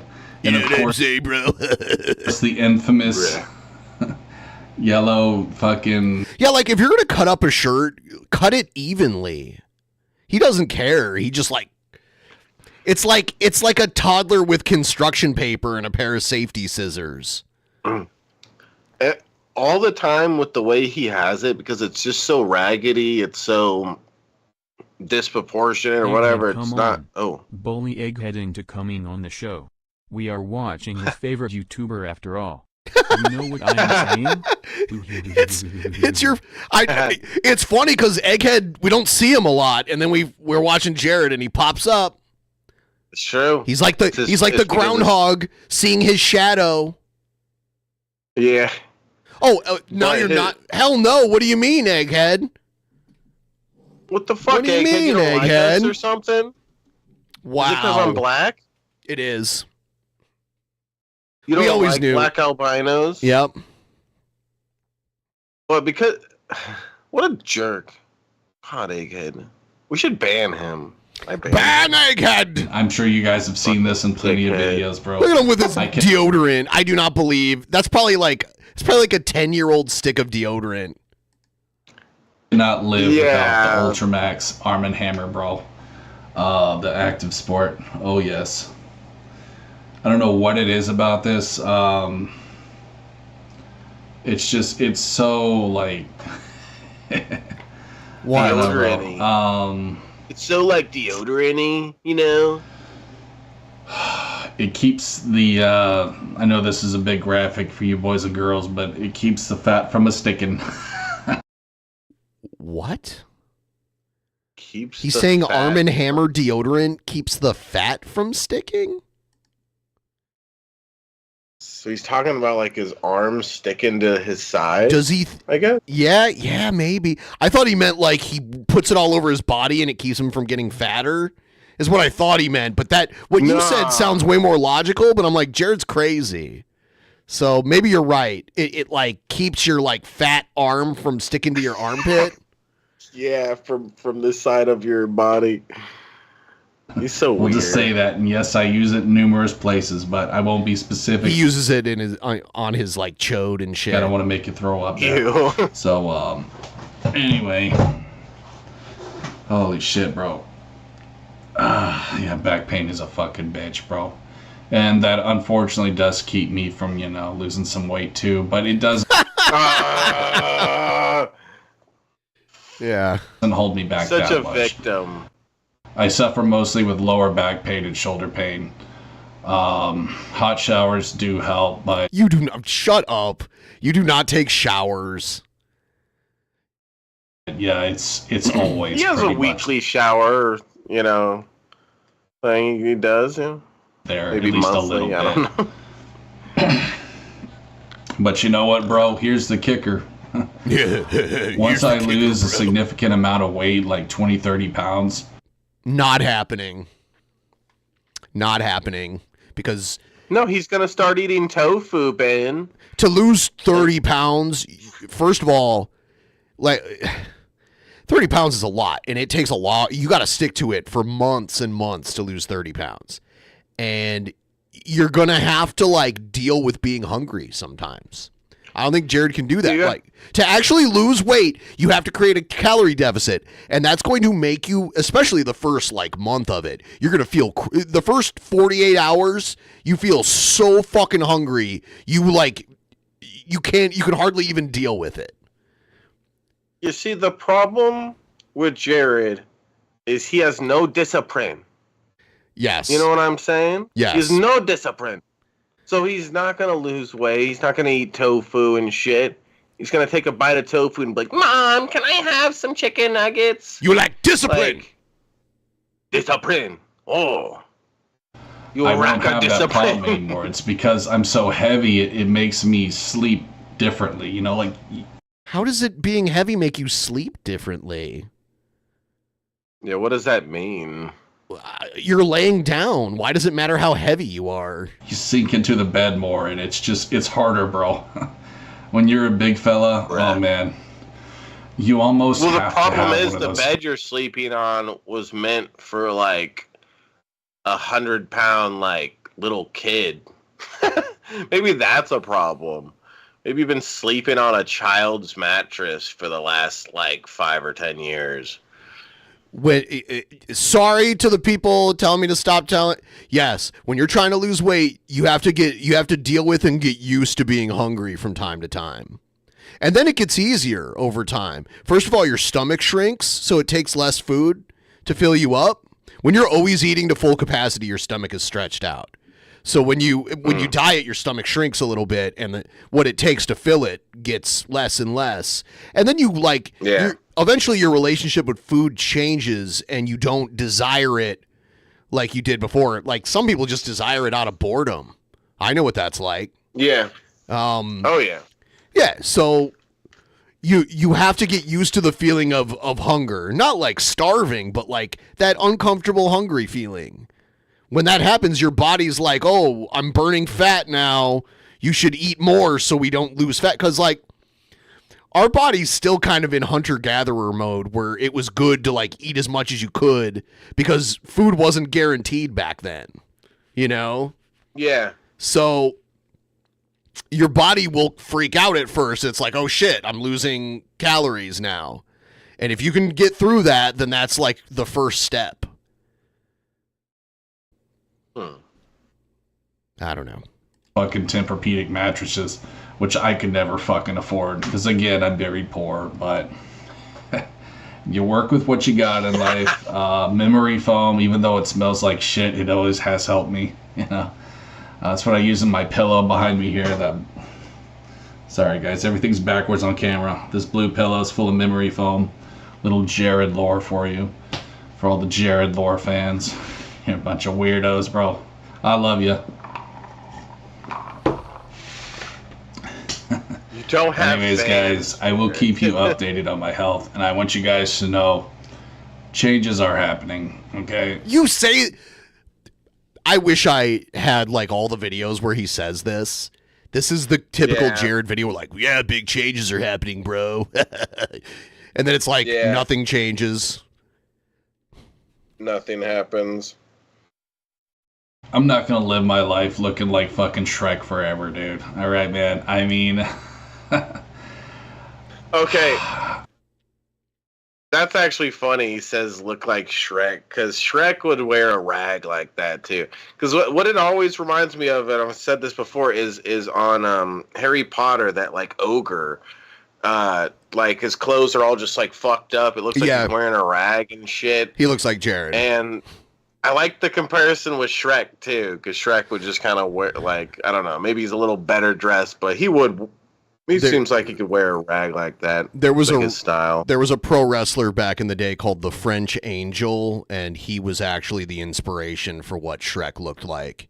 If you guys Google the French Angel and you look at like the images of what he looked like, he seriously looks like Shrek. You Shrek. showed me that before. Yeah. I don't care like as much as you may think looking guy. Yeah. About being fat. It really doesn't bother me that much. But life is a lot easier when you're, when you're more fit. We'll just say that. I don't want to say skinny. I don't want to be skinny. That shit is for FAGGOTs. You know what I mean? I'm not one of them, bro. I don't plan to be. What does that But I'm mean? telling you guys, if I could just lose like 25, 30 pounds, I'd be a happy camper, bro. I'm 263 right now, so yeah, if I could get down to like 230. You hear what he just said? If you're skinny, you're gay. Yeah. I mean, that's how he copes. He's like, oh, the thing that I can't be, well, I don't even want to be that anyway. It's gay or it's lame. He'll do that. Yeah, being That's what skinny's for gay people. He does the same shit when he gets rejected by e-girls on Twitter. He's like, well, you're ugly anyway, bitch. Like, he does that. That's his cope. Maybe even 235, I'd be fucking happy. Probably 230, but we'll see anyways. He thinks he's still in the 200-pound range, which I do not think he is. I don't plan to get much smaller than that. I mean, who really knows? But I just don't. I don't think I'm. My goal is to get big, bro. To get big muscles. I'm not. You're not gonna get it. I'm trying to be mediocre like most of the motherfuckers on here, bro. I would love to be 260 lean like Mike O'Hearn, and I think that can Not happen happening. one day. Nope. But the thing is, bro, like as I've stated before, I'm late to the game when it comes to bodybuilding. I didn't really get into it until like my early 30s. You never got into it. You never got into it. You never started.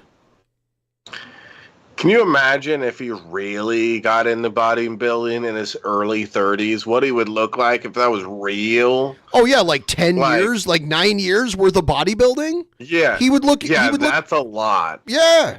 He would be fucking. He'd be jacked. Yeah. It's like, no, just because you like the idea of it in your early 30s and you said you were going to do it in your early 30s and maybe you attempted to lift a couple dumbbells. He chewed on shoes. Bodybuilder.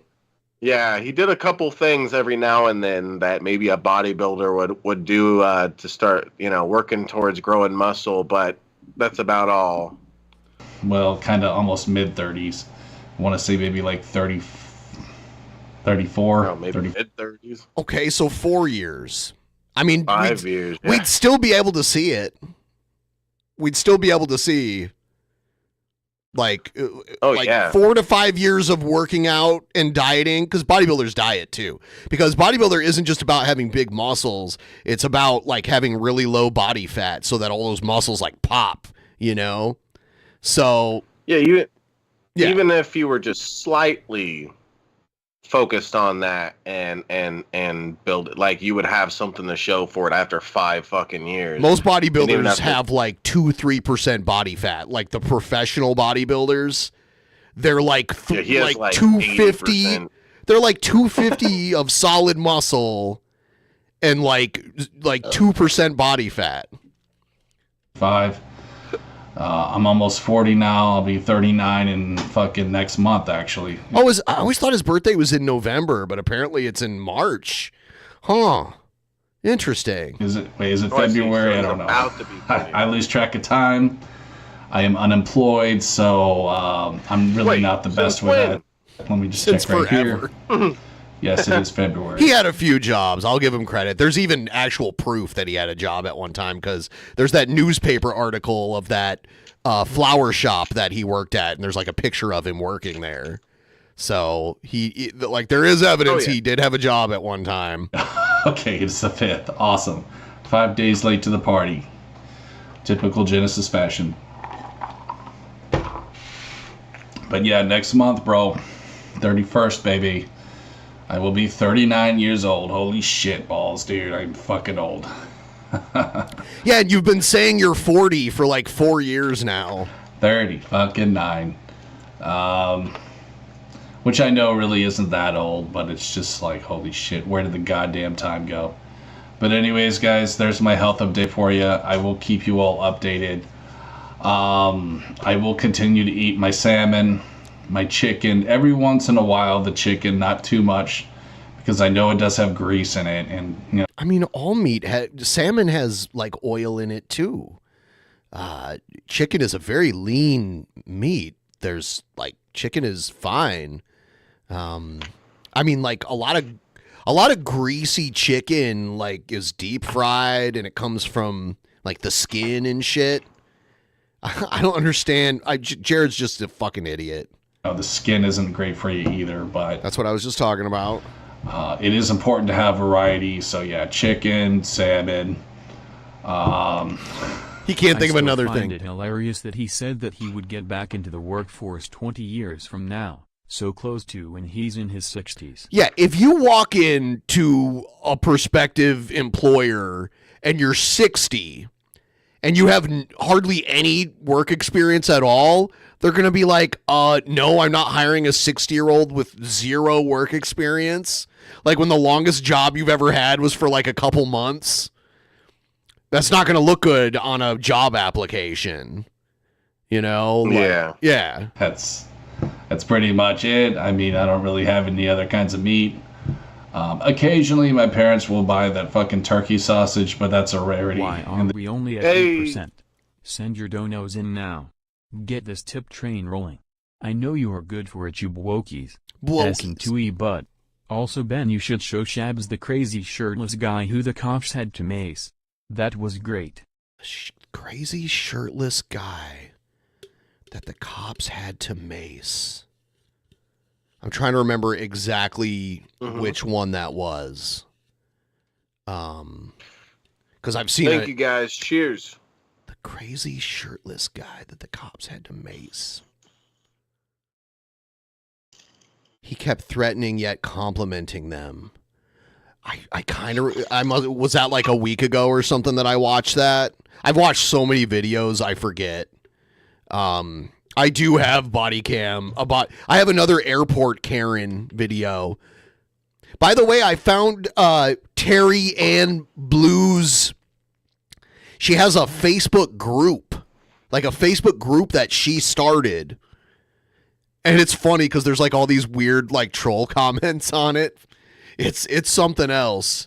Terry Ann Blues. Terry Ann Blues. Yeah. I don't think I know who that is. It's this woman that freaked out at an airport. I actually watched it on my last stream, and it's so hilarious. It's just, she is such a psycho. It is so funny. The Genesis household, unless we're talking about this turkey sausage, which I do, anyways, let's not go there, Jared. But, you know what I'm saying? I definitely do engage in that food group. I'll just say it like that. But, yeah, guys, I will... Florida man. Trying to remember. I guess that's pretty much it. I will keep you guys updated. But one thing I didn't mention, though, is this. Protein is important, obviously, as a weightlifter, bodybuilder, power builder, whatever. They're not the same thing. But a lot of you guys... Wait. Is he calling himself that? Because I thought that's what he was saying. As a weightlifter, power... I mean, like bodybuilders, bodybuilders lift weights, obviously, but when you say weightlifter or power lifter, that's like competitive. Like you're lifting heavy weights competitively, and you don't have to be cut like a bodybuilder to be that. You just have to be really strong, So he gets them mixed up like he doesn't even really know what they are. Yeah, bodybuilders more about looks. Yep. A weightlifter's more about actual strength, objective strength. Yeah. And there's some crossover, but yeah, like a bodybuilder has to have really low body fat, and a power lifter doesn't need that. It's just, all that matters is how much weight they can lift. I think you need more than you really do. Like produce, amino some of those acids. Power lifters are like just these big dudes that kind of just look like some fat dudes or whatever, but they have. There's also strongman competitions too. Like they pull the semi truck with the rope and shit like that. Have you ever seen that shit? Some of them will be some guys that like if they took their shirt off, it'd just be like they're these big fat guys, or whatever. You can tell they They're have not muscle, like though. Bodybuilders. Yeah. You can tell they have muscle under the fat. Like a lot of pro football players are like that too. Like the bigger guys, like the linebackers and shit. They're built for they're like a human barricade, So being extra heavy doesn't matter as long as they're strong. Without that shit, you're not going to get muscle. That's like the building blocks of protein. That's what amino acids are. So you really want to keep it pretty, even Stevens. You don't want to go too much on the protein. And I don't know exactly what percentage I would say that like the average man should be eating, but I would say like, unless you're doing like a super heavy workout day, you probably don't need more than like 150 to 200 grams. Too much protein? I don't think so. Yeah, I would think that you can eat any too much extra would just be food. wasted. It would be a waste of your money. You can eat too much food because there's you can eat too many calories, but it's not about the protein content. It's the caloric value of it. You can overeat anything, but protein isn't a huge concern.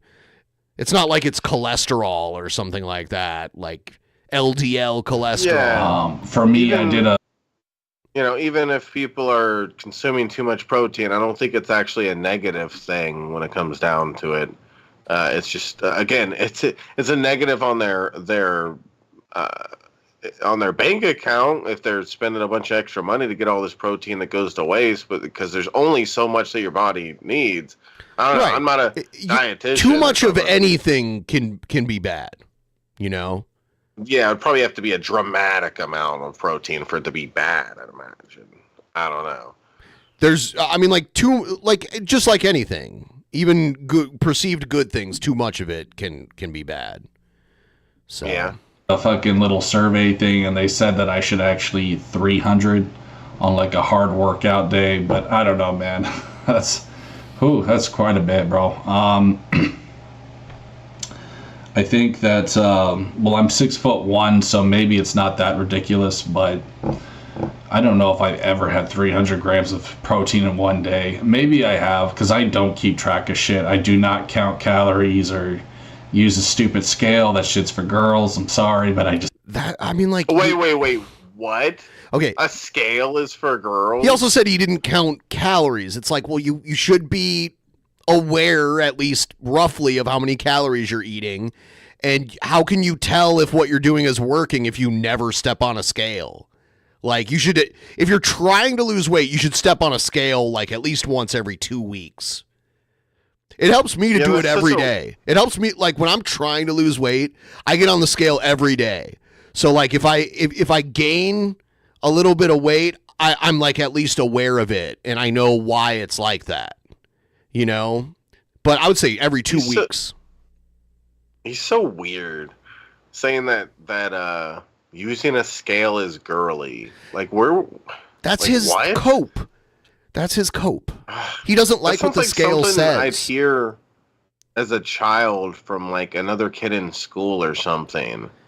And by the way, he has older videos where he was stepping on a scale. So he doesn't like what the scale tells him. That's why it's a girl thing. He just dismisses anything that makes him look dumb. Oh, it's a girl thing. Oh, it's a beta thing. Just beta weighing yourself. He wants to switch from meat to tofu, but using a scale is girly.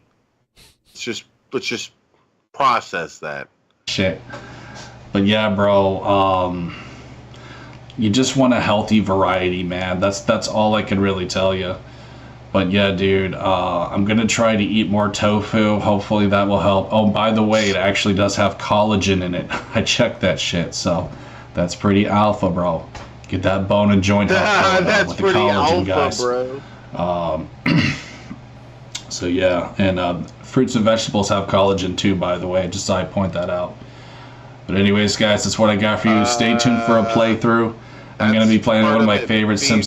A plan.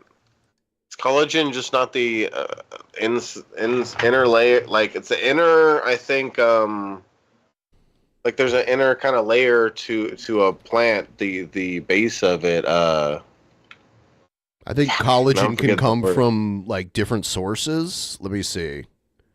Maybe I'm mixing it up with something else. Never mind. Collagen is the most abundant protein in your body. It accounts for about 30% of your body's total protein. Collagen is the primary building block of your body's skin, muscles, bones, tendons, and ligaments, and other connective tissues.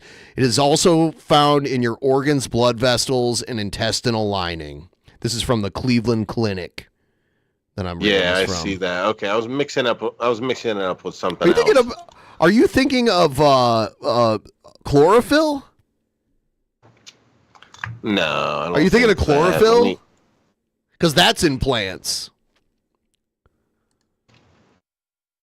Since Games Virtual Bart here. Let's see if I can I'm going find to try one. to do that later today, or wait. Yeah, today. It's 12 a.m. I can say today. I'm on a flip schedule now, so yeah, maybe in a few hours we'll try to get that done to make up for lost time. So anyways, y'all, we'll see you in the next one. Peace. Peace. Now, next video, Jared's going to show off his awesome workout bench. All right. And look, this is a different room here, if you notice. There's a different, or maybe, you know what? No, I think this is a different angle of his room. That's his bed to the right. But now he has this weight bench sitting here. He used to have skateboards blocking out this window for a while there, but now it's open. Is that a barbecue? It looks like a tumbler. It looks like a tumbler. For concrete? Probably not. In New Mexico, I would see people use these to roast chilies. I don't know what. Okay, it's for cooking. Okay. I don't know what this one here is for, but it looks like a tumbler to me. You guys. So, we're going to do a review today, baby. We got a Fit Goods bench. I just got in the fucking mail today. It could be used for composting or something like that. Look at that I'm not sure what beautiful this one piece is of fucking art, man. I swear to God, I just want to fucking mount it on the wall. You know what I'm saying? Put a frame around it. That thing. I mean, you'll get more use out of it that way. I don't believe for a fucking second you're working out on this thing. It's beautiful. It's just another thing like your drum set that's going to take up room in your bedroom that you never use. $45, free shipping, Walmart.com. I feel sorry because that came out of your parents' retirement savings. They bought that for you. I was going to get it on Amazon, but fuck that. I had to spend $100. I bet you he didn't even put it together. I bet his dad or his mom did it for him. For free shipping, so yeah. I really hate Amazon. Like, I think I'm just gonna shop at Walmart now. Amazon it's nothing like it used to be. You're gonna shop there? Oh my God! Amazon used to be cool, bro. Now it's just poser Amazon. It's like it's been the same for a long time. It started out as just a bookstore, and then they started selling everything. I don't see what the difference is. It's complete ass. But thankfully Walmart had this, so and the only thing is, bro, it was missing a bolt when I got it, so you probably lost it. Yeah, gonna have to zing you for that, Fit Goods. By the way, we're only a little bit away. We're like 1% away from hitting 10%. If you guys want to help out, it's right there. Thank you. But thankfully I had another one. I had another bolt that came from my other bench that fit perfectly. It did come with an extra pin, though, I will say, so at least I sort of got compensated. Hold on. He was missing a pin, but then it came with an extra one? Are you sure that's just not the pin that was missing? Because it's like, if you're missing a pin that you can't find, but then there's an extra pin there, doesn't that mean that it was never missing a pin? Did he really say that? Let's go back through this and hold on a second. That came from my other bench. It's complete ass. But thankfully Walmart had this, so and the only thing is, bro, it was missing a bolt. It was missing a bolt, but came with an extra pin. I got it, so yeah, gonna have to zing you for that, Fit Goods. But thankfully I had another one. I had another bolt that came from my other bench that fit perfectly. Why did he need another bench if he already had one? It did come with an extra pin, though, I will say, so at least I sort of got compensated in case I ever lose a pin, which is the thing, in the middle that you take out when you want to fold it. So, but yeah, bro, what I love most about this bench, dude, is that fucking bar, bro. You know what I'm saying? You just lift it up and you put it on whatever setting you want. If you want to go flat, if you want to go incline, if you want to go fucking decline, you can do whatever the fuck you want with that shit. Bro. And I also like how this sits high. You know what I'm saying? If you have long arms and you're doing flies, you really need a bench that sits high up. Otherwise, you're just gonna hit the ground. Same with doing, like, I think it's called spider curls, where you're like sitting down and shit. I do sometimes do spider curls. I mostly just do concentration curls, but yo, I just gotta say, man, this bench is perfect, bro. I mean, it's just beautiful, dude. I love the stripes. I love the hexagonal shape. It's not a rectangle. It is actually hexagonal in shape at the tip there. How? That's what she said. Wait, what? But what's hexagonal in and shape? of course, you got the little cushies, bro.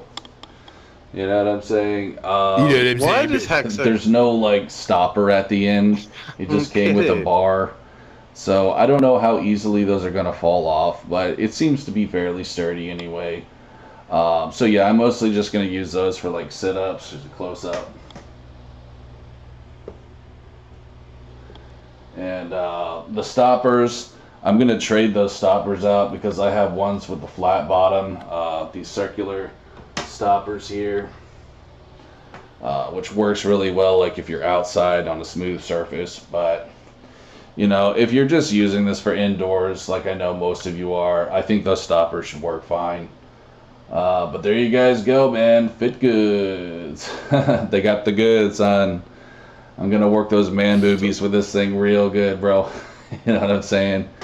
Y'all ain't gonna be hating on me no more when I get them boulders going bro. That's his whole motivation. Oh man, yeah, I'm gonna flex on my trolls because I'm gonna be so jacked, bro. So yeah, I'm definitely gonna work a lot of flies with these. So what is the hexagon shape though? It does not look. It's a rectangle with rounded corners. It's not a hexagon. I don't know what the fuck he's talking about. It's a rectangle with like rounded corners instead of like sharp corners. They're rounded. He doesn't know what a hexagon is. Yeah, it's like, what the fuck? Where is the hexagon? Try to increase. And this does seem like a different room. No, it is his room. That's his bed on the right there. It's just you're looking like, if you look at a video he normally has, it'd be like if you turned and looked to the left. If you're facing him and then you turn and look to the left, this is his room. Yeah. Yes. Bench. This thing holds 660 pounds, by the way. I'm glad I remembered to mention that. That's like 100 pounds more than my last bench. Like, can you believe that shit, be able to hold you, though? 660 pounds. His room is not cleaned, by the way. This is just a different angle. There's still a bunch of junk on the floor behind the bench here. But the real trash is like, if you're facing towards this window and you turned and looked this way, you'd see the drum set and all the trash on the floor on the other end of his bed. For a $45 bench. Man, things are finally getting affordable. Thanks, Donald Trump. I don't know. What the fuck? I hate him. So stupid. I hate Jared. I hate him. He's so fucking dumb, dude. Oh, maybe this is a Donald Trump bench. Is it really a surprise to you that this is a cheap piece of equipment? It doesn't look like something that's expensive. Yeah, it's not like it's a Bowflex or something like that. It's just a bench. It's a very easy thing to manufacture, it looks like. Yeah. Put together, and it's just that's a bench. why, like, if it was something complicated, he wouldn't have been able to put it together. If he did, I don't know. But anyways, guys, there you go. Hope you enjoyed my review, and we'll see you on the next one. I've got another one.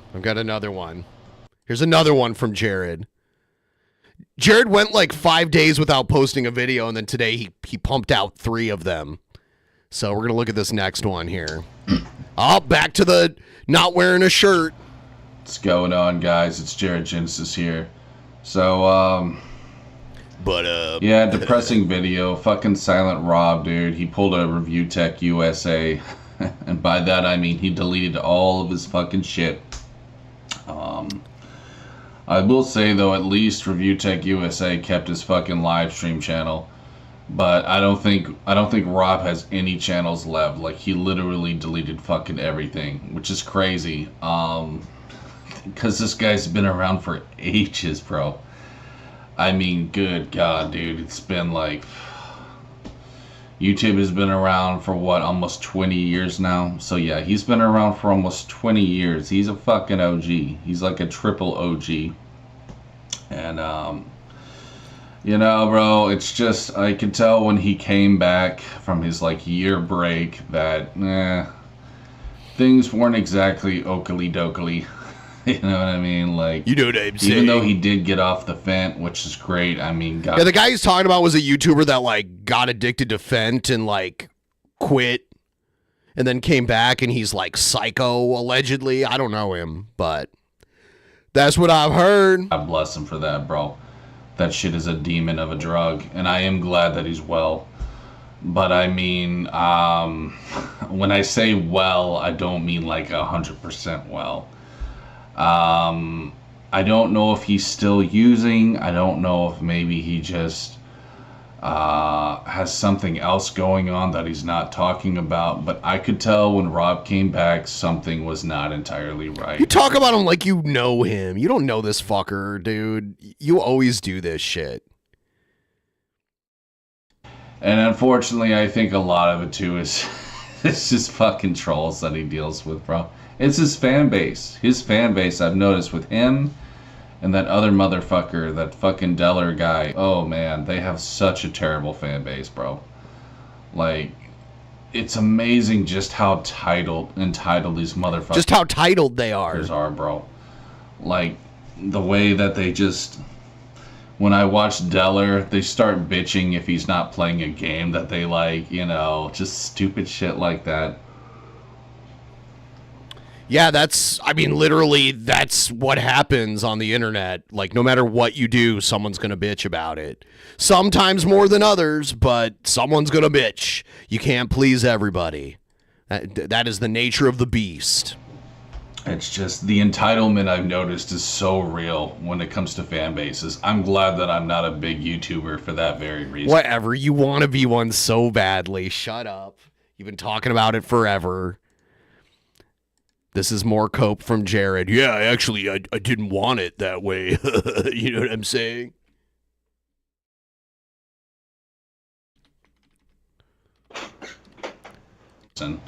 I'm glad that I never really grew, to be honest with you, man. You're not being honest. When Jared says to be honest with you, he's lying.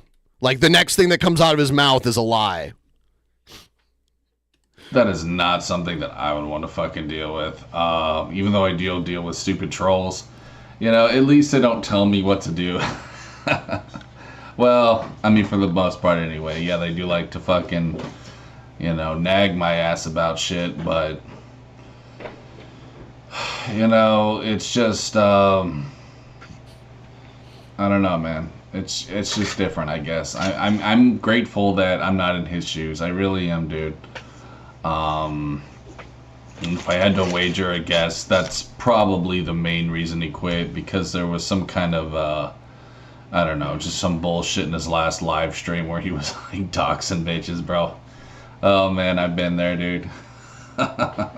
Oh yeah, you've doxed people. You're gonna act like you're a victim for having been doxed, but you've done your fair share of doxing quite a bit. I fucking been there, dog.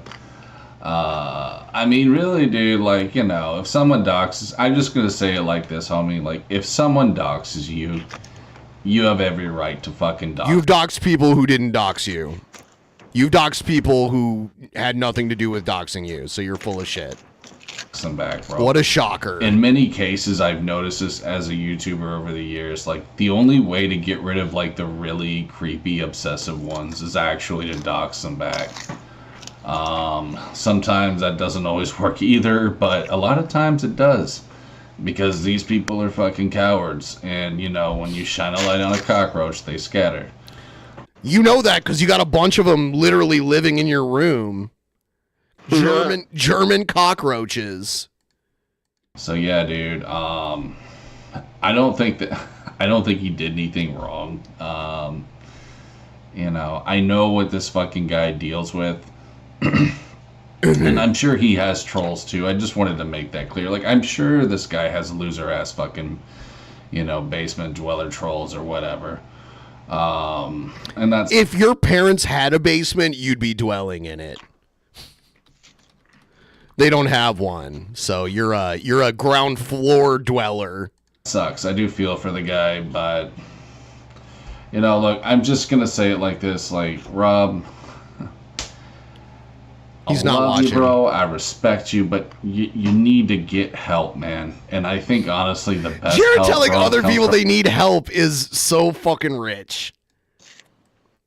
Like Jared's putting his Dr. Phil hat on. What the hell is wrong with you? From lifting that iron, son. You know, go to a gym, lift some iron. You'll feel better about yourself, dude. It's one of the greatest stress relievers. You don't need drugs, dude, to get that serotonin boost. Just go fucking lift some heavy ass weight, motherfucker. I promise you, you will feel a lot better, bro. You might be sore the next day, but mentally, you'll still feel a lot better, bro. All right, man. You know, I'm not gonna like insult the guy, but it's just he's one of those motherfuckers, and I used to be one of those motherfuckers that you know, could definitely eat something. Okay, which I know coming from me is rich now because I'm fucking obese, but I used to be a scrawny motherfucker like him, and you know. Look, dude, you'd probably feel better about your self-image, too, if you just gained a little bit of weight, homie. Like, hit the gym, you know, do those reps, dude. You'll feel better. Come back when you got more muscle on you, bro. We'll be ready for you, Rob. Okay, dude? You know, when you don't come go back, to we'll a call gym, you, I don't Jared. know what new name we'll call you, bro. Fucking, what's his other name? What's his channel name? My fucking foot itches. Sorry, guys. I'm itching my foot. This goddamn fucking... You got athlete's foot, Jared. You probably wear the same socks. Like, well, he probably doesn't wear socks. I take that back. I think I have a mosquito in my room. Face Destroyer. Yeah, we can call him... What do we call him, bro? Fucking, I don't know. Fit Destroyer? No, that's stupid. What would be a cool alpha male name? I don't know, dude. Fucking, I just can't think right now, guys. But I'll think of something later. But anyways, dude, I wish you all the best, Rob. I'm sorry that you fucking decided to leave YouTube like this. And I'm sorry that you dealt with such a stupid, toxic fan base. But, you know, it is... It is what it is, but I digress. Really just YouTube, unfortunately. You know, everyone, for the most part, unless you're some cornball, you know, some stupid fucking tool for the system, everyone's going to deal with a toxic fan base. Everyone's going to deal with, you know what I mean? It's just, there's really no way around it, bro. So yeah, dude, I would just say, you know, work on yourself a little bit, homie, and come back when you're feeling ready. Even if it takes you a few years, I mean, so fucking be it, bro. You'll still have your fan base back, dude. You know, when I came back, bro, I was gone for almost 3 fucking years, homie. And I still had some real ones, you know, come back and join the Genesis army. You know, it may not have been a whole lot, but it was still a good few, man. It was all I fucking needed. And, you know, that meant a lot to me, dog, to know that I had people who would wait 3 years for me. And I know you will for you too, bro. So, that's pretty much all I got. Silent Rob, wish you well, buddy. You know, Stay off those drugs. You're doing a good job. I don't think he's on drugs. I don't think he is anyway. I think he's just dealing with other kinds of stress in his life. And yeah, I hope he gets help for that. So I think that's all I really wanted to say for the most part.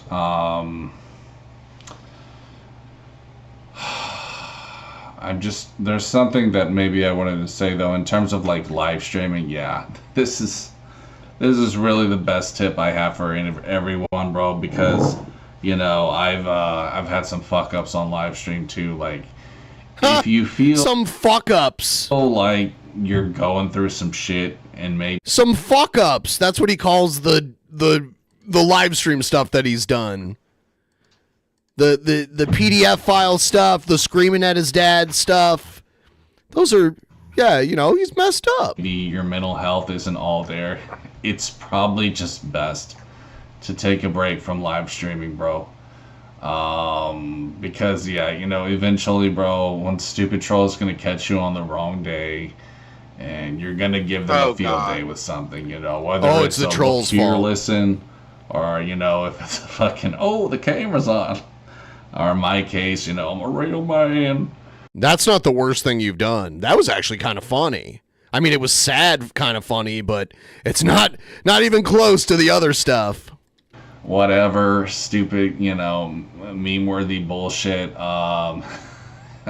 It will happen, bro. So be careful with that. And of course, how could I leave out Boogie 2988 with all of his? Oh man, I mean, he has a whole list of shit that he's done on live stream. You know, I think my favorite one was saying to that black guy about how he's surprised that he's, what was it? I'm surprised you're not on welfare. Some shit like that. Oh my God, Boogie. It's a lot of money for a person of color. That's what it was. Hilarious, dude. I don't know, bro. Just the way he was so blunt about it. Yeah, guys, it's pretty much all he fucking got, bro. Silent Rob. He's like, I don't know, bro. He's, in terms of like gaming YouTubers, OG gaming YouTubers, I can't really think of anyone that's left besides, like, of course, we got Bimmy Rolf, the angry video game nerd, and of course the irate gamer. But it's like, holy shit, who else is there? Spoonie, is he still around? Someone said I look like a fat Spoonie one time. Who I said thought that? Was funny. Maybe I do. I don't know. Maybe I could No, be you like don't. A big spoon. He could be little spoons. Anyways, guys, thanks for watching. Peace. So I want to let everybody know we got one more segment, and then after that we're leaving to do the post show. We're doing the post show. I'm doing Sturge-tacular again. I got more Sturges content to do a Wednesday night Sturge-tacular. How can you watch the post show, you might ask? Sign up. There's a few different ways to do it. The main way is through Patreon. I'll post it here. I'm going to throw it into the description. There is also Subscribestar. That is still a thing. And then there's, you can become a member. There's a membership level where it says like, which one is it? It's, what's the membership level? It's post shows and more is the membership level. So you can sign up for that, or I would prefer Patreon though. That's probably the best way to do it. And we're going to do a Sturge-tacular.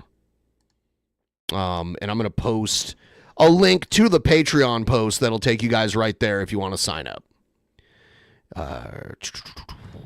We'll do that. I'm going to play, you know, our last segment of this show.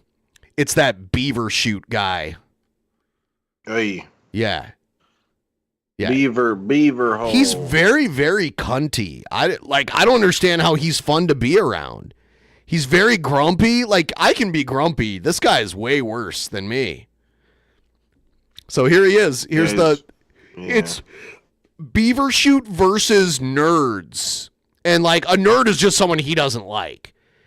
It's you'll see. Here he is. Speaking of nerds, it is my correct opinion that nerds are deserving of a violent beatdown on a worldwide scale. I'm talking more than just the people that you know, more than just the people in your town, the people in your state, the people in America, nerds everywhere on this entire beautiful planet that we live on. They all need to be f***ed up.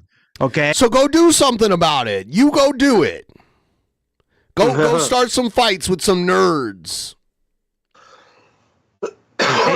Because they are the reason why we're in the mess that we are, and the only person who seems to fucking have any kind of fucking plan to get out of it is Donald Trump, and all the nerds hate him. Get out of it.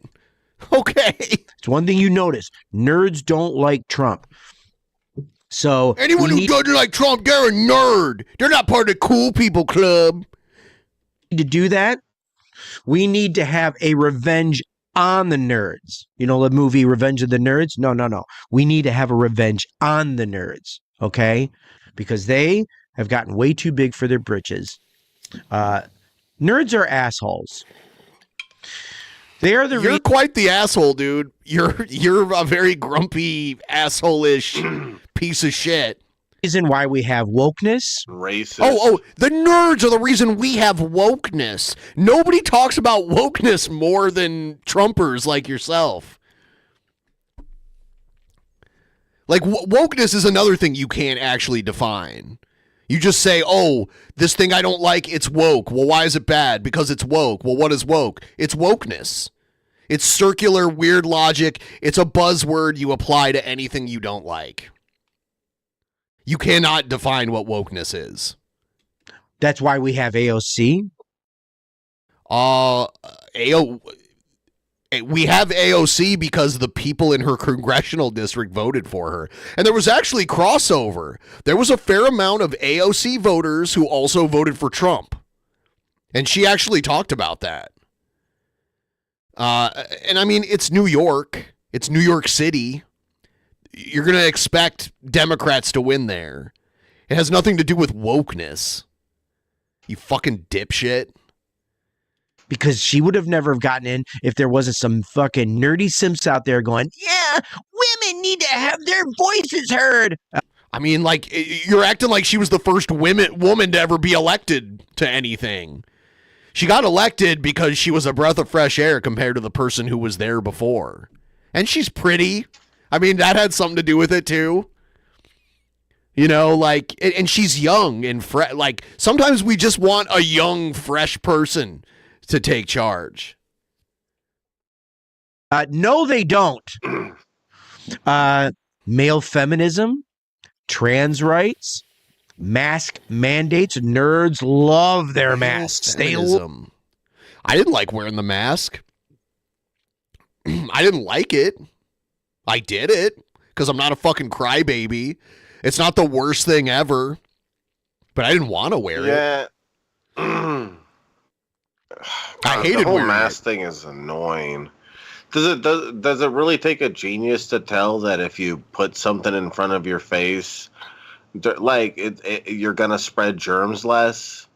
If you have this big thing that like catch, it's not that complicated. It just has to do with you like spreading your sickness to other people.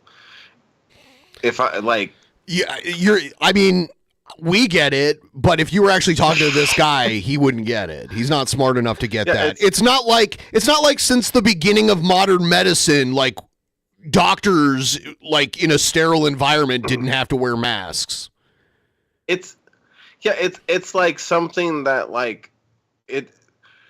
I could get like the whole like vaccines are more complicated and stuff. This is very like a lot more simple and just like it's like wearing gloves and you not getting germs on you. Oh no, you're a nerd. Yeah, I bet this guy thinks that when he goes to McDonald's, the guy that makes his cheeseburger, they're nerds if they choose to wear gloves when they make his food. He wants that. Yeah, exactly. He wants that hand gunk all over.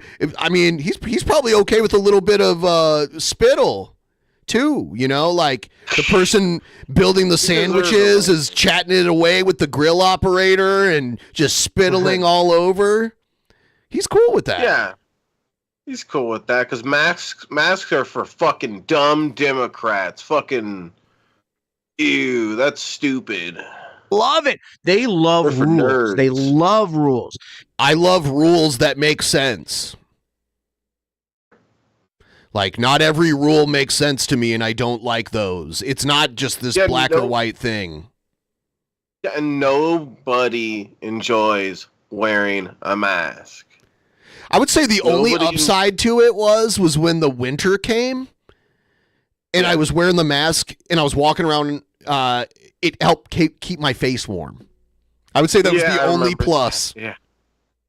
But for the most part, nobody wants to wear a mask. I didn't want to wear it. Nobody enjoys it. It's an uncomfortable,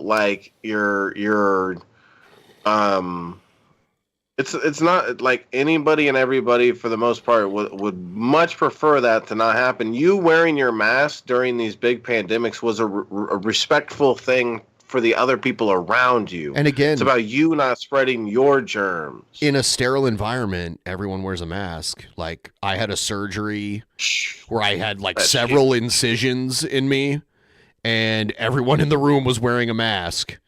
They must have been a bunch of nerds, man. They were just nerds. Those doctors. Yeah, they were just nerds. Doctors are just nerds with all their doctoring. Ever sneeze in a mask? Yeah, I've sneezed in a mask. I did too. It was not pleasant at all. Yeah, could you imagine this guy has a heart attack and has to go to the hospital and they have to do surgery on him and he's like, "No, you're a fucking nerd. You're wearing a mask. Send me a doctor that's not a fucking nerd that's not wearing a mask." You want to know why? Yeah, why are you using tools on me that were properly cleaned? Why did you do that? Some of the first nerds that I ever knew in my fucking life, back when I was... Dude, you were in a band called Beaver. Shoot. You're a fucking nerd. It's funny because he was in a rap metal band, but he's also saying the N-word and shit. It's okay. Damn. Yeah. I want to say in elementary school. Guess what they did? What? Play Dungeons and Dragons. Okay. That's a game. You don't have to like it, but I don't know if it means... I mean, first of all, D&D is more mainstream now. I don't even play it anymore. I played it when I was a kid, but it's way more mainstream now. This dude's stuck back when he was in high school. He doesn't realize the world has changed. Like back then, it was yeah, you're a jock or you're a nerd. You either like sports or you're a fucking nerd and you play D&D. Now there's crossover with that. D&D is not nerdy shit, comic books and that kind of shit. Those things are not ostracized now. Those things are considered cool. Look at fucking San Diego Comic-Con and shit like that. Yeah, he's too old. He's still stuck in Yeah, he mentioned Revenge of the Nerds, and that movie is a fucking caricature of, oh, there's the jocks versus the nerds. And the jocks are cool and they get laid, and the nerds are fucking nerds. They play with computers and play Dungeons and Dragons. Mm-hmm. Dungeons and Dragons. You can't even say it right. Dungeons and Dragons? Okay, idiot. Is gay. Oh, it's gay. It's gay. Oh. I thought being a man and having sex with other men was gay. I didn't know Dungeons and Dragons was gay. I think being a fucking Trumpster is fucking gay. That's what I think. I mean, they worship some fucking geriatric orange man. So. And, dude, that's one of the silly things about it is it'll be dudes like this who are just blue collar workers and stuff. Just kind of, he's a dumbass and stuff, but, I want to say the average man kind of thing. And it's Trump is this guy that puts a spray tan on every day where he looks like a fucking Oompa Loompa. And, his hair is a fucking joke, too. His hair, he's this, character off of a cartoon or something. He's so silly. These guys that are so oh, yeah, you need to learn how to turn a wrench. It's them fucking sissy Democrats. Them kids nowadays don't know how to change a tire. You think Donald Trump would I have any clue how to do fucking anything? Well, this guy's this guy's from Michigan, and I know that because he said it. And there's a type of dude from Michigan that's like this. He wears fucking camo and a trucker hat and has a long goatee. He probably is some like fake militia member or something stupid like that. To me, that's gay. Like if you're using that term as like a negative insult, like that's what it, yeah, he probably is a Kid Rock fan. Yeah, and somebody said Trump probably can't cook an egg, and it's like, yeah, he probably can't cook an egg, and this is the kind of guy that would laugh at a liberal for not knowing how to, you know, like I said, change a tire or some other random kind of manly job like that. I haven't heard him talk about anything like that, but I guess we'll see. Yeah, but I don't know. And it's a bunch of Just stupid judging. rules. And I've talked about it before where they're like going, Like what we hear well, so I mean, far. a hallway. And I mean, when you get on the road and drive, do you like the rules then? Because that's like the main thing that's keeping cars from just like crashing into you. I think you like some rules, but no, he's fine with when people just drive in the middle of two lanes going 90 miles fucking an hour. nerds. Those are nerds of people that actually stay on the right side of the lane you're supposed to stay on. That'd be stupid. I'm picking up the torch and I'm getting ready to walk around the corner. What's waiting for me? Well, it's going to cost you 5 power points to find out if the wow, you understand, like, you know enough about D&D. You must have played it, you fucking nerd. You're probably playing it now. You're a closet D&D nerd. Sounds like he knows more about it than I do. Roll's waiting for me. I'm like, gay! My God! Oh, you just want to go in there and just hike your fucking boot up and kick it around and scream. This is a waste of time! Yes. So, nerds have brought all those things on. They love rules. They brought online fact checkers. I don't get this thing where like rules are objectively bad. I mean, like, I don't know. Yes, there are bad rules and laws that don't make sense, but I mean, hold on though. Isn't Trump like supposed to bring on like the whole like law and order thing? Isn't he supposed to be like the law and order president? So that's what I was kind of gonna get to. Yeah. Like, does he disagree with the rule that people should come into the country legally? Oh no! Is that just no? Yeah, he's all for rules, man. What are you, gay? That's all nerds. Nerds were running Twitter before fucking the ultimate nerd, who is a nerd trader now, Elon Musk. He was like uber nerd, and now all the nerds hate him. They also brought political correctness and a mess of other They brought political correctness. Nerds brought political correctness. I don't know. Like back in my D&D days, I don't think there was a lot of politically correct like cross chatter happening. Don't really think that was going on. Unforgivable things. They are literally the group of people that are scared of Donald Trump. They are literally the group that are the BLM movement.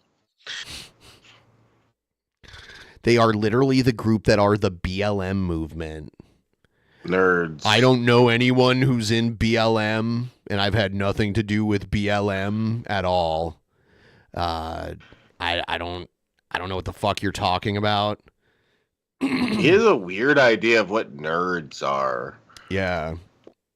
And, of course, Antifa, because they're all a bunch of fucking nerds that were all wearing masks before COVID came out. So they were starting Those were different kinds of masks. Whole mask thing. You want to watch a fucking real nerd tale? Go find the documentary called The Weather Underground. That was Antifa before Antifa. That was actually no.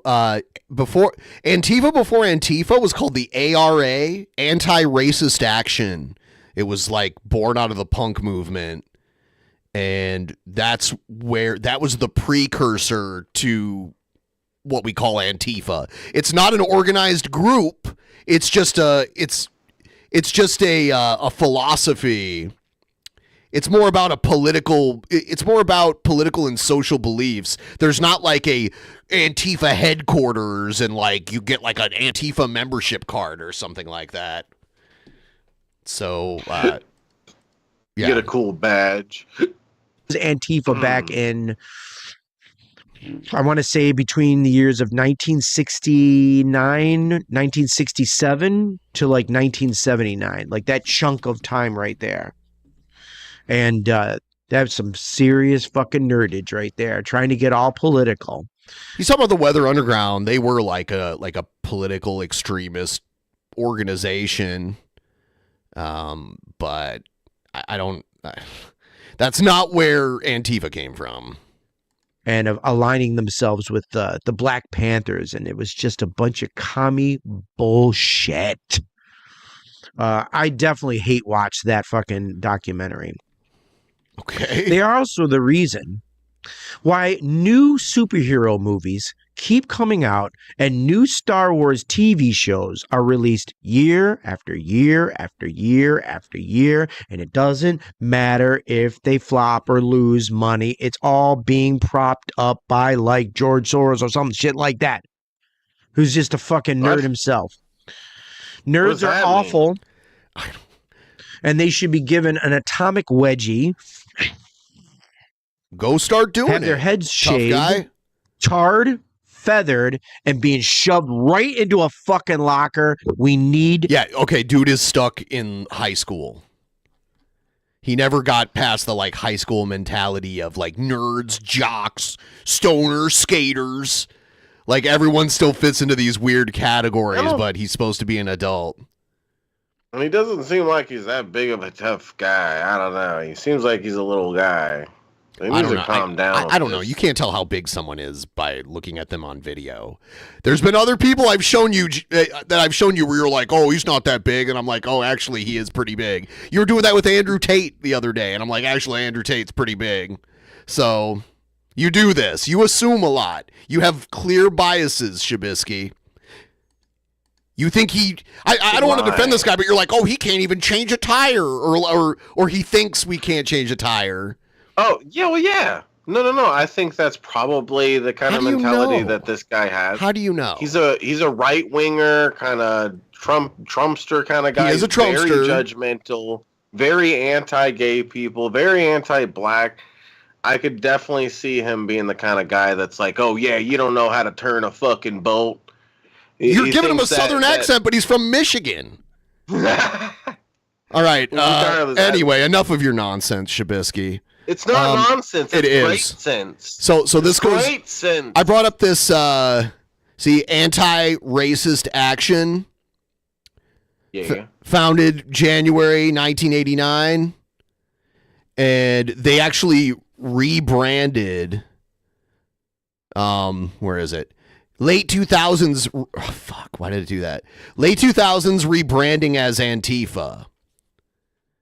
And it even mentions the Toledo, Ohio riots in 2005. There was like these race riots in my hometown. That anti-racist action before they rebranded as Antifa was involved in, because there was like a Nazi march in my hometown.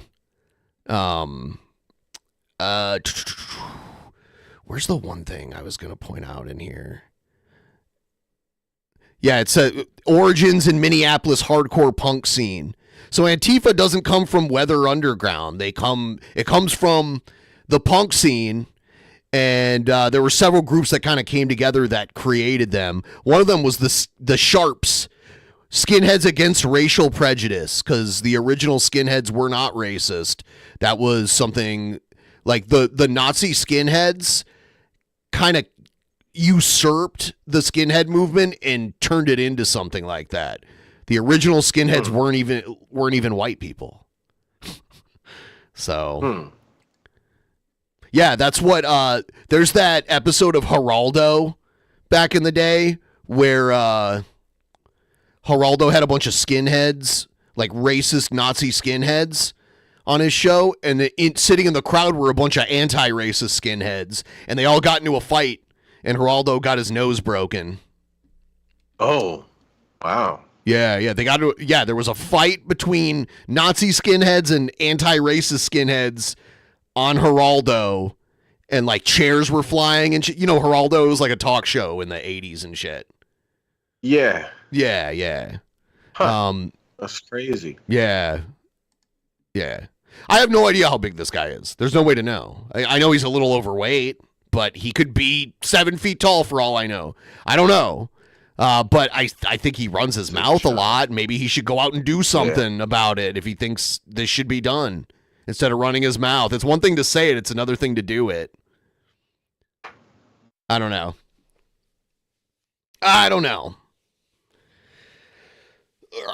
All right. I know everything. To bring bullying back. Good. He wants to bring bullying back. So that's okay if someone wants to start bullying you? Beaver shoot guy? This is where I'm at here. This is Vagina Hole. My band's called Vagina Hole. Band. What was his name again? His name is John Davies. John Davies of Royal Oak, Michigan, singer of the band Deep Beaver Shoot. This is all out there. I'm reading this from a website right now. Alias is Hot Guy. He's also known as Hot Guy. Hot Guy. He's put out a bunch of shitty music over the years. Like, it's out there. I'm looking at it like right now. It's fucking awful. I've heard his bad things about it. And then he has his LinkedIn profile. Fuck, dude. John Davies. John Davies. Damn. Of Beaver Shoot. Yep. Vagina Hole the band. Also known as Hot Guy. I'm Hot Guy, and I'm the leader of the Vagina Hole band. Beaver Shoot. We're the hairy beavers. Jesus Christ. Yeah, this dude was putting out music in like the late 80s and early 90s, and then like midnight, so he's probably in his 50s, more than likely. Yeah. All right. Yeah. So in a couple minutes here, we're gonna go do the post show. You guys should come along and watch. Sign up.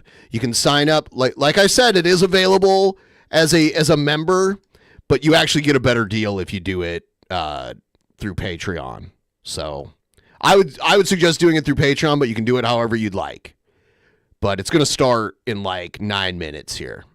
So whoa, hop on the gravy train. And then in the post show, Shabisky will sodomize himself with a beer bottle. Oh yeah. After he jumps off his house into a tank full of piranhas. Oh yeah. Yep. Piranhas don't scare me. I ain't no pussy. It's the sodomy that scares him. Yeah, that's for libtards. For libtards. Fucking libtards. Don't know how to fucking turn a wrench. Don't vote for Trump. Fucking hippie. Damn it. But yeah. Yeah. Yeah. Yeah, he has a boombox that I would have had back in the 90s. Like, a lot of his shit is like old school. Yeah, it looks like it plays cassette. It does. It's a dual cassette player. Like I wonder if it even has a CD player on it. It has like a dual cassette player. I don't know. I think the thing on I don't know. It's hard to tell. It looks like the thing on top is a radio, and then in the middle is the like equalizer, and then at the bottom is 2 tape decks. Unless there's like a thing on top for the CDs. Yeah, he can copy tapes. Yes. Damn, he has technology that's so advanced. Oh my god. So advanced. Yeah.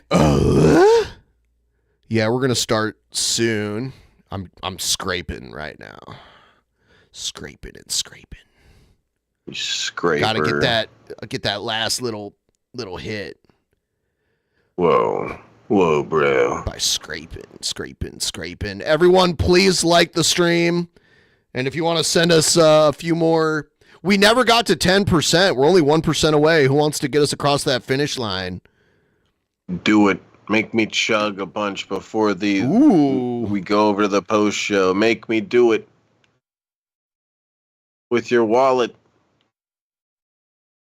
Yeah, this Don't guy. be a damn libtard, okay? But yeah, the odds are that this guy is 5'9". I think that's average height for a man in the United States. But he could be like 5'2". Yeah. But he could also be like 6'7" for all we know. Like I really don't know. We can only see him from like here. He just.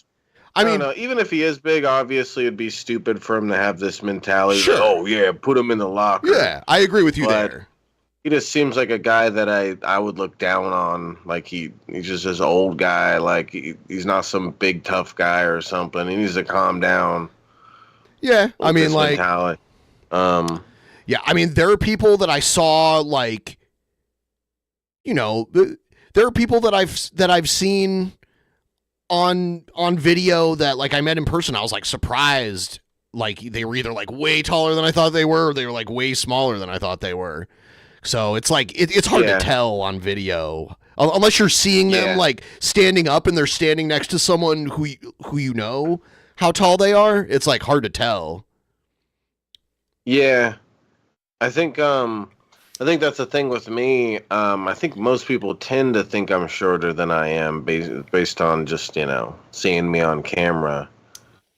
Not like I'm super tall or something. I ain't no. You're above Billy the average. Fridge. You're above average. Yeah. Yeah, I'm just above average, but I think most people, for some reason, seem to think that I'm I look shorter than I am. I'm so small. Yes, Khabibi, shut up. Yeah. Small bisky, tiny guy. I'm just a midget bisky, huh? All right, cheers, you guys. Cheers. Small bisky. Small dick bisky. Stop it. Hey, your vagina's big? It is. I've worked it a lot. Yeah. What can I say? Yeah. It's been worked. I've worked it. A lot of people have done a lot of work. Oh my God.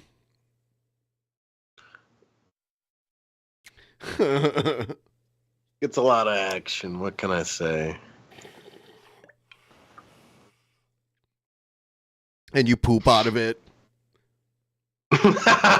Sometimes. Oh wait, that's not a vagina. I just thought it was because it looks like a Georgia O'Keeffe painting. Some people will get that joke. Yeah. Who got the joke?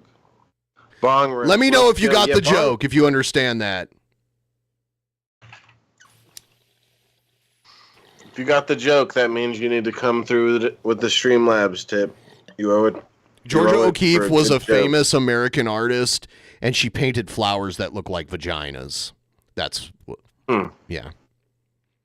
Okay, it sounds like a little bit of a familiar name. She's one of the most famous American artists. Like, yeah, I've definitely heard the name. She also used to paint desert landscapes because she lived in New Mexico, and she'd go out into the desert and like paint the desert landscape. Yeah, that's neat. Like cow skulls and shit laying in the desert.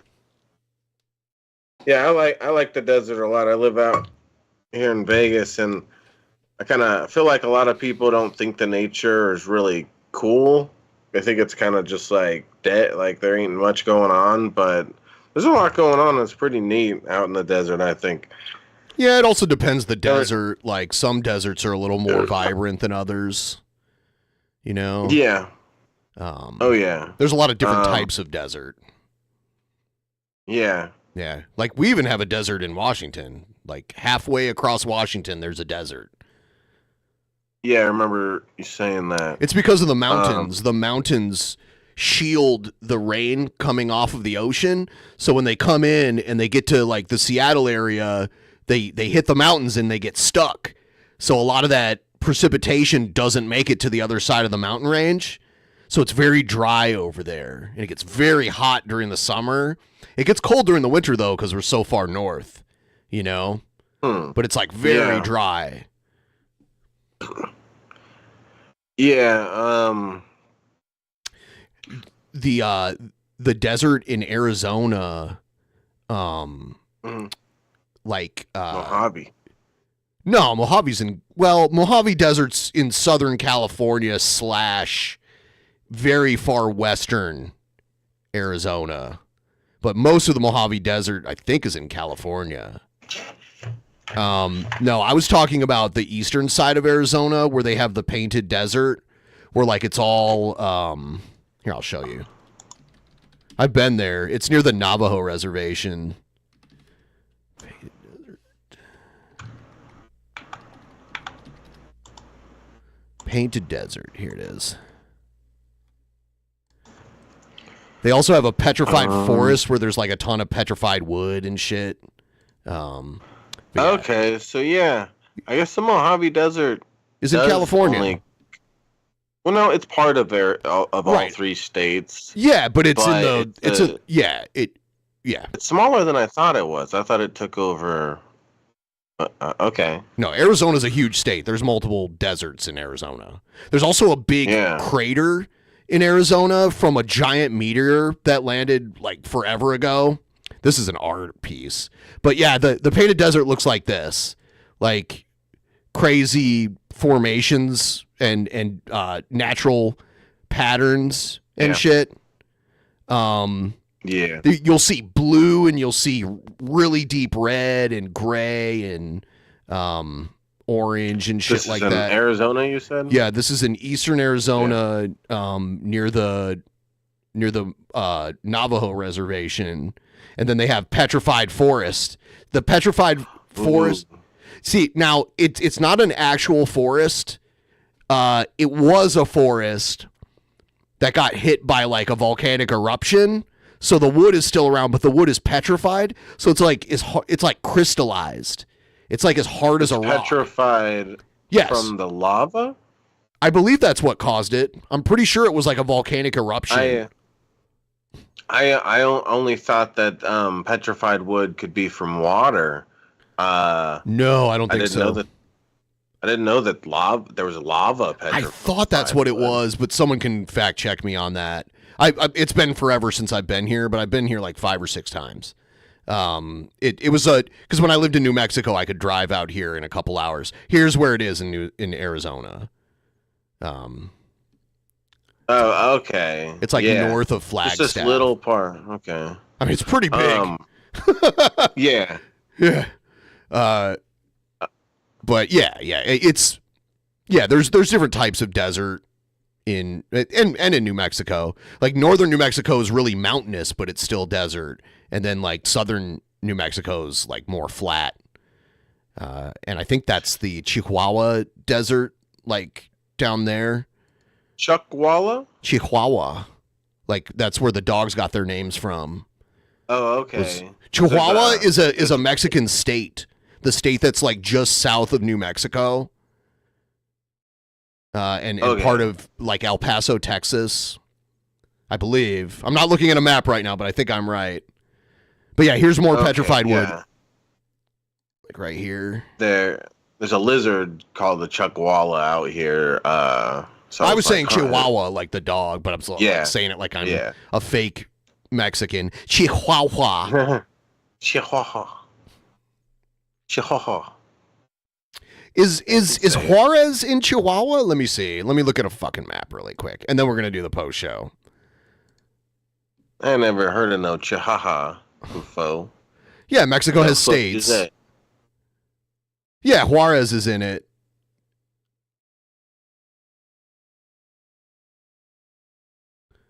I see. Yeah, there it is. Yeah, okay. Maybe put a couple links in the chat real quick. Links for the Patreon thing? For Patreon. All right, yeah, I'll drop it in the chat if you guys would be so kind. It helps support the show. You'll get some extra content. Some people like it when we shit on Sturges, and that's what I'm going to do. And that was just a random plan. I'm not going to make every post show about Sturges. The last one was too, though. There it is right there. I'll even replace it with the pinned. Yeah, go there. We'll give you guys a little bit to come around and sign up. It's $10, but I think there's still a promo available. Let me see if there's a promo, because I think that might. You said it was. Yeah, you said it was until the 15th or something. Yeah, let me see. You said something like that. So, yes, yeah, it should be there. You're right. It's actually it's until the 7th. It's active until the 7th. Oh. So still a few days left on it, and there's a code that you can use at checkout to get 15% off. It's it's D like Delta, 53, B like Bravo, A like Alpha, D53BA. You can go there and get 15% off if you use that code. All the cool kids are doing it. Oh, yeah. Sturge-tacular. Oh, yeah, and I got to pin that shit. Some people find the Patreon, landscape, if they're not used to it, they have trouble, finding everything. There's a feed. If you're unfamiliar, there's a feed, and I always pin the newest thing to the top. So if you're there for the newest thing, you should just look at the top. You'll see, links to the show. And then if you're looking for older stuff, there's a collections tab where I have everything categorized into different collections. And that's where you can go to if you want a private show, if you want post show, if you want the movie reviews, they're all categorized that way. There's 163 private shows and there's 307 post shows. The one we're about to do is the 307th one. Whoa. So, yeah. Whoa. There's a few post shows from a few years ago that were longer than the actual episode of DP. We had one with Adam from Your Movie Sucks, and we did it for 5 hours. We did a 5-hour post show with Adam for Your Movie Sucks because the regular show ended and we just kept going all night. So... yeah, there's a few out there that are pretty long. Did Shabs review The Hobbit? He didn't, but I'm going to get him in the movie review this month. I'll get him to do it with me. That was a solo one. But yes, there is it was the animated version of The Hobbit from the 70s. It's pretty cool. I like the animation style for it, so yeah. Yeah, and with the reviews now, I'm going to kind of sum up how I feel, at the end of the movie, instead of just ending it, I'm going to sum up how I feel about the movie, what I liked, what I didn't like, and give it a 1 to 10 score. I want to start doing that. And I think it's doing them live. I don't really think it's necessary to do those live. So I'll probably just start pre-recording the reviews because doing them live just really doesn't make sense. They don't need to be live. So not all of the Patreon content needs to be live. You know what I'm saying, bro? Not all of it. I guess. I prefer doing stuff like that live, but yeah. I'd rather just react to the movie instead of getting distracted by a chat. I don't need the chat to talk to when I'm supposed to be watching a movie and reacting to it. So, but yeah, we're going to go do the post show now. So I will see all of you guys there. See, Yeah, go there now. Go there now. Go there now.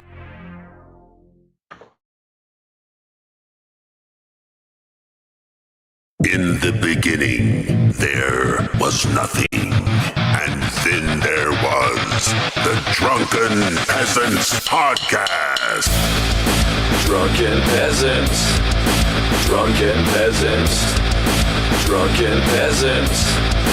Drunken Peasants. From the strangest corners of the internet, gonna get TP'd by Billy and Ben. You know where you can find them at. Get ready, cause they're gonna kick your... Drunken Peasants. Drunken Peasants. Drunken Peasants. Drunken Peasants.